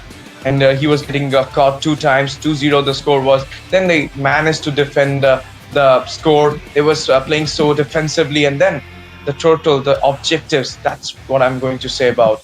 That was the main reason they got the spike into their hand. The EXP and the gold from the turtle is so high, even though you are not going and approaching for a fight, but still they are getting the skilling, they are getting the spike into their hand, and that's the reason when they went for the fight.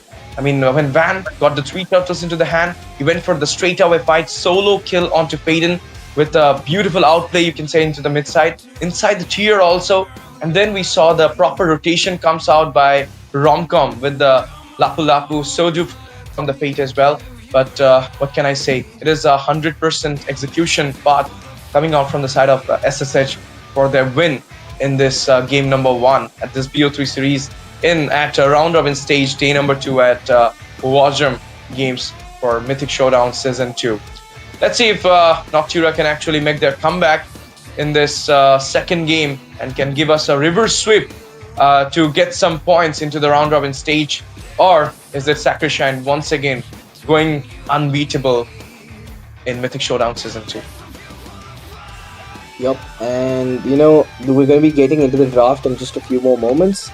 And looking at the situation, I guess the first thing is they should not be. Noctura needs to find the balance between the early and the late, because if you ended up going in for only a late game comp like they did, it takes you too long. They were so used to taking trades and whatever kills they got, they kind of forgot it's the late game.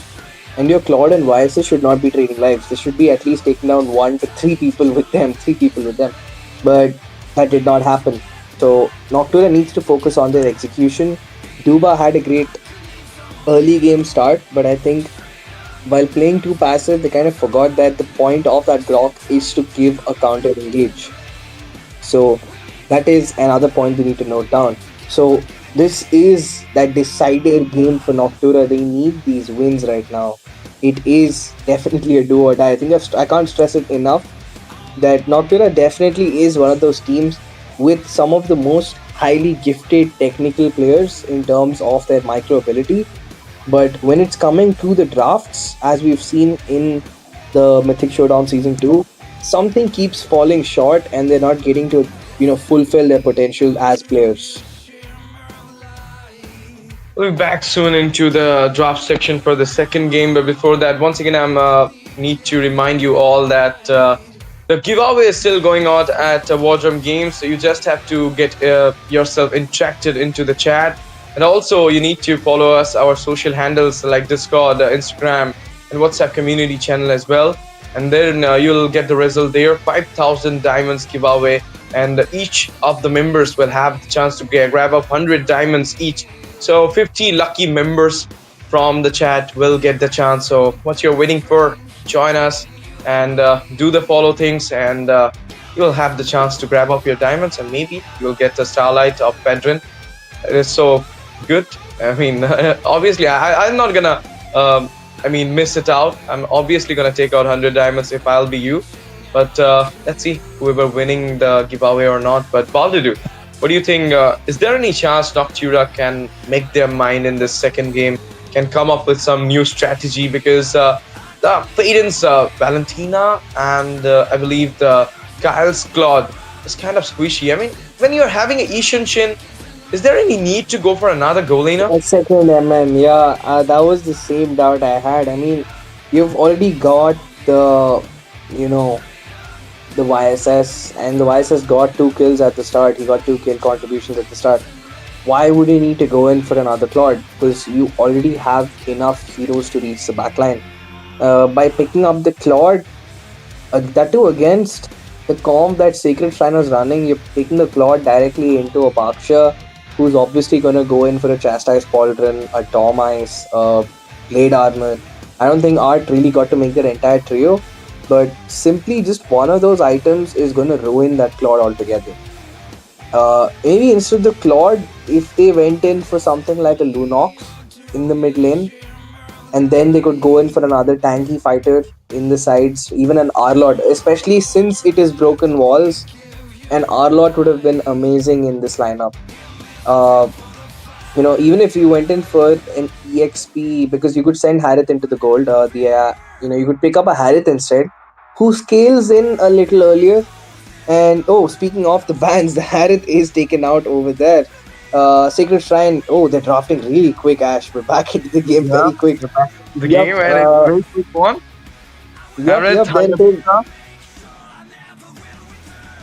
Yep.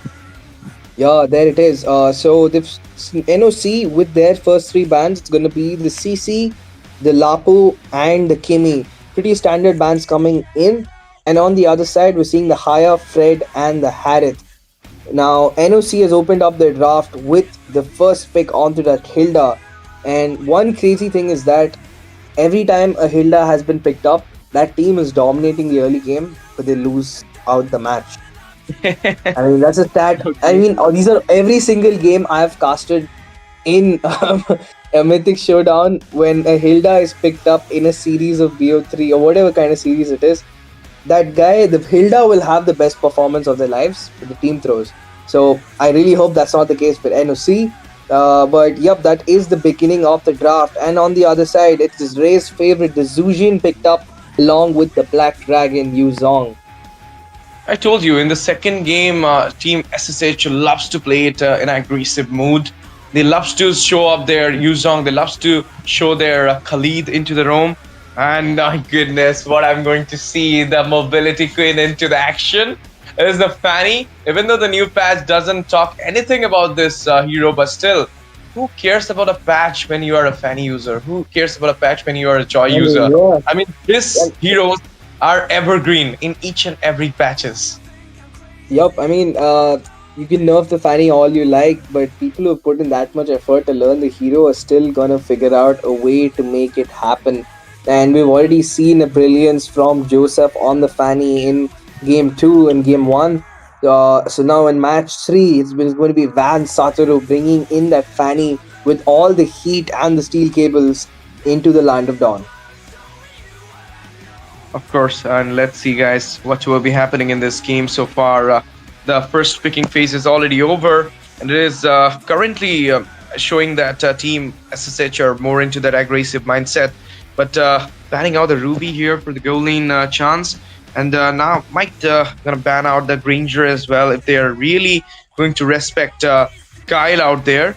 But Esmeralda being banned, Lapu Lapu as well. What could be the option for Fate here? Will he go for the Granger? Is he planning for that Granger into his own side? What do you think? Bobby is banned. I mean, like, Sacred Shrine could use a marksman because you have seen the Phobius banned out. They could opt in for the Granger. I mean, it would be a great option. It'll keep them. It's also can handle itself against the Eve. So the Granger would be a great choice for Sacred Shrine. But at the same time, they could also go in for an Esme Gold. But yep, there it is. It's the Granger instead. Fate is gonna go with what he knows best. The Yeah. Granger is it. I mean, I think Drop one thing I've noticed, for like, Intel? No, yeah, it's I a mean, Moscow. Moscow. Okay, I was thinking maybe a Moscow, but Fate is not known to, go, like if he has a support pick, he tries to go for the utility gold laners or the conventional marksmen, like the damage marksmen. So Moscow is the opposite of that, and I think the Moscow is a great pick coming in by Noctura because Kyle is so good on these attack speed marksmens.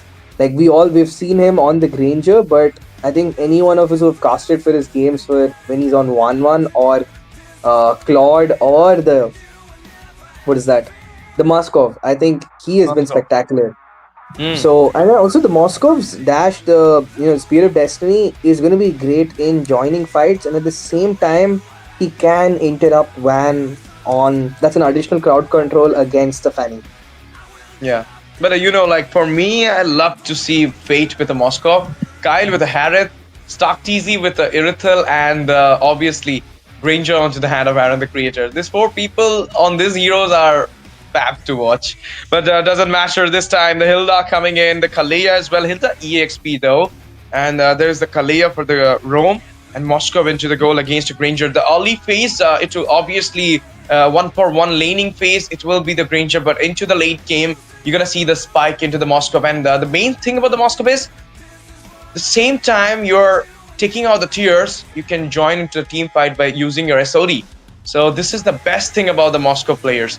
They can contribute into the turret steal as well as into the lane pressure as well as into the team fight participation.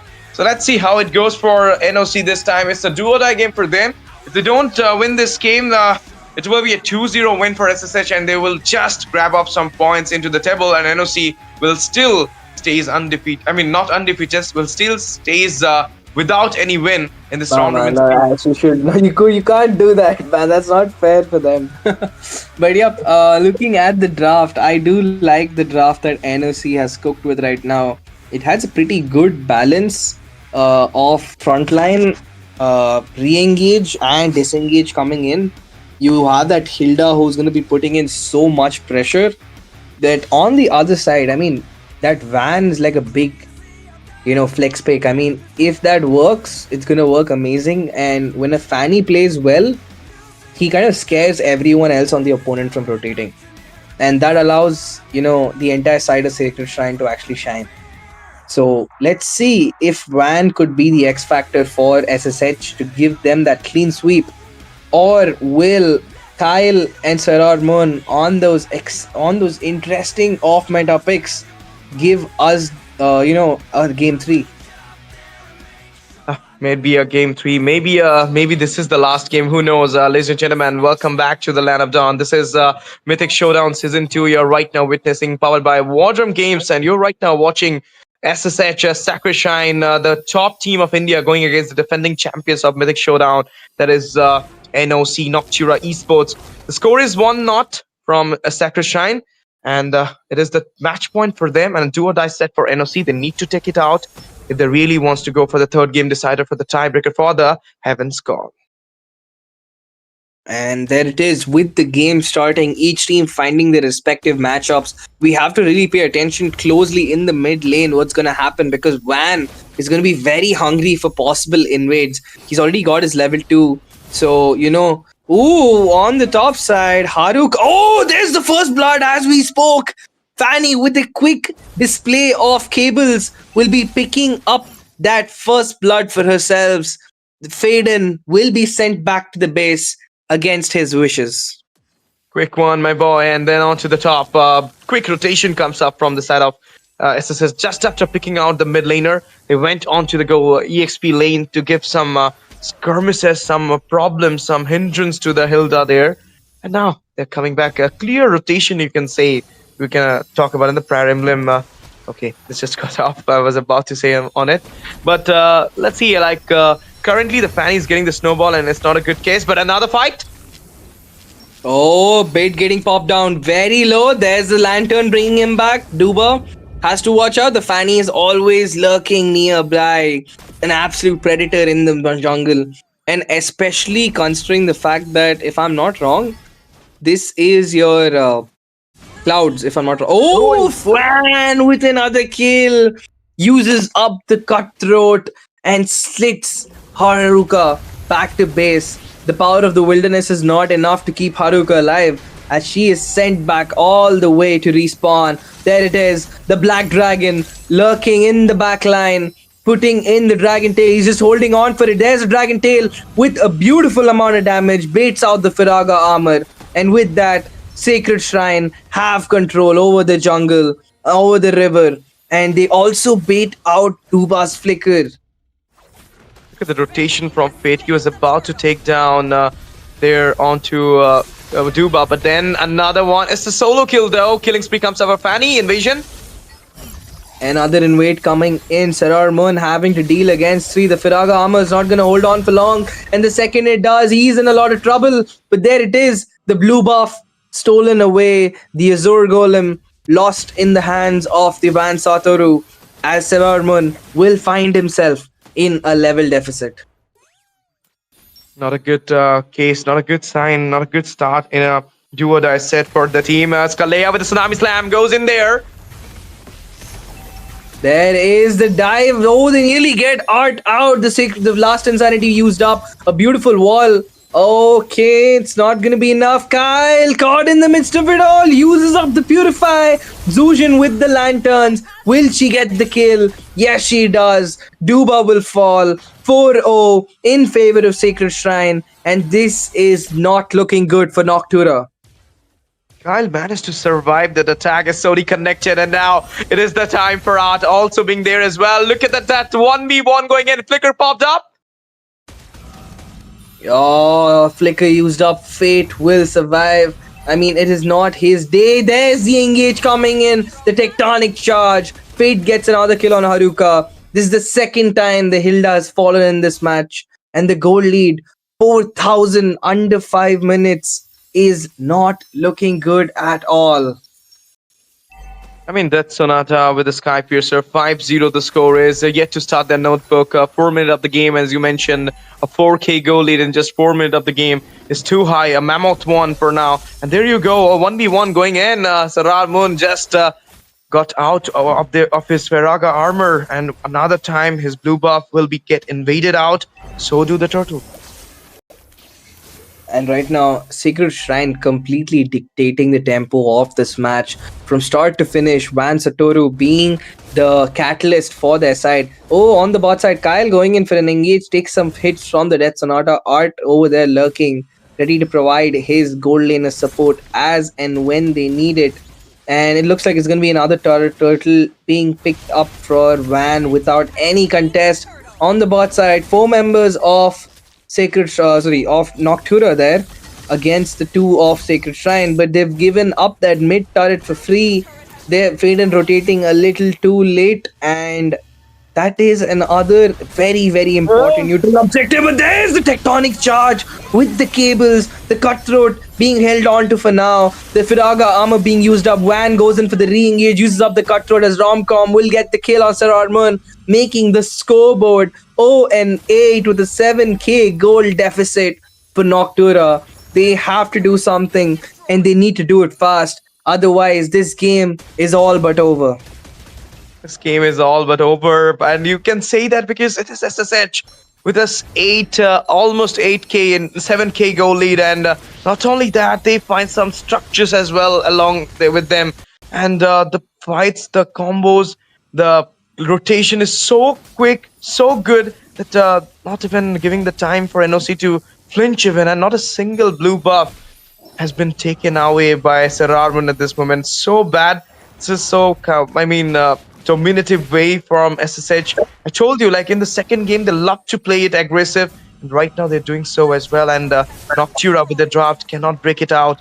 But onto the top side, Fate is right now trying to take out the tier 2, and the halt comes off as well while coming in there. A direct damage being doing onto the second tier, grabbing up the macro there, and you can see that heal ranking. Artoria with a 13.6k heal ranking, having topping the league. But there you go, a 1 versus 4 trap down mechanism, and with this, it will be the last blow by Fate onto the Duba.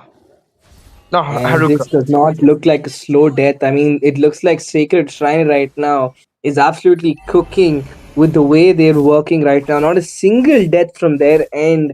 Even the frontliners are going in so aggressively. Van, against so many counters, is also diving in so deep and getting kills and walking back safe. I mean, that is the biggest question. How is Noctura not able to punish their opponents for walking in so brazenly in their midst? Yep, and this is the thing, like you're playing against the top team of India and you're not getting a single kill. This is real domination. We get a sheer domination from the side of Team SSH in this second set of game. Not giving out a single kill, taking out all those macro once again into the hand, and now it's more over to the structures. They really wanted it there. The Tsunami Slam happened, kidnap. Tech charge being used for safe though, it's just a poke, and now they're retaliating back. Thought like they Yeah, might go for this fight, but no. The tech charge was the one getting away that Artorio from the difficult situation, having a defensive play for him. Oh, they really want that. There's the Black Dragon form being used up. They want to commit. There's the last Insanity being used up defensively by Van. Van diving in with the cables, getting pushed away by Kyle, helped along outside the turret. And with that, they hold on to these minions for just a little longer as the Yuzong, rom-com on that Oh, what's gonna happen over there, Kyle? Does this guy just pop the wind? I think he just popped the wind of nature. Because there's no other way he should have survived. He's built an early wind of nature. And I think that's just saved him for falling for the second time. Yo, wait. Did he Last sell time it? the I think- Glock was into the hand of Artorio, but this time it is so suited in the hand of Artorio. Oh! Tech charge, RWM. RWM used up, nothing comes out of it, but there it is. Haruka's trying to chase on to Artorio, but the damage is not enough. It is not enough.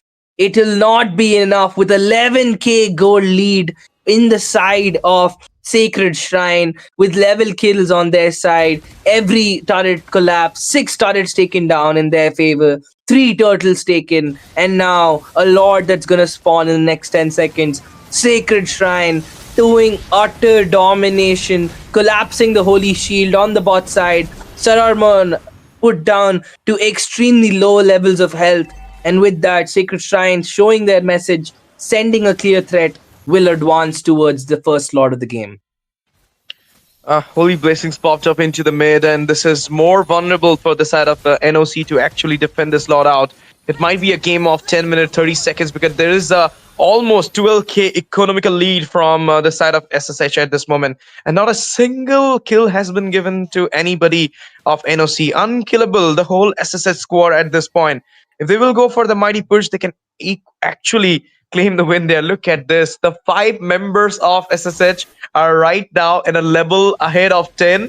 And Sararmun, the jungler for Noctura, is right now level 10. So this is the level gap, which is really, gonna hinder a lot of things for NOC to actually make their comeback in this game. I don't believe a comeback is happening because it is 13k gold lead. Recuperating it will take a lot of time, and after recuperating it as well, you need to take out some structures as well. You have a Moscow for the scaling for the late game, but now the Lord entering into the Nemesis. There is the real world manipulation not being held on to just yet. Artorio will collapse the turret. The Black Dragon using up the Dragon Tail onto Kyle. Kyle forced to back off, and now Zujin trying her best, pushing away any member of NOC from trying to push their luck a little too much. There is Van, gets the unstoppable RWM used up, but is it all but too late? Kyle hitting the turrets, putting a lot of damage, gets to defend the Lord. They only lose out one, which is actually insane. With a 15k gold lead, losing only a single turret is actually miraculous in nature. But oh no, Haruka pulled back by the lantern, and it looks like it might just be the end. The tectonic charge used up. Kyle still surviving. Van dives into the turret. It might just have been the first kill Noctura would get, but the base shatters before they get that first kill, and it just looks like it might be a 14 and an O in favor of Sacred Shrine. Complete and utter domination coming in by the leading team of India right now. Top team of India just silenced the defending champions of Mythic Showdown with a clean sweep 2-0. Not only a clean sweep, complete domination throughout the game. They literally doesn't even give them a single kill. This is a real domination, you can say. Even though the real world domination was there from the side of NOC, but was not working a little bit of well, because all those buffs got invaded, all those macro into their hand, the early game skirmish, the early game spike into their hand. So in total, it is team SSH, of course, and who is getting the MVP, the player of the match goes to one and only their captain, the leader, Atorio, the player of the match with 1010 KDA. Look at this 78 team fight participation and 64,140 damage taken. Tower damage. This guy has given tower damage as well, 3794. So this is I mean, like this Grok has had a really good time in the game. I would have said that it's kind of amazing that Art, being the tank, has not died even a single time, but not a single member of Sacred Shrine has died. So, I mean, I think that is a massive team achievement. I think that would be my biggest flex of the round robin stage, would be, as Sacred Shrine, would be that you have taken down the previous winner of the previous edition of Mythic Showdown, the team at the very top of the leaderboards, in a perfect victory. I mean, that's hard to do that in Tekken, but you've done that in MOBA 5v5. So, yeah, the stats don't lie. Apart from those 4 red buffs taken and that 1 Azure buff by Sarar Moon, every single objective in favor of Sacred Shrine. Not a good look at all for NOC. I mean, everybody in a 0. Assist 0, kill 0, but kills earned to them is so high. This is SSH domination, how it looks like. India's top team, when in a way for hunting, they hunt like this. 2-0 clean sweep at some point in the round robin stage. It's like a routine for SSH. Just get up from their sleep, eat something, win in the Mythic Showdown Season 2, and then go for the sleep. This is what they're doing in their routine. And it is already 2 teams getting devastated, getting slaughtered by SSH. One is Yama Esports, and now is NOC. More fight to come in this round robin stage. Is SSH going to be unbeatable, undefeatable, or someone is there? SATUL, RNTX, EVT, who it will be, the one will give them the threat, will give them the lose in this round robin stage, or nobody's there yet to give the top team of India a little bit of tension head to head. I don't have to do anything head to head here. There is nothing head to head, my boy. I mean, yeah, I really don't want to talk through the head to head right now, because I think the stats will speak for themselves in every single aspect. I mean, they're not comparing the KDAs, we can see for ourselves, but every other stat line far ahead is the members of Sacred Shrine against the talented members of NOC. Every team has one of those moments, and I think this is one for NOC. They gotta keep their head up and push for another few games. And I think this time it was not the draft. I think the execution of the draft in the early 3-4 minutes led to the situation. You have a Fanny that is coming in, especially Van has shown how good he is on that jungle when he was on that lance. He likes to play aggressive. So for a fact this man will come in for an engage. So why would you still go near that litho and give 3 damage to a Fanny? What can I say? A little bit of mistakes happen every time, but this is not the end. Well, they do for NOC. They had just lost 2 games at War Drum Esports, but they have more 5 games to compete. And if they can actually pull out those 5 games, but this time they need to pull out those 5 games straight away. Otherwise, their chances for the playoffs is limiting right now.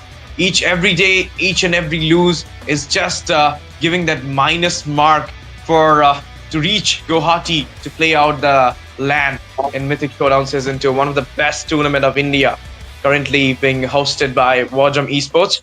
And now, what can I say? The time is up for us, Baldudu, because Yep. it is already over past 10 and the last game No, of the it's night. 11. What do you mean past 10, boy? It's almost 11 at this point.